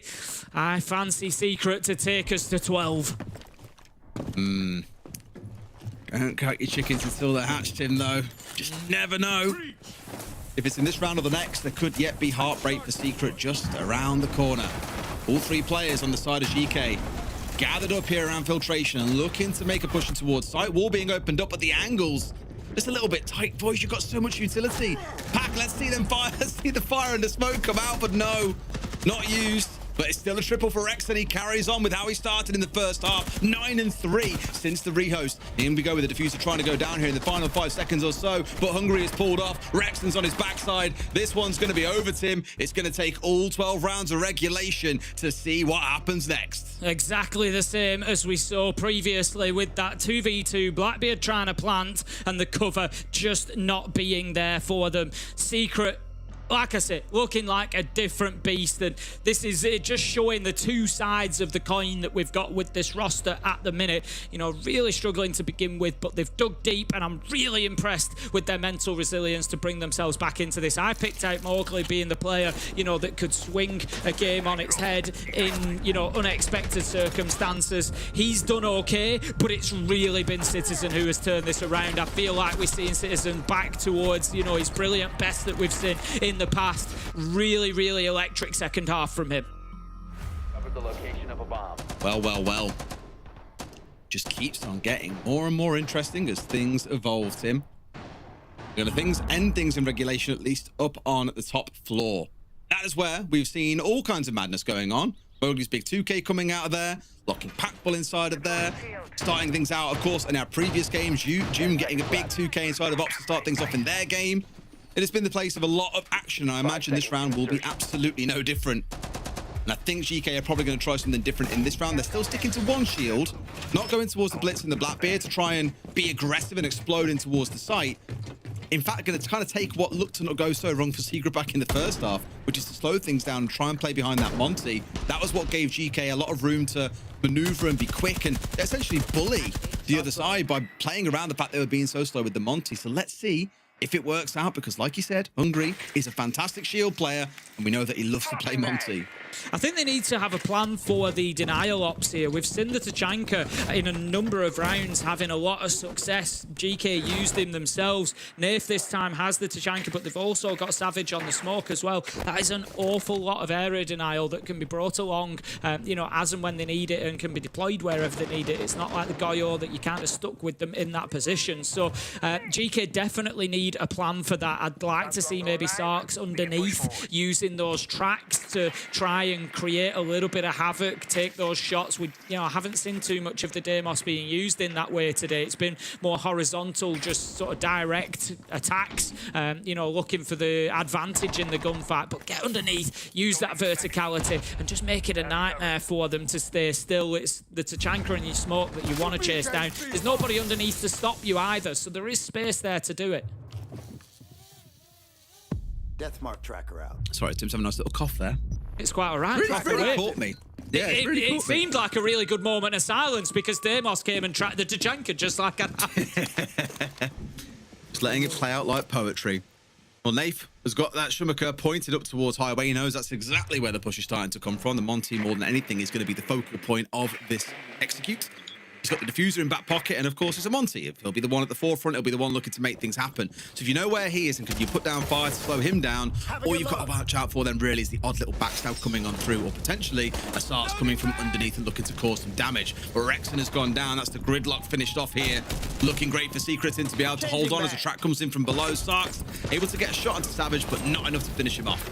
This is the problem that they've got. The denial is still there. I spoke about it at the beginning. They've been able to do nothing about the Tachanka, and it is now those Schumacher launcher canisters that are just backing up the Monte, forcing Hungry to dip away, just chipping away at that health. And then on top of it all, he's still got that big boy LMG to take the fights with. Noah manages to get Packbull as he steps around the corner onto Mezzanine. 5 versus 3 now, and it feels almost inevitable that we are going to see a bit more of this. I don't think anybody will complain. It's been an unbelievable matchup so far. Mowgli with a double at the end. Secret taking in flawless fashion. The big question on everybody's lips after 2-5-1 halves: who gets the defense in overtime, Des? Tim, you didn't properly say the line. We don't need it every time, Des. Oh, I don't know. We need to keep a bit of shine on it sometimes. See, even the observers are calling for it. This is ridiculous. No, I'm withholding it. Tease. Such a tease. Either way, that's 5 rounds in a row that we've seen Secret able to pull out the bag there. And this, if nothing else, this is one of those games that, again, just proves the point of there are 2 halves to a game of Siege. At the end of round 6, everyone looked at this and thought, man, Secret is so short. There is no way they can win this. Now we're staring down the barrel of OT, and it's very, very possible that they can win this. The only downside is, Tim, they start on the attack, but both teams have won a single attack in this game. They could well find their second here in OT. There is a world here where we see an entire 15-round game with only 2 attacking rounds won, by the way. That is very, very possible. I think, both teams maybe need to go away and have a look at their attacks. But I will also say, on the back of that, that I actually think both teams have defended very, very well. So I don't think it's necessarily always about that the attack has failed. It's that the defenses have been winning these rounds. They've been playing really well. Just in, great control of the map, very good understanding of layer, and I've loved to see it. We often see, though, fortunes flip when we get into overtime. We'll see this where we have 2 attacking rounds and then all of a sudden people just can't win a defense on the overtime. Let's see if that's how it plays out, because for me, Secret here, they carry a huge advantage. They've had all the rounds in a row, 5 rounds in a row, fighting against match point, 1 step at a time. They've brought it back to overtime. Their confidence is soaring right now, and it deserves to be, because they've been playing brilliantly. They have. They really have, and hopefully it carries on here enough to give them a bit of a result. At least the teams walk away with something from this game each, at least a point being guaranteed. Now it's that scrap over who gets to walk away with the lion's share and take 2 away from the game itself. Secret looking to kind of go back to some old ways here, and Savage being across on towards that Blitz. Noah's across on towards Snake, and Citizen also onto a bit of tracking capabilities himself with the Deimos. Really think it's about how these rounds start. I was going to say that is the big piece, because Rexon has had such a good first half, as we remember, alongside Sarks, but he's been deleted at round start here. Not a good start for GK. It's the loss of this army as well. We saw Rexon previously playing that desk position. Look at this. They've walked in. Secret are running over him now. GK have crumbled, and it's going to be another flawless round. This is going to be back-to-back without a single kill for GK. It's all up to Ask in a 1v5, and I'm just not sure he's that guy, Des. He's going to be cut down by Nif, and that is going to be another round 6 in a row for Secret now. They've woken up, and they are starting to answer the questions I was asking about this roster. Are they top 4? Are they not? I still don't quite know, but they look a lot more like they might be right now. It's very crucially for me, Tim, winning an attacking round as well. That's the big one that, like I said, someone's got to find a second attacking round somewhere. Otherwise, this defaults towards being a GK win. But Secret have come out there and found it. This will be one of those classic games now where you're going to see GK come out, they'll win their attacking round, and then we're just like, great, so now where are we at? We've had so many games that you and I have cast like that where it's been really dominant towards one side and like, oh, well, we can only assume that OT goes this way and then that way. And then it happens to be the exact opposite. And maybe, just maybe, we get that in round 15 and we have to see all 15 to see who wins. Okay, then back up to the top floor we go. Can GK emulate what Secret have done and take us to round 15? I think it's not really, as I've said, about attack and defense anymore. This is about momentum. And right now, Team Secret are an unstoppable force. GK, it's time to be the immovable object or get run over, I'm afraid, because that is the position that they find themselves in. Secret, one more round will get them the win here. GK, they've got to do something that they only managed once previously, and that is get a successful attack. If anything stands as a good omen for them, I can tell you that it was up on this top floor that they managed to get that win. The omen has been set. Is it good? Is it bad? We're about to find out. Shields really have been the dominant kind of theme of the day. I think we've had one in every single round so far. I'm just kind of scanning my eyes up and down. I think the only round we didn't see one was in round 3. Otherwise, there has always been at least one, often 2, with the vast majority of these rounds, Tim. Colour me shocked. Well, exactly. It's kind of par for the course at this point. We've got the Deimos with 3 tracks available, as we saw importantly, the Tachanka being one of them. I spoke about this denial previously and not being able to deal with it. It's something, it's a question that GK have to answer here, because if they don't, they will lose this round. We saw previously how important it was. That wall's electrified. They're going to lose one Selma charge on there by not throwing it quite far enough across, but ultimately get the job done and get that breach onto Mezzanine.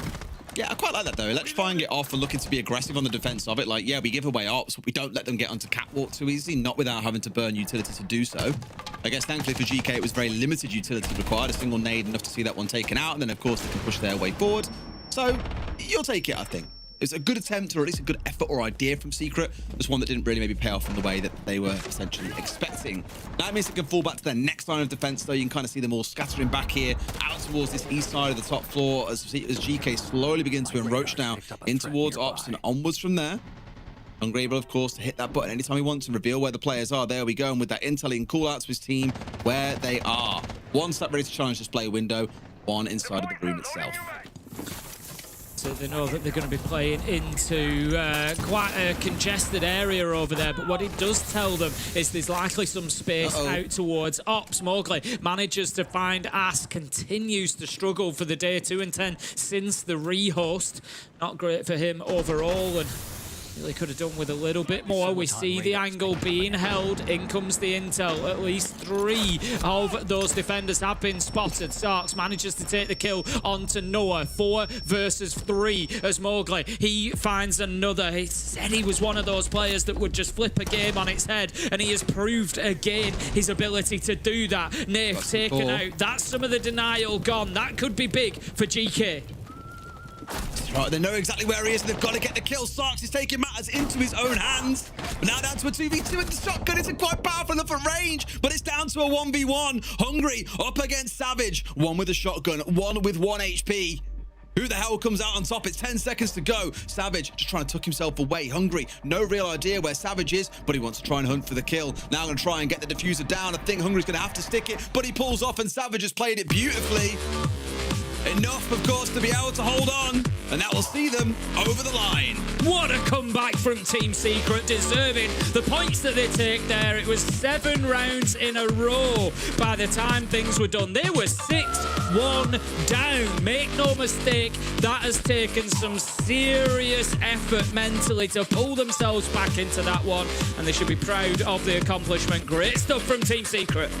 Heartbreak for GK as well. Being up 6-1 and losing like that is going to sting for a while, but that's just how the cookie crumbles sometimes. We'll go to a break, and when we come back, our desk break it down for you.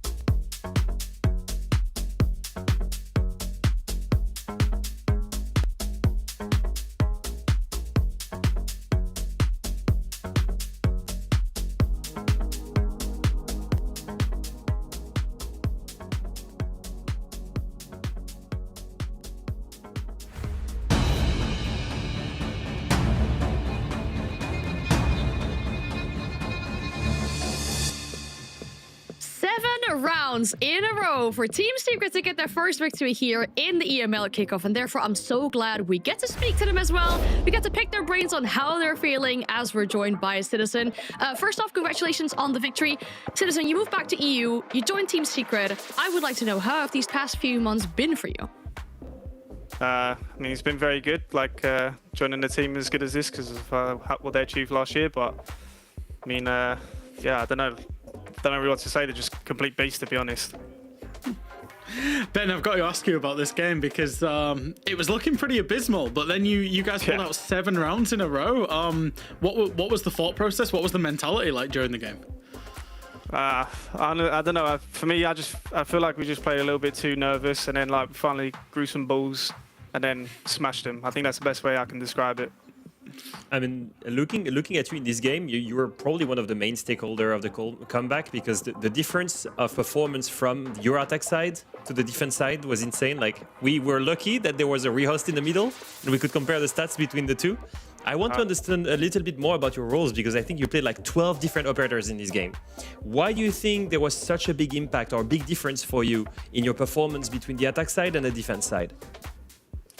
I mean, just kind of knew how they were going to play. Like, they're going to play like just crazy. They banned Warden, made it obvious how they were going to play. So we just played into them, played aggro at the start. Like, Mowgli was getting some good kills, like 3 rounds in a row, like kicked us off. And I think that like getting that early pick gave us like a boost and gave us more confidence. And then obviously kept winning more rounds and kept getting more confident. And yeah, I think that's all it was. That's awesome. Tomorrow's kind of a big game for you guys as well. You're playing against Falcons, against a player that left the team that you're currently in. How do you feel about that one?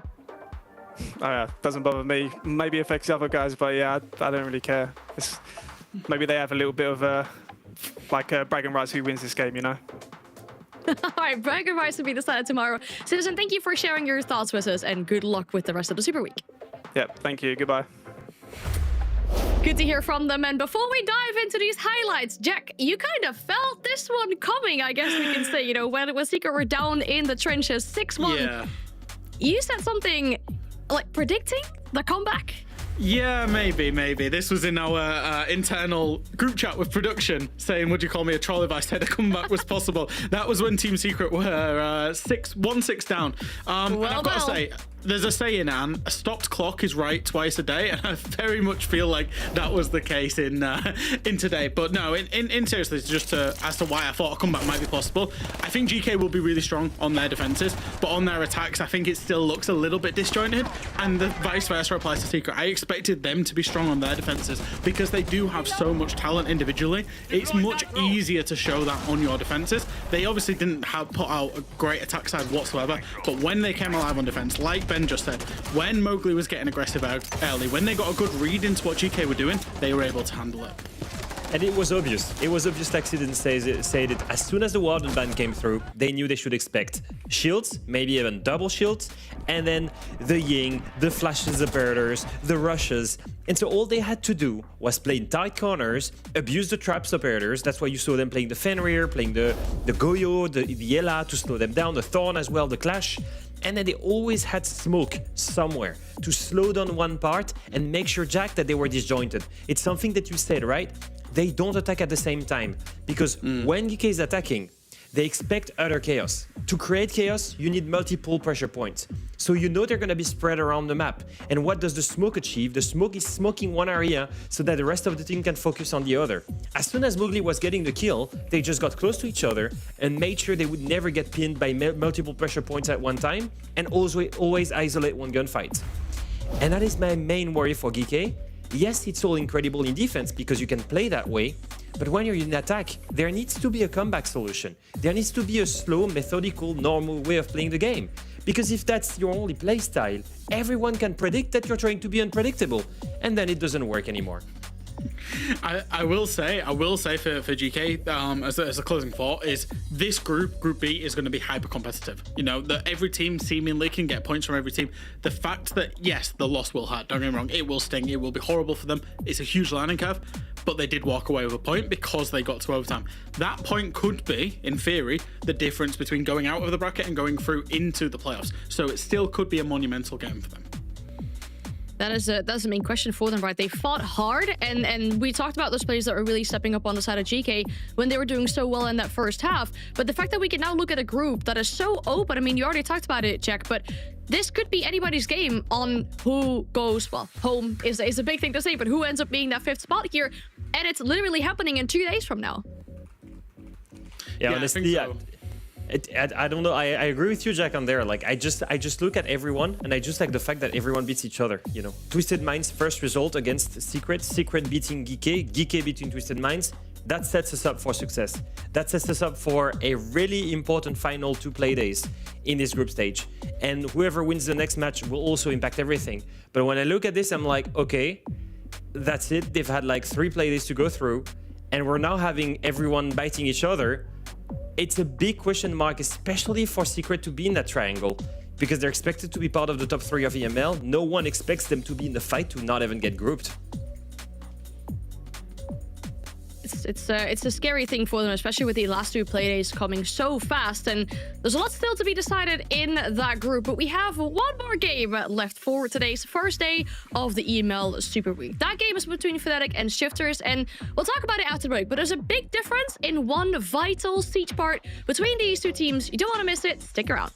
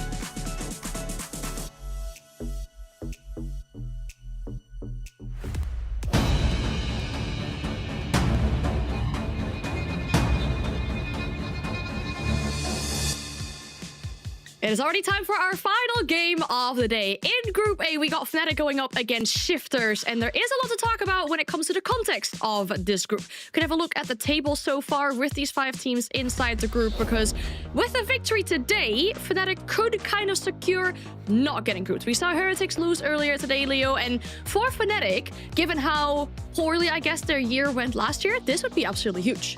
Yeah, it's a sad way to see things, but yes, not getting ripped would be absolutely amazing for these guys, because if you look at the performance as a partner team, obviously, if they didn't have that organization behind them, they would not be in tier 1. So the fact that they're in a group of a team that struggles so hard and has been destroyed by every single other teams makes it so that if they win here, that's it. They can have a bit of a breather and they can make sure they go to the playoffs. And there's one thing I want to compare between these two teams, especially when it comes to the entry point. We talked about it a little bit before. There's a big difference in fast versus slow on these two teams, Jeff. When we look at the statistics for the entries, we're noticing a very fast versus a very slow team. Yeah, so this is the clock, the time on the clock on average when these teams are getting in an entry engagement. For Fnatic, it's about halfway through the round. And for Shifters, the one time that we've seen them, it was very, very fast. That was last week when they went up against Heretics. They were absolutely kings of entry on that bank. It was really, really good for them. They converted every entry kill into a round victory. For Fnatic, it's obviously the stats are a little bit slower. They're giving some rounds away. And I think that's what you'd expect for a team that's maybe made 2 changes, don't really necessarily have a direct IGL. There's a lot of voices going on in the team. You'd expect them to take a little bit more time to get their plans in place. Yeah, and also, you know, it's not unexpected from a team also that has struggled, that has played 2 games where they lost 1, that you're going to see them struggle a little bit more than in attack. As a reminder, comparing these 2 stats, obviously Shifters won 7-1, so their stats are going to be a bit inflated from that. But still, slowest team in the tournament, or in all of EML versus the fastest one. We'll see how the clash of speed will go. This Fnatic roster, Jack, I know you always have a soft spot for them. I think they still have a lot of things to prove, though. Yeah, I don't know if that soft spot's still there or not. I think, you know, they have a lot to prove. And I think them picking up a victory last week, as we saw in the group context, was massively important. I think it will give them some confidence that they can kick on from here. The fact that they will, you know, more or less be certified into the bracket, and it's just about which position they're in, especially considering they're in a group with a lot of good teams, is absolutely vital for them. Oh, it 100% is, and especially with these opponents in their group, for example, Shifters. And like you two mentioned, we only saw them for 1 game, but that game was definitely an impressive one. A 7-1 victory, and there's one player in particular that we need to praise. Their newest addition to the roster, Leo, Blaz, has been performing. Yeah, he's been absolutely incredible. He's been such a great asset for this team. I think one of the key players in that victory, 7-1 against Heretics. And honestly, such a good fit for the team. 12-3. That is 1 more kill than Zoom's debut, by the way, which is, I think, a miracle in itself. We'll see how it goes today against a team that has more experience, has players that have played in Tier 1 for multiple years. It will be a different kind of opponents today. But I think that Shifters have had the perfect schedule. They started by, on paper, the weakest team, and they go on, before facing the big ones in their group, the G2s and the VPs, they go on facing a team that should be, again, one of the lower caliber if you take into account the performance in the last year. It should be perfect for this team to slowly grind their way and make sure they secure that playoff spot. Yeah, I think they've had a little bit of lady luck from the schedule, but I think they're capitalizing on it perfectly. They had the whole off-season to prepare for the 1 game against Heretics last week. They then get a full week to prepare for Fnatic this week, which in theory is the 2 weaker teams they would go against before playing Virtus.pro, before playing G2. So I think for Shifters, especially because we know their support staff like to counter-strat. They like to, you know, create very specific and deliberate game plans for their opponent. Giving them a week's notice between the games is really, really important. That being said, I was so impressed by Shifters last week. Their entry was fast. You know, Freck was supported by Robbie, by Lasmo, and Blaz came in on settled roles and looked really, really good. So I'm quite excited to see from Shifters, can they back up last week? That's still going to be the main question for this one. I saw some map blueprints earlier on one of the player cameras, so I was kind of trying to see what map we were going to because of that, but unfortunately I can't read the blueprints very well and it was impossible to see. I'm glad we're seeing this now. It means like we're going to bank check. Yeah, we're going to see Bank. So this is the second time in 2 maps that we're going to see Shifters go back to Bank. And for Fnatic, as an organization, we've not really seen them play it inside of Tier 1. However, the core of this roster played a lot of Tier 2, Tier 3 as well, and qualifiers. They did play it, and it was a very big staple for them. One thing that I will say is for Fnatic, it's probably a very different Shifters that they'll see on Bank to the one that they saw last week. So they need to be careful not to get drawn into how much they saw from Shifters last week, because that was probably a very deliberate and one only in terms of the game plan. I think Fnatic's game plan is very clear, though. You don't go back to a map where your opponent just won 7-1 1 week before without a counter strat in mind. I think they heavily prepped that one. My only question mark is Deadshot was out in Poitiers playing Gamers Assembly for the whole weekend, so he was probably not screaming with Fnatic. I don't see how he could have done it. He chose to go play in Tier 2 LAN instead. So big question mark. If you're going there because you're counter-stratting, but one of your key players is not there to prac with you, I don't know. I thought that was such a weird one. We'll see how it goes. We'll see if that impacted the team in any way. We'll see if the counter-stratting is one of the reasons why they chose to go to Bank, or if in the end they just wanted to go there because they have a good map. But that is a big question mark for me. You'll know all about this as well, Leo, but like especially the BDS core / Falcons core, when they went and played Gamers Assembly, and they have done for the last 3, 4, 5 years as core, they play it with their friends, they've always struggled that EML play day right afterwards. That's where we've seen them have the upset losses. So I do agree with you there. You know, the priorities in my mind should be EML, so we'll see. Wow, okay, we can't be going in too hard on them before we see this game happen. And I know that you can hear me, you say we're excited for this game. The good news is it's ready, so take it away.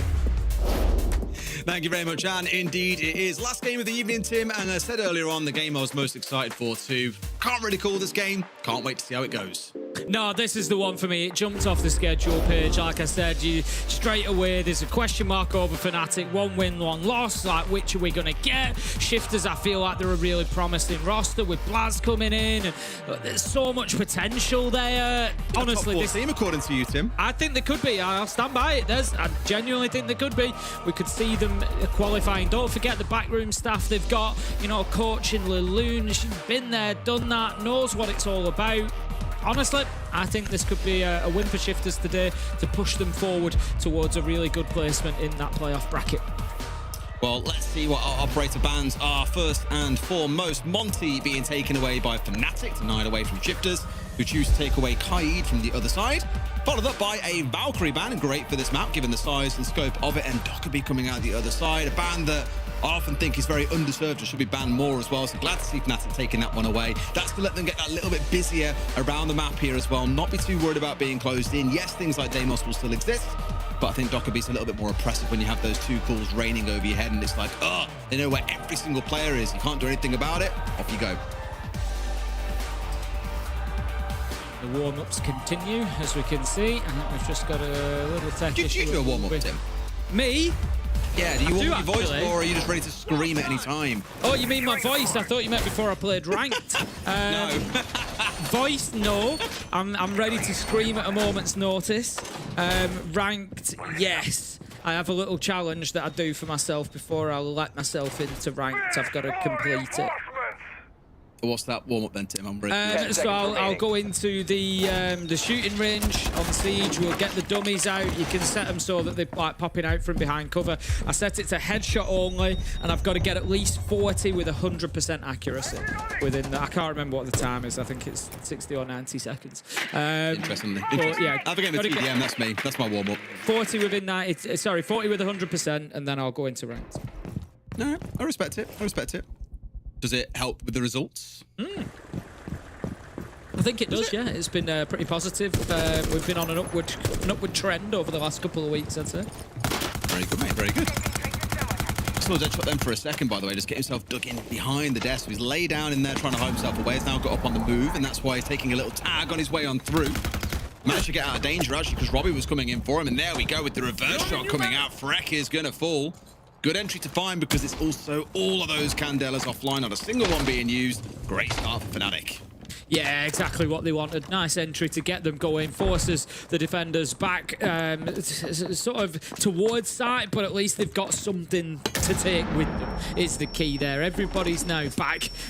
So kind of Shifters, you know, the job is kind of done, but you don't want to be losing the Ying just to buy yourselves access to the map. It's not a good trade, to be honest.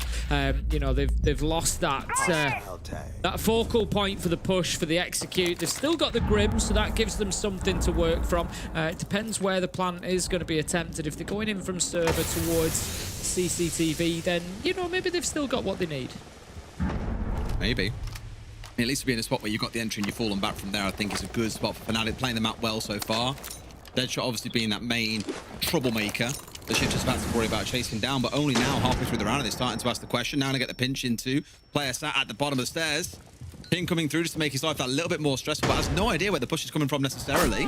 Needs P4 to come and double up here, but Blaz, he's gone a little bit too soon there, Tim, and that means Deepek can afford to just take a 1v1 here, but no! Doesn't step out for the swing on towards P4, who's happy to finish him off, but a lot of the damage has been done. No hard breach gadgets available means they can't get that default wall opened up. They're gonna have to go and do it the old way, Tim, by just walking in through that door and trying to stick a plant that way with a man disadvantage. Yeah, poor timing from Shifters there. We saw Blaz kind of sitting, waiting, thinking, where's my challenge coming from top blue stairs? We need to make sure we've got the pinch. They got the outcome anyway, but they'd have much rather done it without losing a body along the way. We see the Grim Bees going in, but the Tachanka, Shumiker canisters are still raining into sight. They have to take the drop. Managed to down one, but that's all they can do. However, with the final kill, that's going to be Fnatic taking round one. Very cozy first round at that as well. Yeah, I mean, really, it came down to Deadshot being the nuisance out on their own for the most part. Always felt like he dropped away at just the perfect time. Almost getting tagged up when he came off the top floor, for example, managed to escape and then get a kill onto Frek. That was the big one. And then just when he was about to get rounded inside of Elevator, he drops down into sight at that point. And then the rest of the team then played things out inside of the basement very, very well, with over half the round still to play. Great stuff. No real major notes.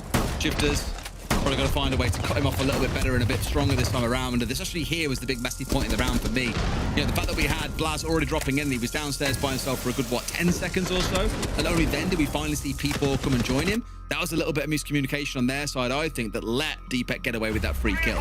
Yeah, one's gone too soon, one's gone too slow.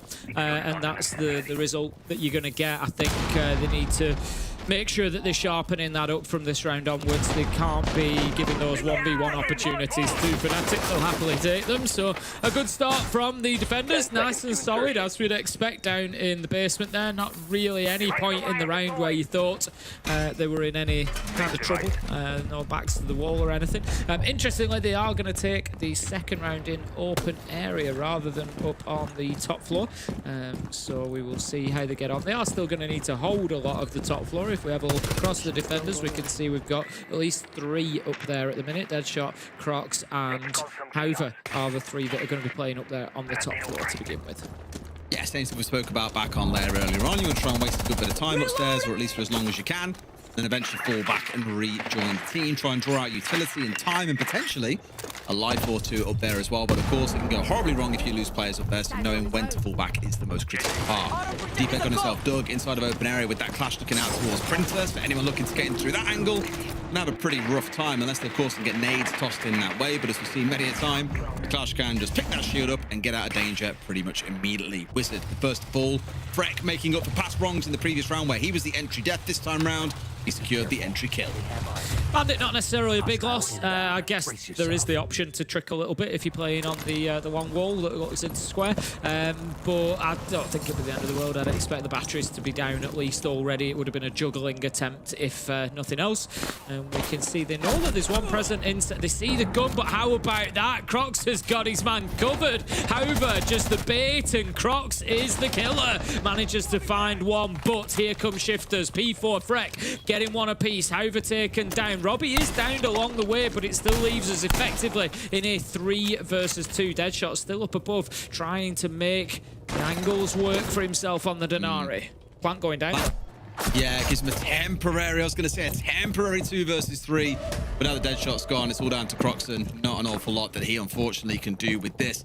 Has all 3 smokes in back pockets in, but really they need to be coming out sooner to stop the push in from Shifters rather than something being held until the very, very late round. But he wasn't really in an ideal position to be able to use them, to be fair. I think just been caught with their pants down a little bit by Shifters here. Tempted to kill coming out of Croxon, but P4's all too ready for it. Shifters are on the board. I think it was, you know, worth a try going to the third choice site, sort of mix it up a little bit, maybe catch them on the back foot. You know, the attacker repick, it makes it difficult to, you know, gain too much value from that because you see it's a different site. You change up your lineup, you go, you know, that's the one that we need. So I think we will see we'll see Fnatic go up to the top floor now. But yeah, a nice steadier there for Shifters. They got themselves much more comfortable in that round, and there wasn't really too many points where I think they were troubled by Fnatic. So it's largely the same as Fnatic did to them back in round one. I think it's, you know, one good blow each, and we will see who continues to land more as this one continues. 1-1. All right. A little bit of something shown by us both sides. Someone's now got to break that deadlock in the first quarter and get themselves 2-1 ahead. Now, the top floor is one of the sides we tend to see be more an attacker leaning as well. So for Shifters, maybe you're fancying their chances to see this one done. They did spend a lot of time, of course, chasing Deadshot through the map back in round one. That was what cost them a lot of time, and also saw them losing a couple of players relatively early on. They won't have to worry about that here. So with it being a more direct towards site kind of focus, and definitely more about the team play, on paper, I would say you're giving the advantage towards Shifters for this round. Deadshot going to be holding that tight angle out onto the rappel. Is he going to get any joy? No, I don't think P4 is going to entertain that one. Just needs to stay away from it entirely. Oh, no, he's gone past it. Blaz will bring along the Hibana to breach the wall that will give access down long past the vending machine, I would imagine. That's going to be his focus, get that one opened up. It is currently tricked by the bandits, so they're going to have to do something about that. Just looking across the options that they've got, it's going to come down to an aid going in there, really. They've got the pocket EMPs from P4, but not going to be an easy one to do at that range necessarily. He's down on the window. It should be doable here, but it's definitely trickable if Crocs is playing on the wall, which I think he is currently. For now, he's ready to step out and go for a trick if required, but of course you've always got the risk of nades coming sky high up from downstairs, and Lasbo might be the one looking to get in position to do just that. Working his way underneath the camera. As long as that frag goes skywards, then of course they can look to try and get something over there. So is Blaz in a spot to be able to do this? I think he is as well, to be able to get things opened up. He's surely not just going to walk straight up here, is he? Looks like he is. He's going to go for it instead and try and get a freebie. But instead, he is dinner. However, getting him. I really thought for a second a nade might do the job. They, of course, went with the micro EMPs instead, but nades might have been enough to make Croxon at least move away there. And now that's kind of the surprise factor in the round gone. I think we've just heard the sound cue as well that tells us that the X-Kairos pellets were tricked away, so I think Crocs is good to keep playing himself at elevator. I'll stand corrected if we see otherwise, but I think they've managed to keep that position secure at least. Great setup from Fnatic. However, was ready for that push. It was, you know, worth a try, I guess. It's maybe the sort of thing where you've seen them play this previously and you look at it and think, you know, they sometimes leave that little bit of space at the top of gold stairs, but they did not get away with it. 4 versus 4, and however, very low health, so Fnatic, you would have to say, kind of on the back foot a little bit, but having elevator position secured. How about that? P4, beautiful shot, picks up Crocs, and that's going to give up what they'd gained by keeping hold of the elevators. Nice.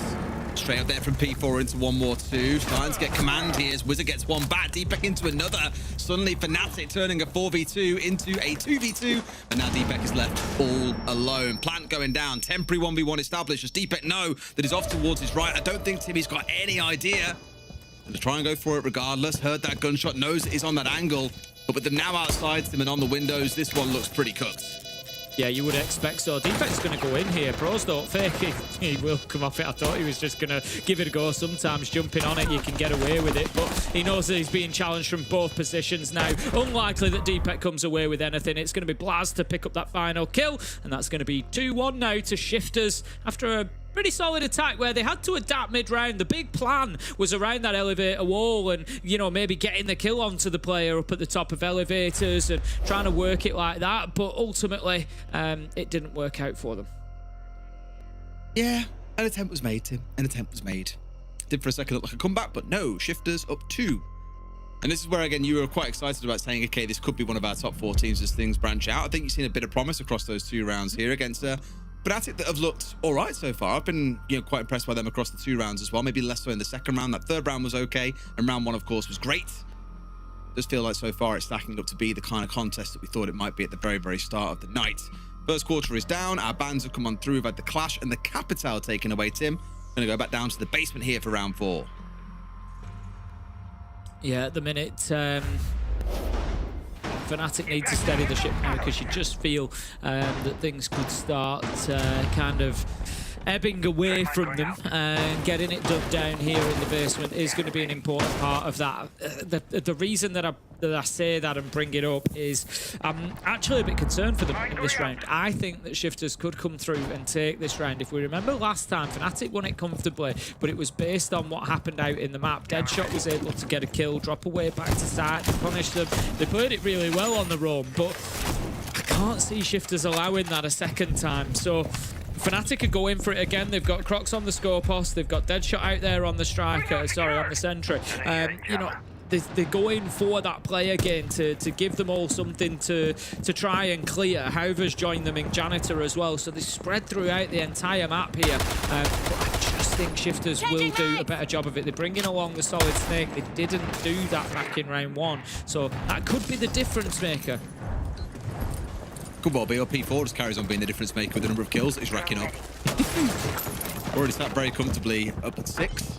A player that, you know, we spoke about historically, and when we'd speak about him, he's either the kind of guy that's going, you know, 10-1 or he's going 1-10. It was always quite hard to place exactly how he'd deliver and perform, but you know, you spoke about Leland earlier on. She's always clearly backed him. He stayed with her through so many iterations of organizations and teams at this point.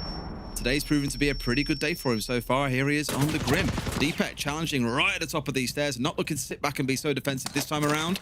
Don't imagine Shifters will make the same mistake as last time and look to give him an easy 1 versus 1, which is maybe why you're seeing him go that little more aggressive to try and control ground for a bit longer.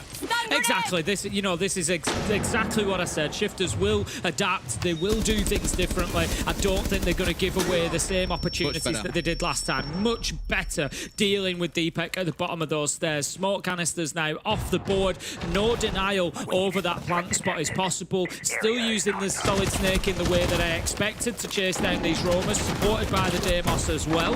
Hauver's trying his best and has a phenomenal time out there. Manages to get Robbie with the shotgun. Freck onto Deadshot to level things up. 3 versus 3, but Fnatic now need to think about getting themselves back to site, which they've done, and steadying themselves. They've got to set up now for the rest of the round. The Shifters have done a better job this time as well. They haven't made the big mistakes they were making back in round 1. You know, letting Roamers be an absolute nightmare for them. 2, then in the massive misplay around Deepek on blue stairs. They've dealt with that part of the map. Now, I was about to say they're not in an awful spot with the amount of utility they have on side to make something happen here, but now they're down to a 2 versus 3, and you've got Croc above. This is looking ugly. I don't know what's gone on with Wizard there. He was at the bottom of blue stairs. He was playing the Fenrir. I think that he's played off the FNAT there to get a kill, and I think that Shifters maybe haven't drawn him. You certainly can't lose 2 to him there, which is exactly what's happened. Freck had already let go of the nade, so it does deal with the situation and takes him out, but they're now in a position where he's got to go Lasmo 1v2 here. He's got Diffuser in hand, but yeah, losing those 2 bodies to the Fenrir, I can only imagine there's been a lack of droning. How about that though? Manages to get a kill with a nade and can start going for a plant. Surely this is dealt with. Impact nade comes out. Still 1v1. Crocs gonna try and hold above, but he's had to drop because of the potential for a relocation. Oh, it's the bait. No! Oh, always nervous when the defender in that situation tries to go for the fight, but he does come out on top. For a second there, I really thought Lasman might have his number as he come off the diffuser at the perfect time, but no, not quite going to go their way. And it's going to be Fnatic bringing things square. Yeah, I think Shifters have kind of got what they asked for there. Like I say, I'll certainly be looking back after the broadcast is done what happened there on blue stairs, because like I said, that's a really smart play by Wizard. I want to give him credit where it's due there. So Deepek dies and Wizard heads in there.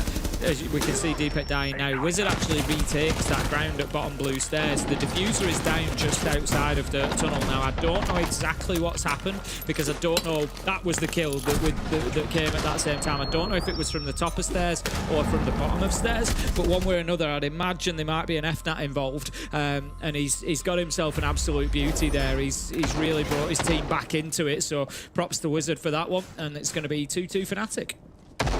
All right. Now we have a game on our hands, Tim. Let's see where it builds up to from here. Fnatic can carry on, because let's forget, they've won their 2 defensive rounds down in that basement. This is next 2 sites I'm a little bit nervous about for them. It's where Shifters have generally looked more in control. So, what are they going to change up? What are they going to do different? Immediately, my eyes obviously jump towards things here, like the mirror on side and the castle and the Azami. All 3 architects being brought out. We're not seeing a clash being stepped along as we've seen previously either. So they're really trying to hunker down here and make this site that little bit harder to break into. Even actually seeing, of course, this mirror window being used on the upstairs. I think he shot it out. We got it. He did. Just as the shot drone was taken out as well. So that's unlucky timing for Fnatic, but they are looking to hold quite aggressively upstairs here. That's a fraction of a second involved there, because I thought he'd missed it. I thought he'd got the drone in time. But no, the mirror window has been lost inside of Janitors. That's quite a big loss for Fnatic there. It's a big piece of your utility that you're trying to play behind for a top floor hold. So well played to Shifters to get that done, and it's going to make it a little bit easier to go in and take the top floor. Deadshot does take down Robbie. Crocs takes damage along the way as well. That's going to leave us now in a 4 versus 5, 3 versus 5. Wizard doing great work for his team and putting the Solace. We saw those recent buffs. She's certainly come back into favour, and you can see why. It's a funny one with Wizard, because I remember when him and Stompin both appeared around about the same time, Wizard was kind of also heralded as this like godlike player that could have really shone. And it's not to blame the rest of his teammates for this, but Fnatic have obviously meandered through with their rosters over the last year or 2 now. It's never really quite worked out for them. But Wizard has still put up pretty decent performances throughout that time. And I'm always keeping my eye on him to see, at some point, does he move to a bigger team? Does it work and click with Fnatic to the stage that he really gets to pop off? Of course, we'll see. And it's easy to say while he's playing well in this game, but always got my eye on him. Always very keen to see how he does. Gathering a little bit more intel, actually going to send the shock drone in, just deciding maybe they don't quite know enough of what is going on. We hear the boogie drone going off above. That moves Deadshot out of his position, so creating a little bit of space and a little bit of chaos here. Blaz takes advantage, but not as much as he might like. Deepak there for the trade, and Fnatic holding on. 2 versus 3 now. They've got the castle at half health, but other than that, they are sitting pretty. Flash goes out, and he's actually going to get his teammate there. P4 taking the brunt of it. Deepak takes him out, and it is now 1 versus 3, all up to the Ram. Surely they will know where Lasmo is coming from. He's going to take a little peek around the side, announces his presence, make it 3 for Deepak in the round, and it's going to be Fnatic 3-2 up. But you do feel that they would really need round 6 here before they go onto the attack. Yeah, it really depends on which kind of map we're going to see, right? We said this all night long, like, is it attack leaning? Is it defender leaning? We saw a very defender leaning lair, which we're not very used to seeing. So I'm curious to see which way Bank goes here. Typically is an attacker leaning map. If they can get a 4-2, I think Fnatic will feel very, very happy, because as we heard the Death saying, you don't step into a map that you've seen a team win 7-1 unless you specifically set up a whole bunch of counters. So I think when we actually see Shifters go on the defensive side of things, Fnatic are going to have some really cool stuff up their sleeves on what they can bring out and how they can try and overcome their opponents here. For now, like you say, though, I want to see them get this one done. If they get a 4-2, it'll feel great. A 3-3, I think Shifters will feel pretty comfortable. Top floor it is then for the final hold from Fnatic. Make sure that you get the default cameras this time, Shifters. They did give them the opportunity last time around, but they weren't able to take advantage. We're going to see the Bandit play again, however, on the Tubarao to support. So we do have the Ace being brought along instead of the Hibana for that range breach. We've got P4 on the Thermite. Now, if you bring in a Thermite for a top floor take, generally we would expect some top square action, because that's the only place that Thermite's realistically going to breach from. So we would expect to see Shifters taking top square control. I think they just want to lock down that long angle, so that's why they brought Blaz on the Ace. Try and get the elevator wall so that they're not getting swung too easily from kind of stock and janitor corridor. As it is, Blaz actually over here, they might ignore the elevator wall. They don't necessarily need it. If they can just get P4 in under the default cam in square, open the wall up there, that's all the access that you need realistically. As well, for now, nothing too crazy inside the opening 40 seconds or so has been the team as you might expect. Drones raining on through, figuring out exactly where these Fnatic players are playing and therefore what the strategy needs to be. All eyes really got to fall for me on towards Lasmo here on at that Ying. There's no Warden on the other side. You haven't always got to make use of those Candelas to execute either. A lot of the time it can just be for clearing out parts of the map. You toss that in towards vending, for example. Anyone in that area is either forced to hunker down and pray they don't get jumped onto and shot, or they have to turn tail and run. They have to get out of the danger zone. So maybe here it's a good way for Shifters to get some map control before they start looking at the site itself. Robbie manages to open things up with a nice entry. That's the Bandit gone, 5 versus 4 now. And Hauver is going to find himself in a slightly trickier position because I think Crocs was kind of backing him up from that elevator's position, but he's now going to be all alone in stock corridor, has taken some damage as well. 1 minute 30 left on the clock. We've got the wall open. P4 has got his job done there. He's back out onto the rappel and just watching that long angle and through sight. So right now, Shifters are doing a good job on preparing themselves to put the plant down. They just now need to take out those last few final steps. Those last few bits of utility that could stop them to create the space. And they'll be in and doing it. There go the Candelas. Can they find any more kills? 5 versus 3. There's a dug in here. Very much in a rock and a hard place. No matter where he goes, there'll be guns waiting for him. It's a bit of a chess stalemate because they can't easily force him out of there just yet. You also got the support of Deepek underneath, which is a really cool spot to be in here, being able to feed out on what's going, and that enables Wizards to at least here secure a kill onto Blast. Smoke's now being deployed to help protect another angle at the same time. Shifters trying to get a shift on here, Tim. 4 of them still standing against 3, and surely they should have the man advantage. Yeah, we can see the Toxic Babes doing their job. Wizards having a great game and continues to do so, as is Hauver stepping up to tier 1 in a big way the last couple of play days. Manages to make it 5 and 4 on the day with an important double that swings the man advantage back towards Fnatic. And now Shifters are scrambling. They've got themselves inside, but they can't put the diffuser down because everybody's just too close. You see him led prone. Manages to take down Hauver. Maybe that's the space they need. The Solace underneath, though. This is going to be the game winner. You can see them taking the challenges, but Robbie manages to get the counter shot, takes down the Solace, and Shifters somehow hold on to a difficult situation. Oh, that's unreal. Wow. I think the impact really gave the game away there. Could have sprayed through the soft floor and likely found a headshot onto the planter, but of course he's not to know that. He doesn't know the orientation of the guy who's getting the diffuser down. But it's enough to feed over to the last second and punish them for it. What a way to end the half. Let's hear what our Des thought of it. It is definitely a way to end that first half here, and we're looking at a first half that could have been so much more dominant for the likes of Fnatic. But it's also, Jack, we can always trust Fnatic to give us some of a content round. Yeah, the round I'm going to show isn't the last round that we just seen, but that also could have been the same thing. Fnatic managing to, you know, grab defeat from the jaws of victory in their rounds. They've got a default camera here.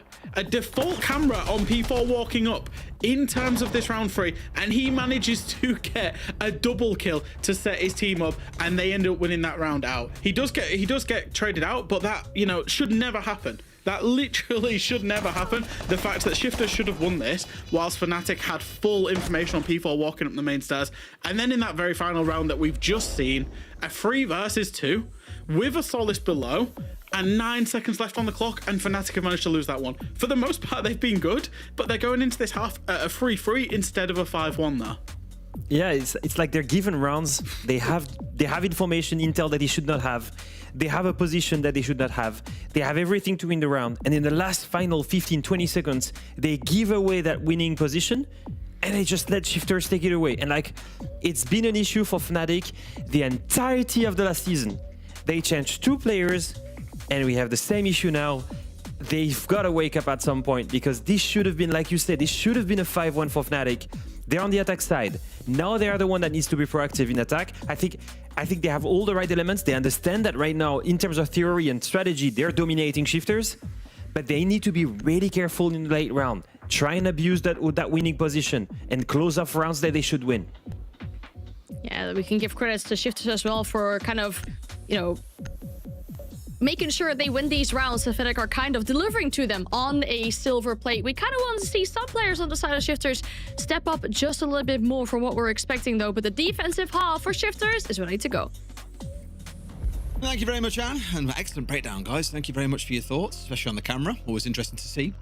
And here, Tim, we've had our bans come through pretty quick. Dokkaebi and Hibana, most interestingly taken away, leaving the Ace up as the only ranged hard breach option. On the other side, it's Clash and Mira being taken away. No surprise to anyone. No, I think Fnatic there not wanting to have to deal with those time sinks, which is particularly what those two are on this map, particularly Mirror up on that top floor. I've spoken about it so many times, played in Janitor. You know, you've got to shape your entire attack around dealing with that one spot if you're hoping to be able to put the diffuser down. You've then got a really powerful down here on server as well. So I think we're seeing Mirror creep through the bans a lot more over the last week or two. But I still feel on bank she's such an essential ban. 10 seconds to insert. Yes, we saw even in the last half moments where it was frustrating to deal with. Now let's see how we play on with the Kaid available. Blaz jumping across and towards that. A couple of hatches to be electrified off. What's the other side going to do about it? Well, they're going to bring along a Maverick team. Wizard jumping across on towards that operator. More for insurance choices, they've also got 6 hard breach charges in back pocket. Of course, mainly looking at the electrified hatches there for Wizard to be dealing with, and they'll worry about getting everything else opened up. Straight onto the default cams then, see what they can see. Sometimes the lack of a visual will be as much information as having it there. The fact that you can see which cams are being taken out should tell you which side the push is coming from. An oldie but a goodie, getting the laser gates on top of the hatches like that. Basically, if you're wondering why they're doing that, if you think, what's the point of that? It's, no, they're not going to be able to reactivate it. No, they're not going to be able to use it in that sense, but it is about just burning utility. You're going to have to use a smoke, a flash, a drone, something, walk into it, take some, anything at all. You're going to have to burn through something, some HP, to get rid of that laser gate to be able to deal with the hatch. So it's just about playing that game of attrition when it comes to utility. Well, here we go. That's what it's starting on now. As Wizard getting the hatch opened up like we spoke about earlier on. The electrified ones will be his almost exclusively. It's Freck sitting on watch from the bottom of elevators too. Of course, not expecting a drop to come in super soon, but at some point there is a very good chance that if there is a bit of a flood execute coming in for Fnatic, that is going to happen. Lasmo starting out with 1, now popping out the go canister to give him safety at the top of the stairs before he can step back that little bit more. But his job really here, Tim, is to play his life. It's to waste time. Deepek knows that. So far he's being held at bay. Yeah, he's done really well there. Just backs it up with the Toxic Babe canister as well, because the Vulcan canister doesn't quite reach the top of the stairs, so you can have a little quick peek in there if you want and only take a little bit of damage. So he sends up the Toxic Babe canister just to back him up that little bit more. Out goes the next one. They've got him tracked. There's all sorts of utility being burnt here by P4. He gets taken down in the end, but it's not the end of the world. He's basically wasted 2 minutes there. Fantastic stuff. And they knew that they had the man advantage, so P4's life became free at that point. He was like, so long as I use my utility and burn time, I can take the death, and we're still 4v4. Really well played. The only issue is there's not an awful lot of stall now available on the other side. They've got a single C4 to their name in Blaz, but that's really about it. Plus, of course, any go canisters, but I think they've largely been dealt with inside of site itself. If not, that's a massive misstep by Fnatic, but I think they're in a position here to be able to make something happen. Not having, however, with the Capital is really going to hurt, though, because that was their main point of utility to make use of for the execute alongside the Grim. With all them Bs coming out, it's now or never, boys. You've got to make the drop happen. That's it. They've certainly said, you know, this is too hot over in servers. We're going to have to make that rotate. We've made that call. Deadshot has got himself into elevator. He's in a position now to try and support this push. He knows that there's one just at the side. Wizard goes down to a Nitro. We can see Blaz finding Deadshot as well. 4 versus 2. Freck is down but not out. It's probably not going to matter. 2 versus 3. Deepek is going in for the plant. Cover is there. Robbie gets his kill onto Crocs, and that's going to send Deepek off the plant, and the round goes in favour of Shifters. 4-3 now, and a solid first defence. Looks like they were really lacking information in that late round as well, as teams often can be. You know, you use all your drones to clear the map and work your way towards site, maybe get an initial look at site itself. After that, you can be a little bit blind, and I think losing out on the Capital was the real stinger for them. Those smokes would have provided so much cover, and the fire keeps certain players away from certain key positions that would have enabled a plan to happen. But I think once they realized they'd lost a couple of players and trying to push into different parts of the map, they sort of had to cobble together an attack at the very end. And you saw the outcome. Shifters just looked more than ready for it. Really good first defense by them. Now we're going to find ourselves up on this top floor. Whereas imagine Lasmo will be jumping around the map here a little bit on that Solus, looking to cause a little bit of bother. Same as we saw Fnatic try and do on their defenses, making use of the Solus for plant denial.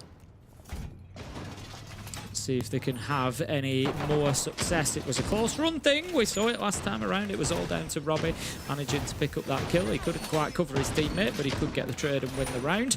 And we'll see whether Plasmo's able to put it to even greater effect this time out. 4-3 it is on the scoreboard in favour of Shifters. Up to the top floor they go. If they get this, I'm not saying the whole thing hinges on this, but we usually look towards round 8-9 being important rounds. I think it really is here. 5-3 to Shifters, having locked down their first 2 defensive sites. It is not a good message for Fnatic to be receiving. So if I'm them, I really want to keep on top of this scoreboard, get themselves 4-4, level it up, and send that message that you don't actually have too much of a problem with attacking. Now Crocs is in. His Rotero drones, of course, able to destroy a lot of utilities. They march on through the map. And here, I think, getting rid of one of those Rewind magnets, the one being replaced inside a stock. Wizard this round on the Nook as well. I think it's worth touching on here, Tim. Like, we spoke a bit about him and his potential impact in these games. We saw the Nook back in the first half have limited impact, I think it's fair to say. We thought the nades might get a bit more done, but instead just took a bullet to the face. Wizard going to try his very best to do something a bit different with it in this round. Spotting out the man through that one punch hole in the barricade. That is the fine margins. That is the level of detail that these pros are working on there. Sees his man, pings him out, and they're just starting to build a picture here, are Fnatic. The question is, what can they do with it? Are they able to force some bad situations for Shifters here? I'd like to see Fnatic generate a couple of those real lose-lose situations where Shifters are going to shed bodies, because right now, Shifters are looking pretty comfortable. A minute and a half into the round, they've still got the man at top marble. There isn't anybody present inside of stock yet. There isn't actually anybody inside of the map. Wizards just about gone into lobby on the knock. Other than that, we're a minute 40 in. Fnatic, a little bit slow so far. They are a little bit. It kind of stung them in the last round as well. So I'm a bit mindful that they've sort of, got the entry point in towards lobby and then very much found themselves a little bit stuck in figuring out what the next step is. We've got to make a move forward from there. We've got players on windows. We've got one out and towards square as well. They have got players all around, but it's more the depth of those positions that I'm not 100% sure on. However, that patience has been rewarded as Blaz was going sniffing there, trying to see what was still available for him to take ground-wise, and Wizard gets a freebie. Now the next challenge as Deepek rounds in from square and gets one. It's traded out straight after, but there's another trade back as Croxton gets one, dead shot into another. Patience is a virtue, Tim, and it has been rewarded. These are the lose-lose situations that I was talking about. Fnatic creating them well. Who am I able to do absolutely nothing from top marble once it was followed up? Plasmo manages to get Hauver, has to drop away though. 3 versus 1. Diffuser not in hand at the minute, by the way. 28 seconds, and it's the Solace that's gone underneath. But that's the big kicker for him, is the track comes in. Wizard continues this fantastic game that he's having. Manages to get the kill through the floor, and that's going to be Fnatic doing exactly what they needed to, leveling things up 4-4. Was a bit nervous when they found themselves really not making too many movements in those same positions, but I think once Blaz gave them the one, that was kind of the go sign. Oh, elsewhere we can now start making moves. There's no one on marble anymore. All right, then let's now try and take top marble. Let's start making our moves around there as well. Deepek coming in aggressive from square on towards Janitor. Just a really good time to start catching people out, I think. It worked like clockwork, and it was a great round for them. Still means things are all square, Tim.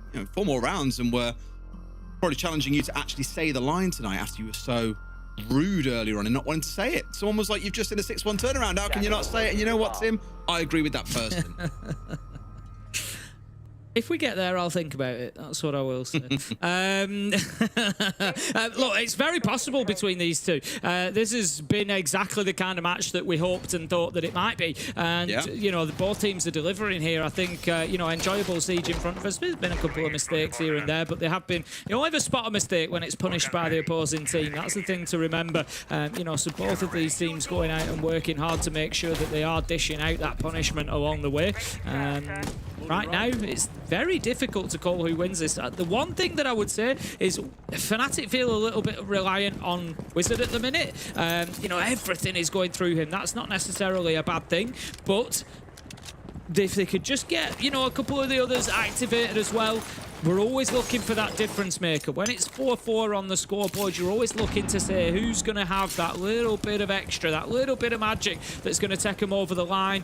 Deepek had a couple of big rounds with what's got him up to his 7, Hauver as well. One of those two could maybe, kind of explode along with Wizard. I think it could be Fnatic taking the advantage. Well, we'll see. I mean, in this round, Wizard could well be a key player anyway. He's on the glass, of course. I was looking at this lineup when they picked it up, and I was like, okay, what is the game plan here? There's a lot of nades on side, 6 of them, because they've got the striker on side as well. Probably more than anything, I think it's the fact they've got the Thatcher on side while also having the Maverick. That, to me, really screams towards the fact they're looking to avoid plant denial here. They know there's going to be a bunch of C4s on the other side, and that's going to be Halver's job, is ensuring that doesn't go off. So I think we're going to see, although there's only 2 of them, smokes go down, Wizard providing cover, C4s will likely come out and attempt to denial from the other side. There's the EMP there as a fallback in case Wizard can't shoot them out the air. A bit harder on online than it would be on LAN. So I think they're really going for a set-piece play here at some point. Question really is going to be where and if they can keep all these players alive before we start looking at that execute. I like the confidence and aggression coming out of Fnatic here as well. You know, we're a minute and a half into the round and they've had control of the top floor for the last 30 seconds. So they've got in there and they've taken the space that's been given to them very, very quickly. They don't need a second invitation. We can see them now all stacking up. You said yourself there was going to be some sort of set piece play. It's going to be the Mav hole to deal with the player inside. Beautifully worked. And the Glaz will just continue trying to cause a nuisance. But there comes the Nitro. Blaz manages to take Wizard down. However, I said somebody else needs to step up, manages to get the trade. It's now However or Deepek's moment, I feel, to get in there and create that space. Maybe even Deadshot really go in and show us what he can do. That square hatch wasn't fully shot out. I'm pretty sure Blaz has landed that C4 by taking a couple of shots into it, getting a C4 up through it, and then getting rid of Wizard. Really good to remove him. Yes, he only had 1 smoke left, but he would have been in a spot where there would have been a lot of control inside of that site itself. Without that now being available, it's a bit more defendable by the side of Shifters. We're coming down to the last 30 seconds or so, which means things start to look a little bit nervous here for the side of Fnatic. They've got to find a way through. Yep, clearing a lot of that utility from above, but as we saw, the hatch was still electrified by the cage. Fnatic haven't dealt with that, so there will be no access gained through there, but it doesn't look like it's going to matter. Crocs manages to get a kill. Deepek gets the diffuser down. However in on the action as well, and this is a great round for Fnatic. Everybody stepping up, playing their part, getting the job done, and they take themselves the lead, 5-4. Just beautifully played, I think. Really, really well played. And admittedly, a bit of maybe a non-response coming out of Shifters to that smoke going down on the quad wall. Like, there's a reason why a smoke goes down there, and it's not to... Yeah, to be fair, normally you would see it being used to get a hard breach on it. But you know that it's electrified. You know that a Maverick is going to open it. So maybe there's got to be some expectation there. There could be some tomfoolery on the go. Yeah, Blaz then tries to recover. He's then immediately responded to by the player at top blue. Again, a great response from Fnatic. That's them in a 4 versus 3 quite quickly, with lots of room to then make a plant happen inside of staff and just provide the long-range cover in towards open. So, fantastic attack. Defense maybe could have been a bit more proactive about it, especially in the earlier parts, I think. Maybe so much so that that's why we're seeing a tap timeout coming in, because now they are behind Tim. Yeah, I think this is the right time. You don't leave it another round to wait until you possibly face in match point. Just maybe running out of ideas a little bit on the defense here. It seems that Fnatic have got a very good read on them. You know, Fnatic are coming in with, you could see from the operators there, very much so, this is our clear game plan for the round. This is what we're going to play. You know, and they've just got a lot of confidence in the fact it's going to work, and it has done for them over the last couple. So really good stuff from Fnatic. Shifters, I feel like maybe need to be a little bit less predictable. It feels like they've been playing fairly heavily on site a lot of the time. They were chased back towards site. I commented that Fnatic had the top floor within 40-50 seconds. You know, the space that was given to them, they were more than happy to take it. So I'd like to see, Bank is a big map. Make use of it. Shifters, you know, get some players out on the roam. We saw Fnatic doing it with sort of mixed success, but get out there, get a couple of kills, and really make it difficult for them to be comfortable on the attack. Hopefully something turns around for Shifters. We had this sort of situation back at the start. Let's not forget as well that 2-1 start to it that of course ended up being a 3-3. It goes that way, Tim. We do get to say that magical line. Hopefully we see a bit of transformation. Looking already at the lineup, Mute and Mozzie coming along sort of tells you a lot. I think they're worried about the information game and what it's letting Fnatic get away with here. Now, a couple of times you've seen Fnatic basically be out of drones come the end of the round, and they were very much relying on what they could do down in the basement. I think here this is Shifters' attempt to double down on that and deny even more away from them, but this time around the map rather than strictly inside of the site itself, because Freck's up on the first floor, and as you're seeing on your screen now, Robbie is up on the top. That's what we want to see. Stretch Fnatic as attackers. Make them waste as much time as you can. I feel like that's where you're going to get success against this Fnatic team. Force them to rush. Force them to make those mistakes. Don't let them just build what they want to do. They've just shown us in the previous round when they've got the time and they've got the setup, they are extremely good at executing it. So just make them think on their feet, push them onto the back foot a little bit. Robbie, drop back to site now. If we have a look through, we've got 4 on that middle level. Tellers, elevator staff, so they're pretty well spread across there. P4 still in blue, but 40 seconds and Fnatic can again be comfortable that they've got this top floor. Absolutely. All right. It's a starting point, but of course, we're talking about the site which is all the way down in the basement, so you might have got a little bit, but there's still plenty more to work through just yet. Shots coming in on towards Freck there from out towards ATMs. Not super ideal. I believe it's Wizard who's asking these questions. The wall the other side of him also being opened up, but it's Blaz to fall. The Fenrir are gone. No more swapping around. Which of those FNATs is active? And there we go. Wizard returns for a second time of asking and gets rid of Freck. A 5 versus 3 dream start to the round for Fnatic. Yeah, Fnatic really starting to build on that momentum, aren't they? And like I say, as soon as they are offered anything in this game, they are more than happy to go in and take it. 5 versus 3, Shifters battling to try and keep themselves active in it. It's Lasmo inside of open area at the minute. The hatch is soft underneath him.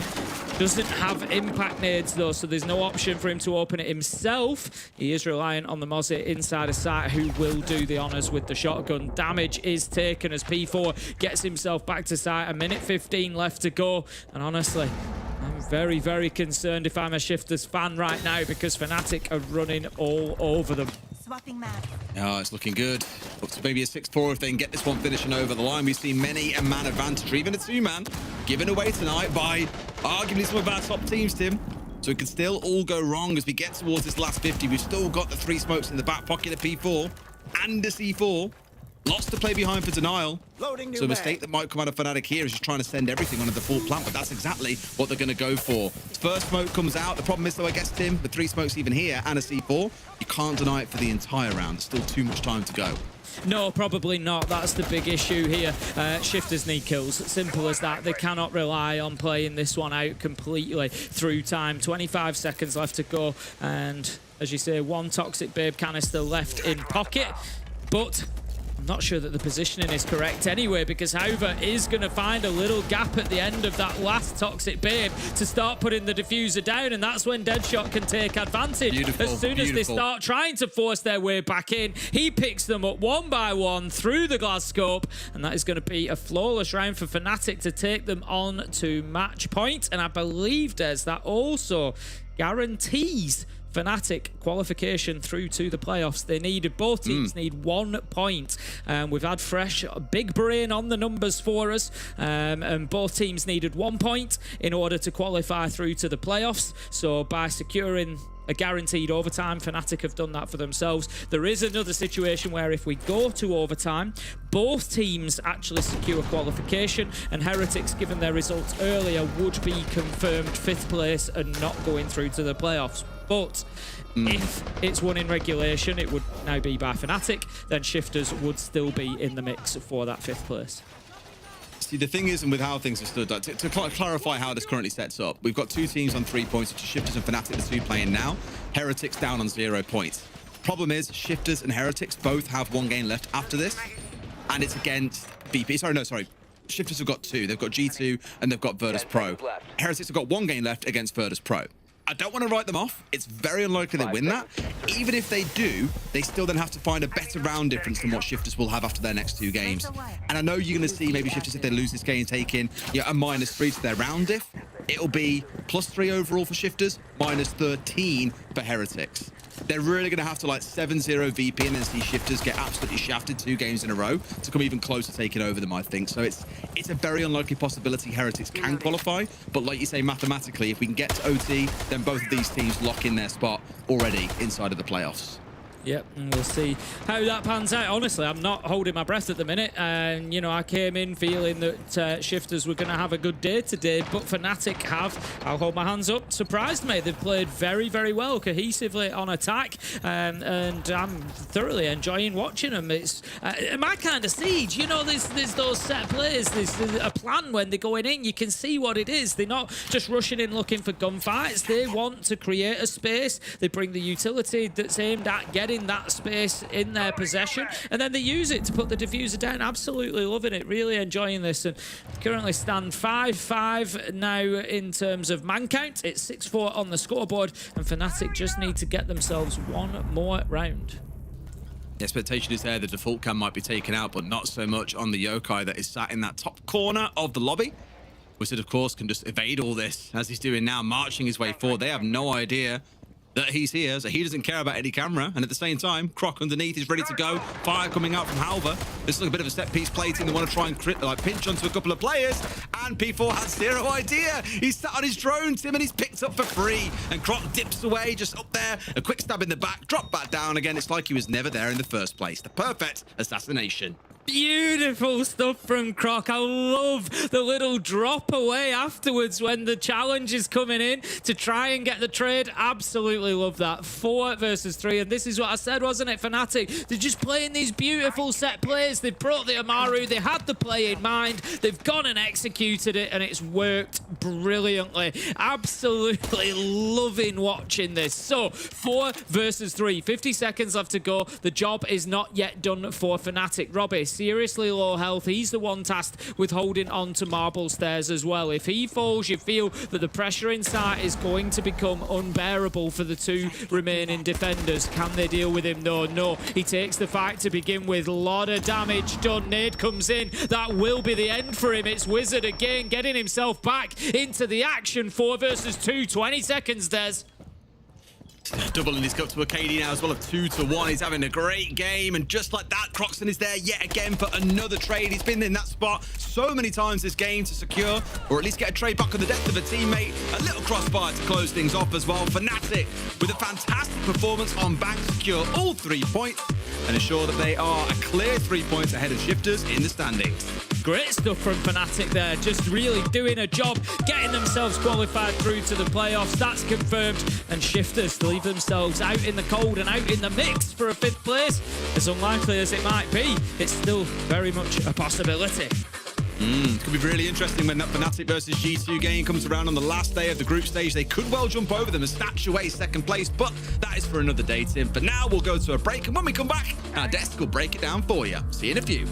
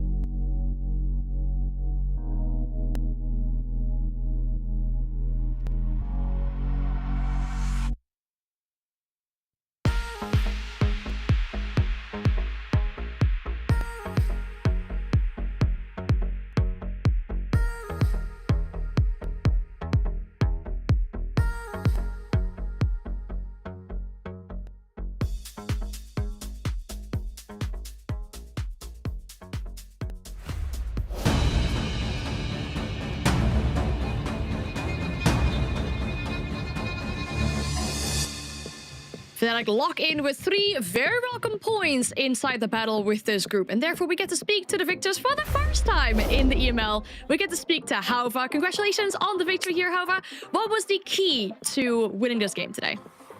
I don't know. Just played good, I guess. Well, that is a great answer, Hova. Thanks a lot. I guess going more into the details. I mean, you guys made a bold choice, in my opinion, because last week we saw Shifters 7-1 Heretics on Bank, and then you guys chose to go to Bank as well. So I want to ask you a simple question: was it all part of the plan? It was a counter strat, and you had everything ready, or did you just feel this was a good map for you guys? I guess it's a pretty good map for us, but. Like of course we see what they did, and there's some things that they still did the same, but like I don't know. I think it's pretty good map for us, I guess. Nice. However, so in terms of your journey specifically as a player, obviously, we saw you last year in a full Finnish roster playing inside of Tier 2. How was the step up into Tier 1? What was, I suppose, your biggest learnings, and obviously changing language to play in English as well? I guess the biggest thing is just the comms changing from Finnish to English. Like that's still ongoing thing. Sometimes we have Crocs on and Jimmy Deadshot too, changing speaking English so we can understand each other, but like it's of course it's different to play in Tier 1 than it's in Tier 2. Yeah, the games are much harder and like that. I don't know. You definitely get a difficult game for your last one. You have a day off tomorrow, but then it's Super Week. On the Wednesday, you're playing G2. How are you feeling about that game? Good. I think Doki will troll the game so we can win. You play a lot ranked with Doki, right? You're excited to try and beat him? Yeah, we play on the morning ranked sessions. I'm excited to play them. We want to win so we can be in the winner bracket in the playoffs, and it's easier that way. 100%. Very fair. Thank you so much for sharing all these insights, Hauva. Best of luck with the last game for the Super Week. Thank you. Good night. Good night. Always good to speak hear from the players rather, and hear about this journey going into Tier 1 as well, because these are some big games that Hauva is playing right now with Fnatic. But as you said as well, Jack, with this victory here, clinching out these 3 points, they might very well be secured of that Breck phase that Hauva was hoping they would make it to. Yeah, we're seeing the default cam round again. No, in terms of Fnatic, obviously officially qualified for the bracket now, I think it's looking very, very likely. I know we don't have Sravuni with us right now, but we're almost guaranteed there will be Heretics. They finish in 5th place. So Group A then becomes about where do you finish? Do you get the upper bracket in terms of all the advantages of finishing in the top 3, particularly inside of the group? And Fnatic have just put out a statement realistically. They only needed 1 point to qualify themselves to the bracket, but a full 3 points victory almost certainly guarantees them that they will actually get through in the upper bracket as well, which is absolutely massive given where this team was at over the whole course of 2025 and how they've come into 2026 particularly. I thought it was a really good performance that could have been even more dominant. We said at halftime it maybe should have been a 5-1 half for Fnatic on their defenses. Their defenses were good, and then when they got into their attack, they managed to actually problem solve a lot of the utility problems that Shifters were presenting them, and they did it pretty well. So I think there's a lot of positive signs coming out of Fnatic from this game. I think the biggest learning thing for me, 2 things actually. Wizard, Deepak, the core of the team, still performing well, still the guys that are putting up the numbers, exactly like the last play they actually were the main stakeholders of the victory. The second thing that I learned is if you give too much ground to Fnatic, they will know how to execute properly. If you're scared of them and you peel off slowly but surely, and you give them enough time to problem solve the utility, they will do so and they will execute like they should if you give them too much ground. That's the problem I saw from Shifters. Way too much respect. Look at the statistics from the 3 fraggers on Shifters. None of them are positive. Where is the aggression? Where is the passion? Where is the little bit of risk taking? That's where, if you just give everything back to them, Fnatic will just take it and execute. So I was missing a reaction from them. It just felt like they were really cold and way too slow here. Yeah, I think, especially with Fnatic, their next game against G2 are not going to give them that ground that Shifters gave them today. They've got a very, very different beast. Doki might troll. That is in G2's DNA. They do get a troll round. But G2 will be very aggressive and very upfront with Fnatic. It won't be about solving utility problems and giving Fnatic a load of space. So there's a completely different game coming. But for Fnatic, that's something that they need to figure out. And that'll be a really good test to see where they're at.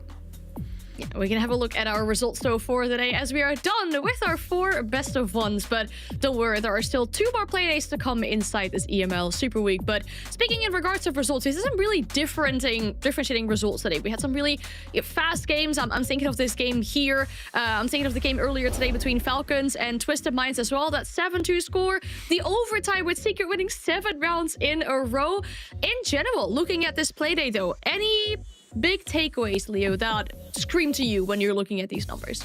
I think I saw Heretics wake up, but a bit too late, right? It's a very punishing format. It's almost done for them. I think winning a few rounds against G2 was a good news. I think it was screaming that G2 was not having a statement victory here, by the way. I thought that losing that many rounds to Heretics is not a good sign. Falcons are head above everyone right now, honestly, in terms of consistency.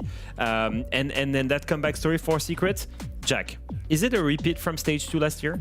Yeah, maybe, especially with that comeback. I will say the results of games 3 and 4, I think, were the most fluid. I think genuinely any 4 of those, combinations of any 4 of those teams, we wouldn't have been surprised to see it. I think they were very competitive games. Big comeback, and then Fnatic maybe winning in what was on paper, I would suppose, an upset, but actually was a pretty dominant performance. I think, we get to see what Croc thinks about that game, certainly. But yeah, no, I think those 4 teams were very, very competitive, and they were very competitive fixtures, and could have been an upset either way. Yeah, that means we can have a look at our standings as well, right? We discussed a little bit already of which teams are likely to make it through, which teams are not likely to make it through. For Heretics, things are looking really dire right now. We already discussed that as well. And then having that last game that they play tomorrow against Virtus.pro, and then having to sit around and wait on the Wednesday. Fnatic right now actually in the lead of this group. That is something that, if you would have looked at 2025, maybe you wouldn't have had this on your bingo card with the results of how things have been going so far. Inside Group B as well, things are slowly shaping up as well after our 3rd playday. Falcons at the top. Not a very surprising result, but Secret at the bottom there, despite having that overtime 2 points, could still end up costing them a lot, Jack, if Twisted Minds keep up the way they did last week. Yeah, I think so. Everything is to play for inside of Group B. There's still a team to be determined over the next 2 days, obviously, to drop out of the bracket, but the 4th place, like any of the teams realistically from 2nd to 5th, could finish in the position of 2nd to 5th. I think Falcons are lights and away the best team inside of Europe right now. You'd expect them to be top of the group, but after that, you genuinely cannot call who's going to win. GK have been involved in 2 games now, 2 maps now, that have basically, they started their own comeback and won the game, and then they conceded a comeback and lost the game. So it really is very fluid inside this group. Yeah, I'm not too worried about Secret, to be honest. I think that they, except for the Twisted Minds loss, they still have to play against Rebels, which on paper should still be the weakest team here. And then obviously there is the Falcons game, which will be a huge one tomorrow. I will say this though, they have had the harder path. And on the other hand, if you look at teams like Fnatic, for example, that are topping the ball in their group, they had the easy one. They played Shifters, and before that, they played Heretics. They still haven't had to play against the VP that beat G2, and they still haven't played the super team of G2. So it is all still for the taking. The final 2 playdays will rearrange everything. I'm not too worried about the team that's all the way down in the Group B, and not worried about the team that's all the way up in the Group A. Everything still has chances to change.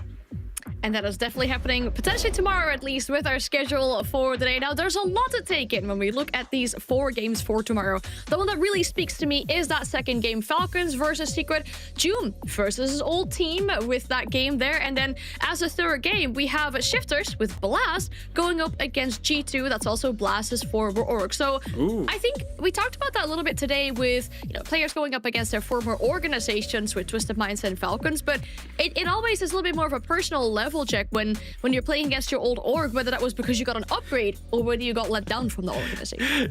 Yeah, I don't know who's going to want it more in that Falcon secret game, because I think, you know, Doom's on top of the world right now and probably isn't going to be too worried about who he's playing against, but those secret guys are really going to want to put it to him. I'm very, very excited for that second game. Even if secret have looked a little bit wobbly, they might just have that little bit more in the tank playing against one of their former players. And also, let's not forget, a team that they have dueled with over the last, 18 months in terms of being the top of Europe as well. They're going to want to prove that they're still at the top, even though they've had a couple of wobbly results.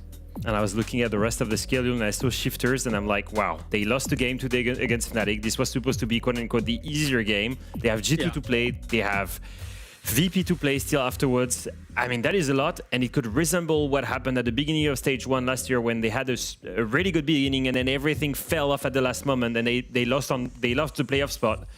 I'm scared for these guys. Like, they need a reaction, and very soon. It needs to happen with GTA tomorrow having a day off of Fnatic as well. A lot can happen around these teams inside the groups, but it's a good thing for us that it is an EML Super Weekend. It means we still have 2 more playdays left of EML action. Unfortunately, you will have to wait as well until tomorrow, 6 p.m. CEST, if you want to get your drops or if you just want to watch some good Siege action, as then we'll be back with the EML Super Week. We want to thank you so much for watching. We have an amazing rest of your night, and we'd love to see you again tomorrow.